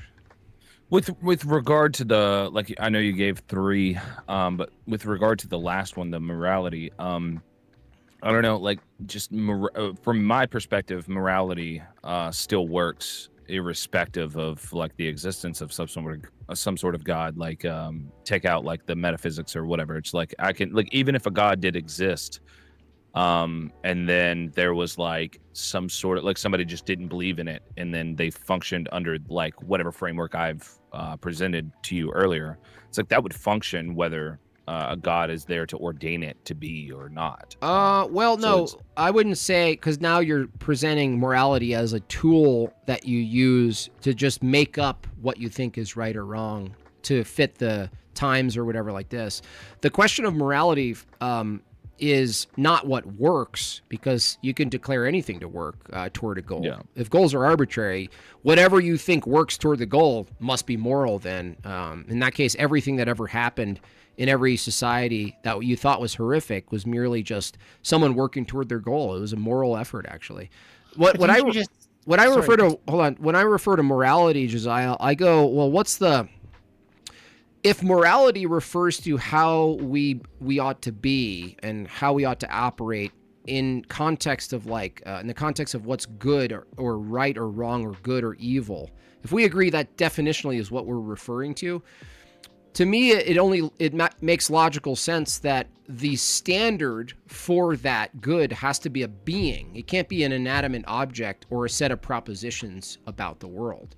It has to be, it's either there's a being that encompasses and embodies the very nature of good, or the concept of morality is merely a word you're using for pragmatism. Like, why even use the word good? Like, why say moral? Well, I would just define. I mean, you and I had this conversation. Well, it wasn't really a conversation. This was months and months ago, like 6 or 7 months ago. Yeah. And I was arguing with someone in your comment section, and I said a comment like, "Well, good. I would just take like as a benefit towards something." And then you made a comment where you replied back, "Well, we already have the word a benefit, right? Like so, but like we already have the word benefit."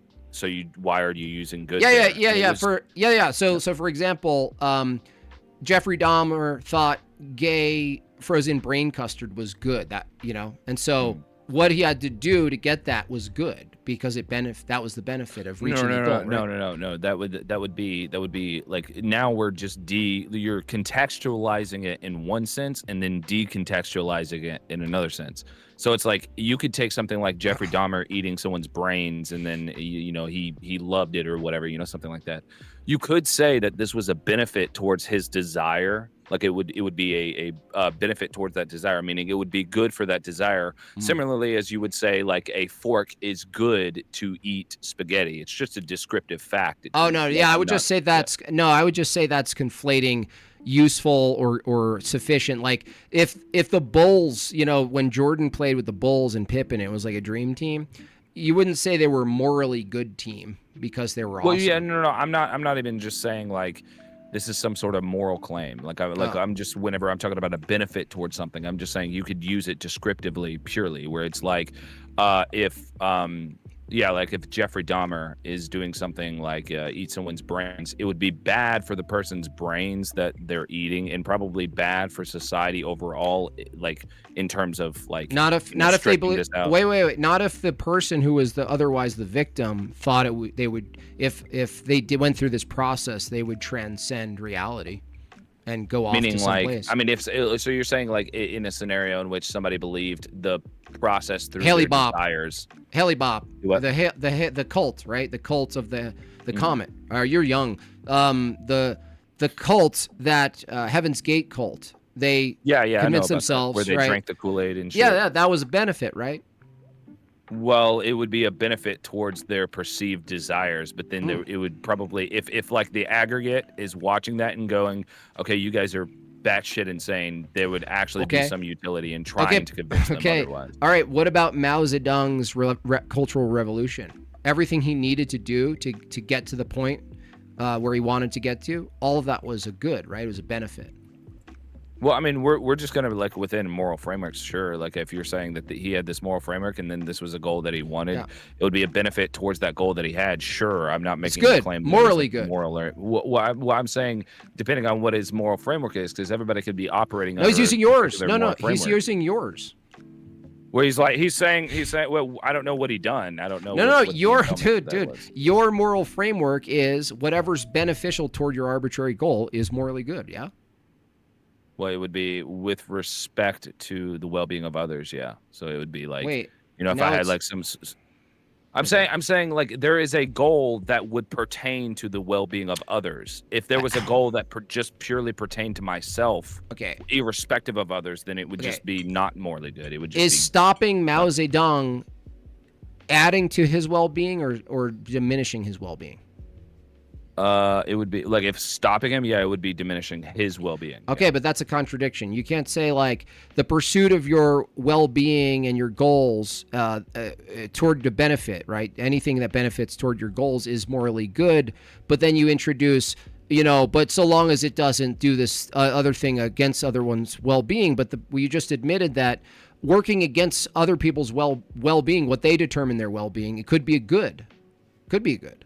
Well, like in some scenarios, there are going to be threshold differences that are going to be like almost sometimes unattainable, where it's just like, there would be something where it's like this actually goes against this person's desires, and it would seem that it would benefit them, and then the opposite could be true, where it would see that it would benefit their desires, but it actually detriments theirs, right? Like there's going to be cases like that. Okay, but then you're admitting that if you use that strict utility, consequentialist type of view, you'd admit that you actually can't possibly know really truly what the outcome's going to be while you're pursuing it. Yeah, that's fair. Yeah. So just like the Heaven's Gate thing, you're only operating under the perception currently of the future good. Yeah. I mean, I would operate generally. I would generally say most people would operate under that same. Well, I'm saying that. So Heaven's Gate, Mao Zedong, Little Mean Mustache Man, from your model, they're all actually pursuing their own moral goods. Well, I mean, in their framework, that's what I'm saying. In their framework.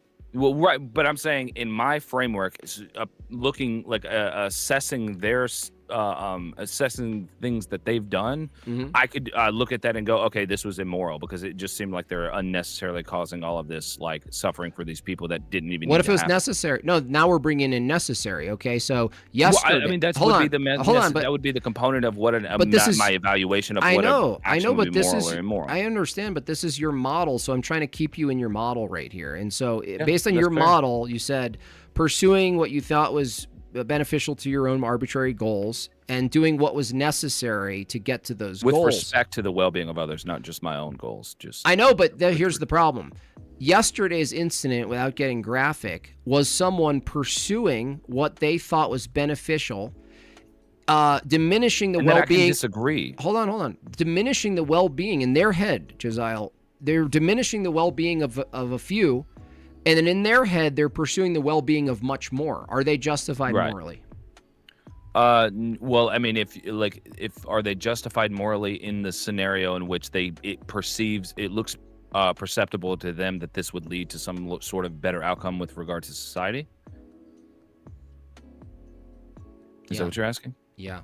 Well, when you say justified, like I take that to mean like, was this like, is it shown to them that it would be necessary for them to reach their goal? I don't think that they would be morally justified, because I could potentially convince them otherwise that there would be an equally plausible scenario that wouldn't it wouldn't necessitate them doing this thing. Like it wouldn't necessitate them like if you're talking about Schmittler or like, Mustache Man in like that scenario, it's like hopefully you could convince this person that they're not morally justified. Like if somebody had a delusion that like doing things to children would actually be a benefit towards society. If you're asking me, would they be morally justified in doing so? From my perspective, no, because that's obviously not the case. So I would have like some sort of imperative to try and convince them to not do that thing and show them why this doesn't follow. Okay, but if I can't do that, then I'll just fucking lock them up. Yeah, but but yesterday's example, the horror show yesterday, you can't right now tell me based on your own moral model that wasn't a good. What, are you talking about like the Mustache Man? No, yesterday. C. Kirk. What are you? Charlie Kirk. Charlie Kirk. Oh, okay. I thought you were talking about. Okay, never mind. My bad. Before we get into this, may I ask a few questions? Jimbob, would you? That's one.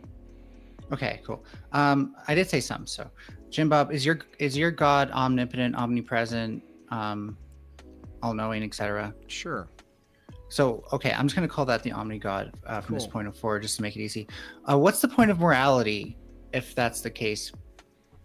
What's the point of morality? Like doing good? Yeah, because isn't everything a function of God's will? Well, you could say everything's under God's providence, but that would include our free will. So it's not like just because everything's under the umbrella of God's creation and ultimately he can intervene and all this stuff, it doesn't follow that would remove our will. So the question first, it was, what's the point? Sure. The point would be to achieve unity and orientation to God. So are we not already God if God is omnipresent? Because that seems, if we're not, it would seem to contradict the idea of omnipresence. Wait, did you say if God's everywhere, he's also everything? Omnipotent, that would be omnipotence as well. Yeah, no, it doesn't follow that if God is, in a sense, present in all places, that you are then God. No, it doesn't follow. Okay, did I not hear you correctly? Josiah asked you if part of your belief comes from utility. He said that, but I didn't. I was charitable. No, I was just charitable with the word. I didn't want to go back and forth with the rigor of utility. He's essentially saying there's something that it provides you by practicing. I just wouldn't categorize the thing like theosis and spiritual fulfillment and spiritual healing specifically. I wouldn't reduce it to just utility, because utility is, to me, is a little bit of a materialistic view. And just one more real quick one. Does morality need to be logical in order to be applicable? Logical? I think morality would essentially be supra-logical. So it takes precedence over it? It's I would say in a sense it sits above logic. It would be beyond, ultimately when you get into it, it's beyond just the standard classical logical use of logic that we use in the created world. Because that's not really how humans use the definition of good, right? Like if I say an apple is good, first of all, I'm not always making a moral statement, but if I am, it doesn't have to be logical. It can just mean I like this thing and I want more of it. Yeah, that's just using a colloquial use of the word good. Like Patrick Ewing is good.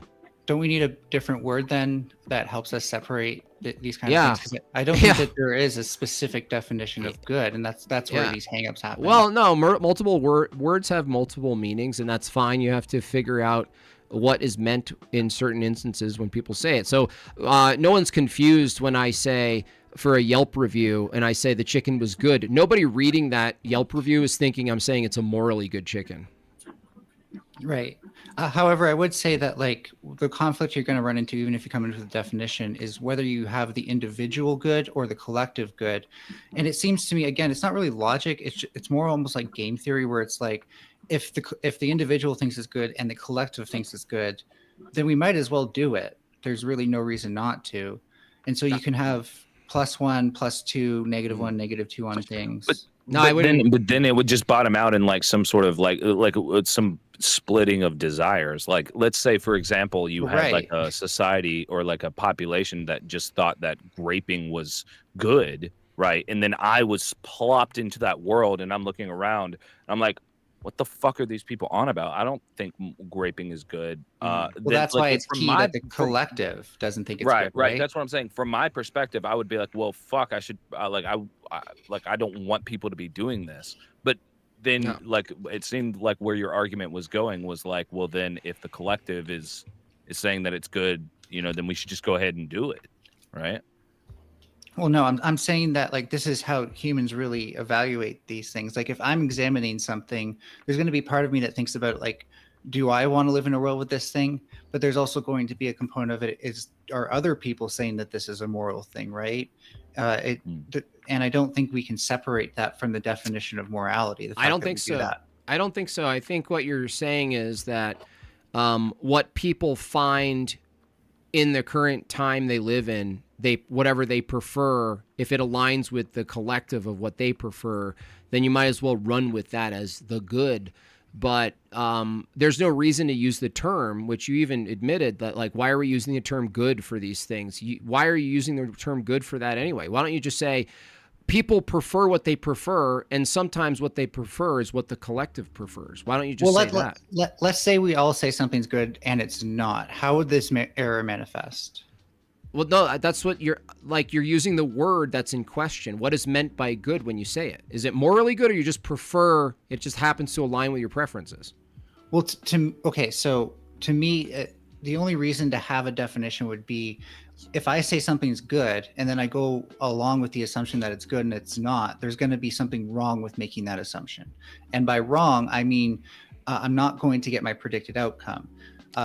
So like if I make a bunch of wrong assumptions about making a bridge is going to collapse, right? But it's not a moral. It's the thing is you're conflating what you think will work well toward a goal versus making a claim that it's morally good, like a morally good bridge. Well, what you have I'm to saying tell is, me what you mean by you're good. kind of railroading me. I'm going to get there. Just let me land my plane on this one. So what I'm saying is, in order for morality to even have a definition that matters to anyone, I think you have to think of it in terms of, well, what's necessarily going to happen that's bad if I'm wrong about what's good. We still don't know what you mean by good and bad, other than preference. Right. I think it's something that if we go ahead and assume it's good and act on that, it's going to lead to something that an undesirable outcome. Okay, preference. Sure. Yeah, that plays a part into our definition. Okay, why are you using the word good, and why don't you just use the word preference, like I said? Well, benefit because sometimes towards preference would be the same thing as saying good. I know, but why use the word good if all you need to say is I prefer this and any means possible toward this? Why do you need to say the word good? Because other people are going to say that's not good, and we're going to go, what do you mean by good? And they're going to go, well, I have a goal. They would just be saying that's not a benefit towards my preference. Yeah, well, they're saying out that an there's empirical framework because then it's not just preference, right? What? We do act on preference a lot, and I'm just saying that's a part of human nature. But there's also the framework of what can we test for to actually test if something is good or bad. You can't test empirically what's morally good or bad. Then, well, it depends on how you define morally good or bad. Well, no. For example, I believe in objective harm. You can't tell me that's morally good or bad by measuring it. Yeah, no. I think torturing someone's usually bad. That's what you think. I said you can't determine it's morally good or bad by measuring it. But I was gonna say if torturing somebody actually led to all suffering, child rapists just being eradicated, and you just have to torture one person. I don't know. That would probably be morally good. And real fast before these, so I don't have to keep this on the screen forever. Big Bad Mama, thank you for the super chat. They said Jimbob grew up. Got it. Figment of your mind. Feel free to respond to that if you want. Yeah, I can respond to that. Based on your standard criteria for knowledge, so are rights, so is mind, so is good, so is the truth, so is knowledge, so is information, and so are the laws of logic. So, but all those things you mentioned are things I can act on. I can't act on the fact God exists. Yeah, you can. You act on the assumption that truth exists, but you can't hold it or measure it. So you act on that. I need an example then, because if I build a bridge, there is no time where I need to make the assumption that God exists to actually successfully build a bridge. I didn't say you need to believe in God for building a bridge. I said name one thing. Listen. Based on the standard that the person just posed, right? That it's imaginary, right? So are rights, right? But you believe in rights. Dude, listen, I'm doing an internal critique of the person, okay? Hold on a second. If you say something's imaginary and I go, how do you know it's imaginary? They say there's no empirical evidence. Essentially, that's always what they're going to say. I've done this 100 times or more. Okay. They go, there's no empirical evidence. And I go, is there empirical evidence for human rights? And they go, no. And I go, can you act in the world on imaginary things like human rights? And they go, oh, yeah, we do it all the time. So their counter is meaningless because guess what? My belief in God, according to their standard, is just as justifiable to believe in as human rights. Okay, so normally things that create force and motion, actions as we understand them, they have some sort of engine, right? So I can put something into this and I get out that thing. And so again, I can agree with you that rights aren't something that we actually act on. I agree with all of that. But where is the point that God acts on? Because we can look out into the deep outer space, and we still don't see any sign, anything that's only explained by God, right? So you're just look. You're assuming here. No, you're assuming anything that exists. Jimbob. No, you're saying anything that exists must act on something. Are you holding that view? Well, it does, yeah. Okay. Because hold on, one thing at a time. If you're holding the view that the only things that exist are things that act on other things, can you tell me how math acts on anything? Well, okay, so let me land my plane on this one because you're not going to answer my question. Okay, cool. Well, because you kind of asked it to interrupt. Well, no, you're just not going to answer the question. I know who you are. Okay, fine.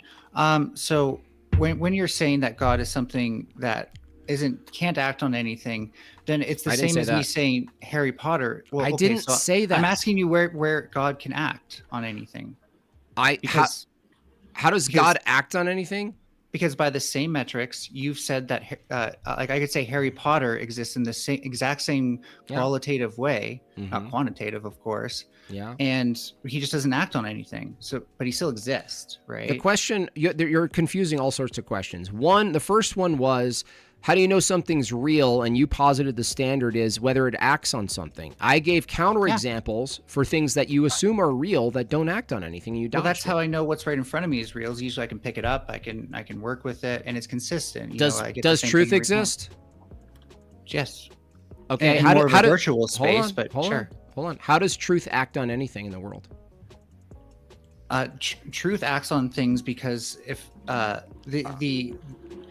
if I make a statement about something right in front of me, if I say you can act on this thing and you can't act on it, then that would be just objectively false. Oh, no. Now you're saying statements are the truth. No.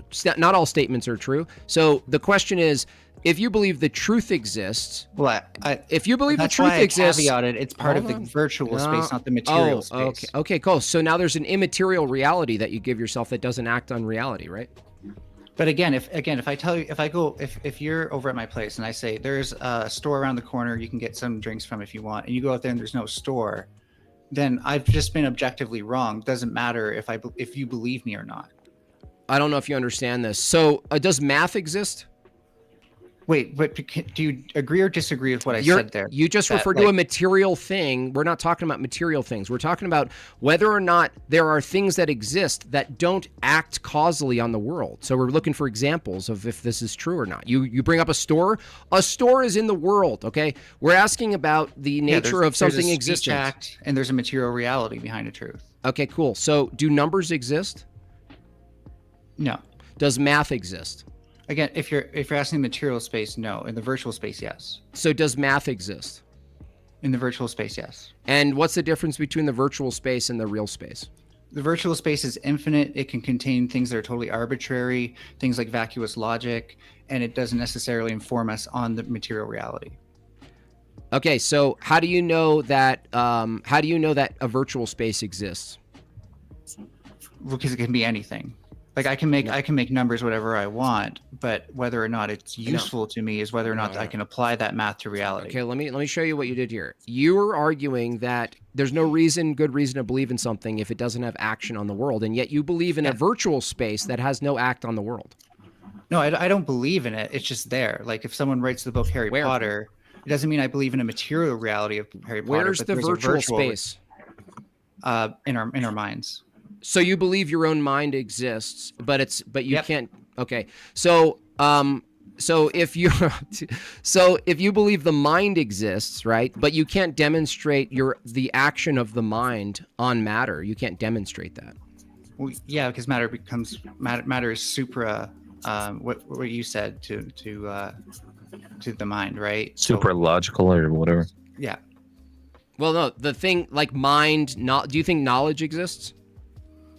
No, that definitely takes place in the virtual space. Like for example, so knowledge doesn't exist. Okay. Can I give you an example? For a computer, the computer itself is material. Electrical signals, I'll even grant, are material, but the information in the computer is totally virtual. Yeah, so it doesn't exist. So from your view, knowledge doesn't exist. Truth doesn't exist. Math doesn't exist. Propositions don't exist. What else was in there? Laws of logic don't exist. Right, like I can't hold a lot of these things in my hand, right? Yeah. Okay, but the thing is, according to your epistemology, if God existed virtually, you'd have to admit he existed. In my mind, yeah. So he's just as real as numbers and everything else you have in a virtual space. No. Again, I have to. The difference between numbers and God is that I can find certain combinations of numbers and certain actions on those numbers that inform me on the nature of reality, whereas I can't do that with God. Oh, and he would be just as real as like Superman or something. Exactly. Well, yeah. Well, no, anything in the virtual category would be just as real. You wouldn't have more real things than other real things. No, again, because I can create schemas that inform me on the nature of realities and schemas that don't. Schemas are virtual. I can create, just like I can create speech acts that do inform somebody where the corner store is, and I can create speech acts that misinform them. Hey. The schema that you're creating is not real according to your standard. It's virtual.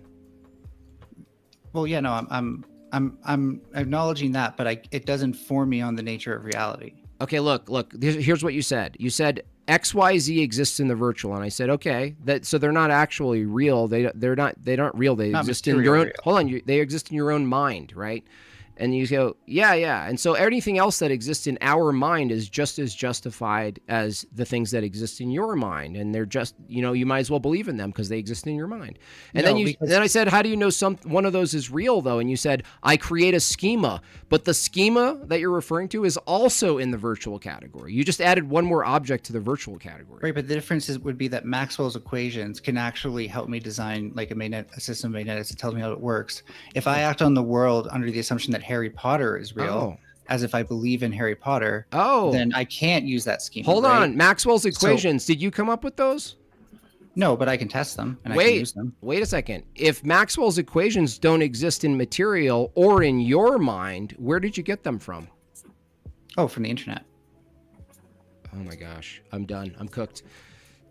You got them from the internet. So where did the source of the internet just produce them, or did they come from another mind? Well, again, humans have created a bunch of schemas to transmit information through digital media, right? And okay, so hold on. One step at a time. Somebody who created oh my gosh, that this one's wild. So look, I asked you the nature of XYZ existing in the immaterial. You call that a virtual space, like the conceptual realm, but it's in your mind. It's yours, right? It's proprietary. And then you test them. Hold on, it's somewhat shared, right? Because Harry now, Potter exists. Okay, now you're hold on. Now if I say Harry Potter, that exists too. Now you're redefining the virtual to include other minds. Now, I don't think it's a necessity though, because I don't need you to fully understand Harry Potter to talk about Harry Potter existing. Well, hold on. Someone need to create Harry Potter as a construct, and you didn't make that. Sure. Yeah. So you're relying on another schema. So now you have multiple things going. One, you have this material world that you operate, and then you say, well, I trust these virtual concepts in my mind by testing them in the virtual world with a schema. But and then I said the schema is in the virtual, not in the real life. And then you say, well, I could test other things like these equations. And I go, whoa. Where did you get these equations? And you said other minds, right? So can you tell me, how is it from your worldview that you have access to other people's virtual schemas? Because we communicate with each other, right? That's how God exists. Well, no, you communicate, right? So is communication virtual or actual? Depends what we're communicating, but the words themselves, like the information encoded in the words, is virtual. Okay, so the reality of the truth is mostly based in the virtual from your view, then, not in the actual. No. It's whether or not we can apply what the information we gain to reality somehow, if it informs us on the nature of reality. Otherwise, it's just a virtual truth, and it's arbitrary. Again, like the way vacuous logic is true. You can't apply the method in which you retrieve the information from the virtual and apply it to the natural. So. Like you're basically saying what I know what you're saying is what you know to be real. The reason you can justify the virtual and what comes through the computer and other people's minds is you test it in the actual. But the thing is, the thing you can't test in the actual is the retrieval of the virtual. That doesn't happen in the actual. The retrieval of the virtual. Can you elaborate? Yeah, you have one mind that develops or discovers some sort of mathematical theorem or truth or whatever. Mm-hmm. And you want access to that information, right? But the information is not material. Well, no.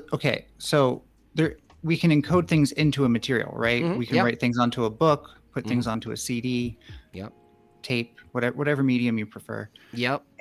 And that information can be whatever, right? You can use the same medium to make to encode a long lecture about science as you do to put mindless synthesizer music that has actually no creative thought into it sometimes. And so, that just shows how arbitrary the space that we're encoding information is. But I can rely, because humans tend to make these things that way the information is retrievable, that if I receive a tape with that retrievable information on it, it'll come from a human that's trying to communicate with me. I understand. Are there universal truths though? That's what I'm getting to. Are there universal truths?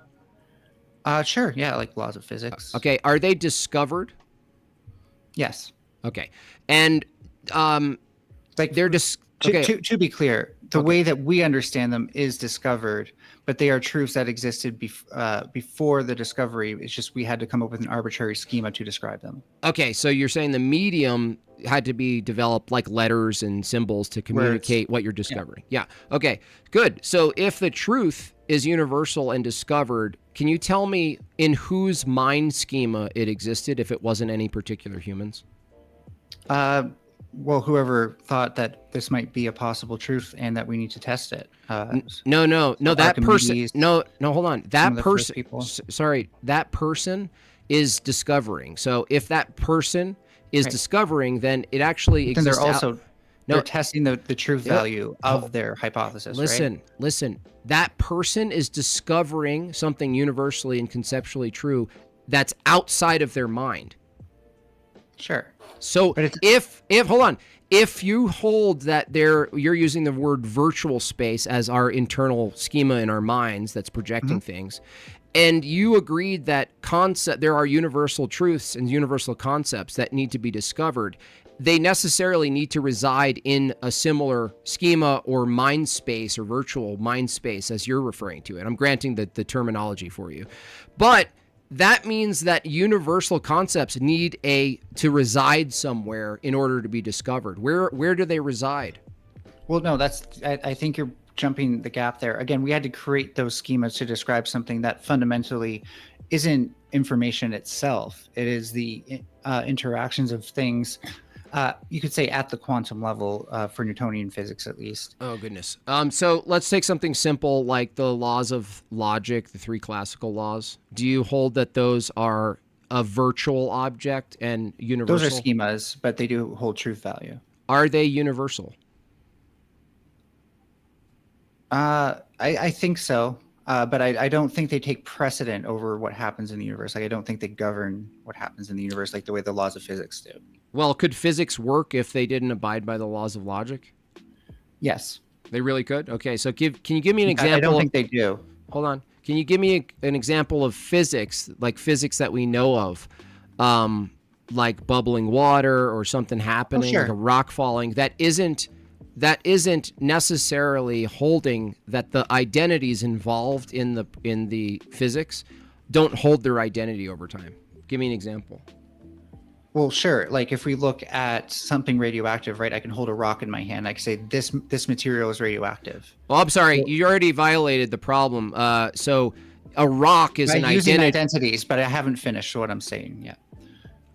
But we can also zoom in onto the atom itself and say, okay, well, now we have a different identity with the same properties. Therefore, the identity doesn't necessarily need to hold true in order for us to have the same theorem. Most, like, for example, Maxwell's equations, we're usually talking in variables, not identities. We're talking about physics here. So we're not talking about math. You can describe and not even you don't even need for it to exist directly in physics. It just happens to be a case that math is you can use math to describe the physical world, but you can do math in your head without the physical. So the question was about physics. So if there is natural laws and things that happen a certain way, patterns in the universe, patterns in nature, thermodynamics, and all these laws we discovered descriptively, you agree that those patterns existed before we discovered them, right? Sure. And by the way, I have to go real quick to get a chicken burger I was making, so I'm not dodging, but I'll be right back. Okay. What I'm getting to is patterns themselves are not identical to matter. And so if there's patterns that precede us and we discover them and they're universal, they're, in a sense, there's a conceptual element to a reality that precedes us. So I keep reading. You already made them run, Jimbob. You already made them run. I actually got to go. I've been 4 hours in. This is actually way too long. This was fun, and I got a couple quick comments. Eris said, can't stand the Christian apologists' denial that Small Mustache and his party were Christians. They had their own official Christian church. You feel free to respond to that or not if you want. No, I mean, there's a bunch of people, right, even today, who don't do horrific things necessarily, and I would reject that they're Christians. You know, like Mormons, they would say they're Christians too. So that's just like, saying that people who claim Christianity and use the word are necessarily Christians. That just doesn't follow. You wouldn't accept that with secularists, you know. Well, look, I'm Christian. How would I have made it to heaven if I wasn't? and then Kurt says or asks Russian Greek EO schism re Ukraine. Who's right? Oh, the schism. I haven't delved into the schism exactly. It's politicized. The question is like which who's in communion with who, and basically from an Orthodox position, the true church will prevail through its holy tradition. And so even if there's a schism, it doesn't even mean that people can't come back into communion. So schisms are actually a feature of rigor, if anything, not a feature of weakness. Of what? Rigor. Gotcha. Rigor. And would it be all right? So I'm going to make another stream here, but I'm going to be streaming here probably for a couple of hours. Is it all right if I invite some of the theists to come debate afterwards, after you head out here? Oh, yeah. I mean, I could actually transfer my audience if they want to come and mingle with you guys. I got 439 people here right now still. Yeah, so I was going to make another stream and then transfer it all over there. So if you want to do that, though, they're welcome to come. Yeah, I'll just hang out for a second. Why don't you go quickly do that? Sorry. Yeah, bear with me for a second. And I'll By the way, Jimbob, first of all, I do respect you as an artist. I don't always agree with your comics. I hope you're okay with me reviewing them on stream at some point, because I think that would be a fun thing to do. At least the ones you have on Twitter. Sure. But other than that, you did ban me from your YouTube channel for some reason when I tried to come on. I think it was a schism, actually. And I hope, I think this has been a good debate. I would like to debate with you more, that you'll consider undoing that. Perhaps. I actually currently don't have people on my channel. Like very rarely I'll go over to Discord if I'm feeling spicy. But what I found, Melanie, is that when I open up Discord, everyone dies in spirit for some reason. Like everything gets flat and boring and dull and contentious. Sure. And so what I have done is like, if I hit a certain goal, I'll maybe open the Discord. And so if you're in the chat, I'll certainly allow you to jump on and debate things. But it used to be, you probably remember where I used to just have open panels all the time. I just kind of stopped. I just stopped doing that. Okay, at least you're open about that now. Yeah. Do you mind if I reach filter people, or what do you mean they die? Exactly? No, I mean the energy. Breakfast tacos, the energy. I'll be like ranting and doing impressions and laughing, and I'll bring up some weird stuff and look at weird crazy Pentecostal churches where they're playing with snakes, and then everything's like super fun, and then I'll open the Discord and it'll just get so tense and terrible. So I think I know what you're talking about, because I went in your Discord one time and they were saying some wild shit. Not gonna lie, but I would just say I did appreciate the conversation with you. I've been watching you for a minute. I watched you like fuck around with vegan gains with house rights and bear jail and shit. every time, house rights. But yeah, I mean, like I said, I appreciate the conversation. I like to look forward to like talking to you again in the future. I mean, I used to think you were like insufferable. Like I used to be like, oh my god, I am partially. I'm partially right. But then as I started watching you, I was like, oh shit, hold on, this guy. Like the same thing with Andrew Wilson. As much as I don't agree with you guys' position, it's just like, oh yeah, these guys just rhetorically they know what they're doing. And we're trying to have fun, and we add a lot of like when I yell, I'm really joking. Like I just pour it on because to me it's funny, and so people understand it, especially if you like meet in person. Like I'm like a jolly little elf, honestly. Like, well, yeah, no, actually, I enjoyed seeing you make fun of Jordan Peterson, which kudos to that. I would say your charlatan radar is at least half accurate, but I won't get into that. But no, he discussed me too, and so we can at least find common ground there, probably for different reasons, though. Yeah, the enemy of my enemy is our enemy, I guess. Whatever. Right. Yeah. So not to keep Jimbob here all night, I'm going to go ahead and end this stream real fast and move it over into the other video that'll be going for a couple more hours. So everybody should just get auto transferred over in my stream. So bear with me for just a second. I was just popping in because I wanted to come on earlier, but I got held up. So I'm going to head out and get some much needed rest. Worries. Thank you so much for having me. Yeah, have a good one. Thanks for dropping by. Yeah, nice talking to you, Jimbob. Yeah, you too, guys. Thanks a lot. I'll wait for Yes, you sir. to start another stream. Okay, breakfast. It should Taco. just be 2 2 minutes. seconds. I'm just moving it over right now. It's going to be active here in the next 30 seconds, probably. Oh, you can transfer to your own new streams while Yeah. you're. Wait, it's like a setup stream. It's not actually streaming yet. No. Well, I will tell you this. I was listening to a whole live stream while I was gambling, and I won like $400. So Nice work. Oh, nice. That's why you're in Very a good profitable mood. stream for Good you. I was gonna say I think Jimbob is some good luck. Not gonna lie. Yeah. What game are you playing? I got a casino down the road from my house, so I was. Should I download Stalker 2? Stalker, is that like a game? Oh, you got. It looks good. I haven't played it. I've been playing Baldur's Gate 3 recently, replaying that. You play way nerdier games. I play like shoot 'em games. You play like Yo, long-term building Borderlands. civilization game. You getting Borderlands 4? I checked that out. I played Borderlands, the earlier ones, but yeah. Anyway, You should all play right. Rust. Yeah, it's live now. It's called God Ain't Real, Prove Me Wrong. God ain't real, prove me wrong. Okay, let me check.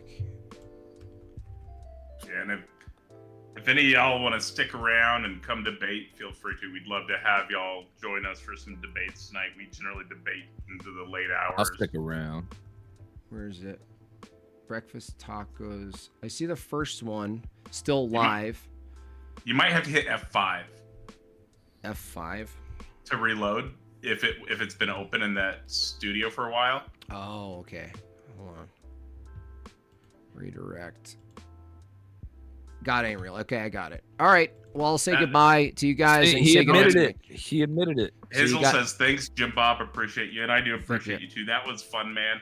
Yeah, that thanks was for good. sticking around. Sorry, we had a couple No, that's people okay. no-show there, but I was able to find another one and a half there. So No problem. It worked out. made something happen. Cool. All right. See y'all. See you next time. Yeah, have a good one, Yes, man. sir. Thanks See for ya. coming. Yeah, no problem. See you again. Take it easy, man. All right, y'all. That was it. Thank you so much. 400 of you sticking around for that long. Wowzer. Good job. That was fine. You know, got a couple of fresh mouths in there. You know, they were voting on who won. You know, I didn't send you guys over there to vote. I thought that was cheating. So, that's good. That was the least insufferable I've ever seen the Melanie Troon. So I think they're trying to be a little nicer given the situation that's going on in the world. They're like, I have to be a likable Troon. I better be a very likable Troon.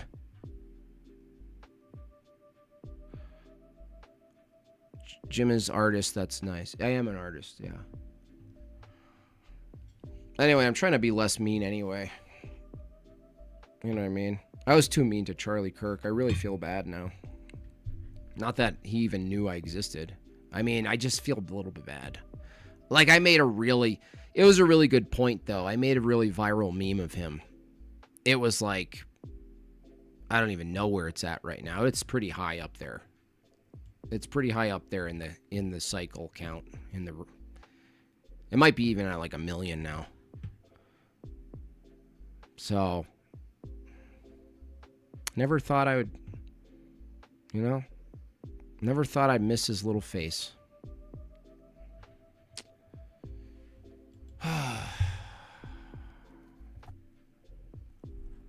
Yeah, the other guy accused me. Well, at least Breakfast Tacos was honorable in kicking him for that. I mean, what are you doing? Just accusing me of all sorts of stuff. Just get out of here. I'll fight him. All right. With that said, I think I've done enough damage here to others and myself. Really appreciate y'all coming by. You know, it wasn't your run-of-the-mill tomato lady. I have another debate coming up with Ed Dutton. Probably the most famous person I've debated. Going to be debating. Well established. I hope to be friendly with him. I hope to build a friendship with Ed Dutton. I'm starting new. I'm gonna start new. So, anything else from you guys? Anybody? Comments? Concerns? It's not 9/11 anymore. That's for sure. Thank you for hanging out with us. No, thank you. Thank you in the chat. I really appreciate it. Probably got a little dense. Got a little dense in there, so. What do you guys think about that format, though? Could they work that out and make it work, or is that, like, something else? Is that, like, unworkable?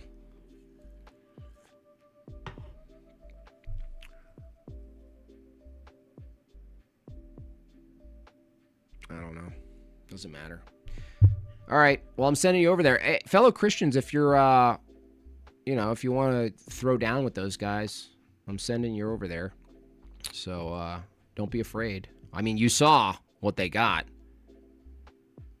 That last one pissed me off, though. I'm fine exploring, orthodoxy and stuff. But that Kurt guy was a dick. You know what I mean? He was just a dickhead. So, whatever, dude. Get some night shift mods. I'm not a big enough kahuna for that. I'm not big enough for that. Are you kidding me? I need to rest. Yesterday was I didn't know yesterday was going to be such an emotional day. It was such a Did everyone else have that? It was like this laggy kind of dark pacing around. Were people pacing around?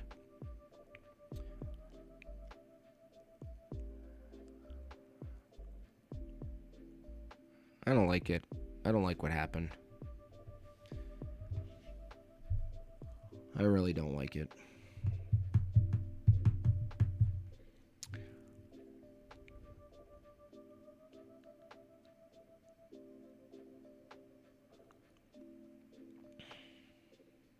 All right.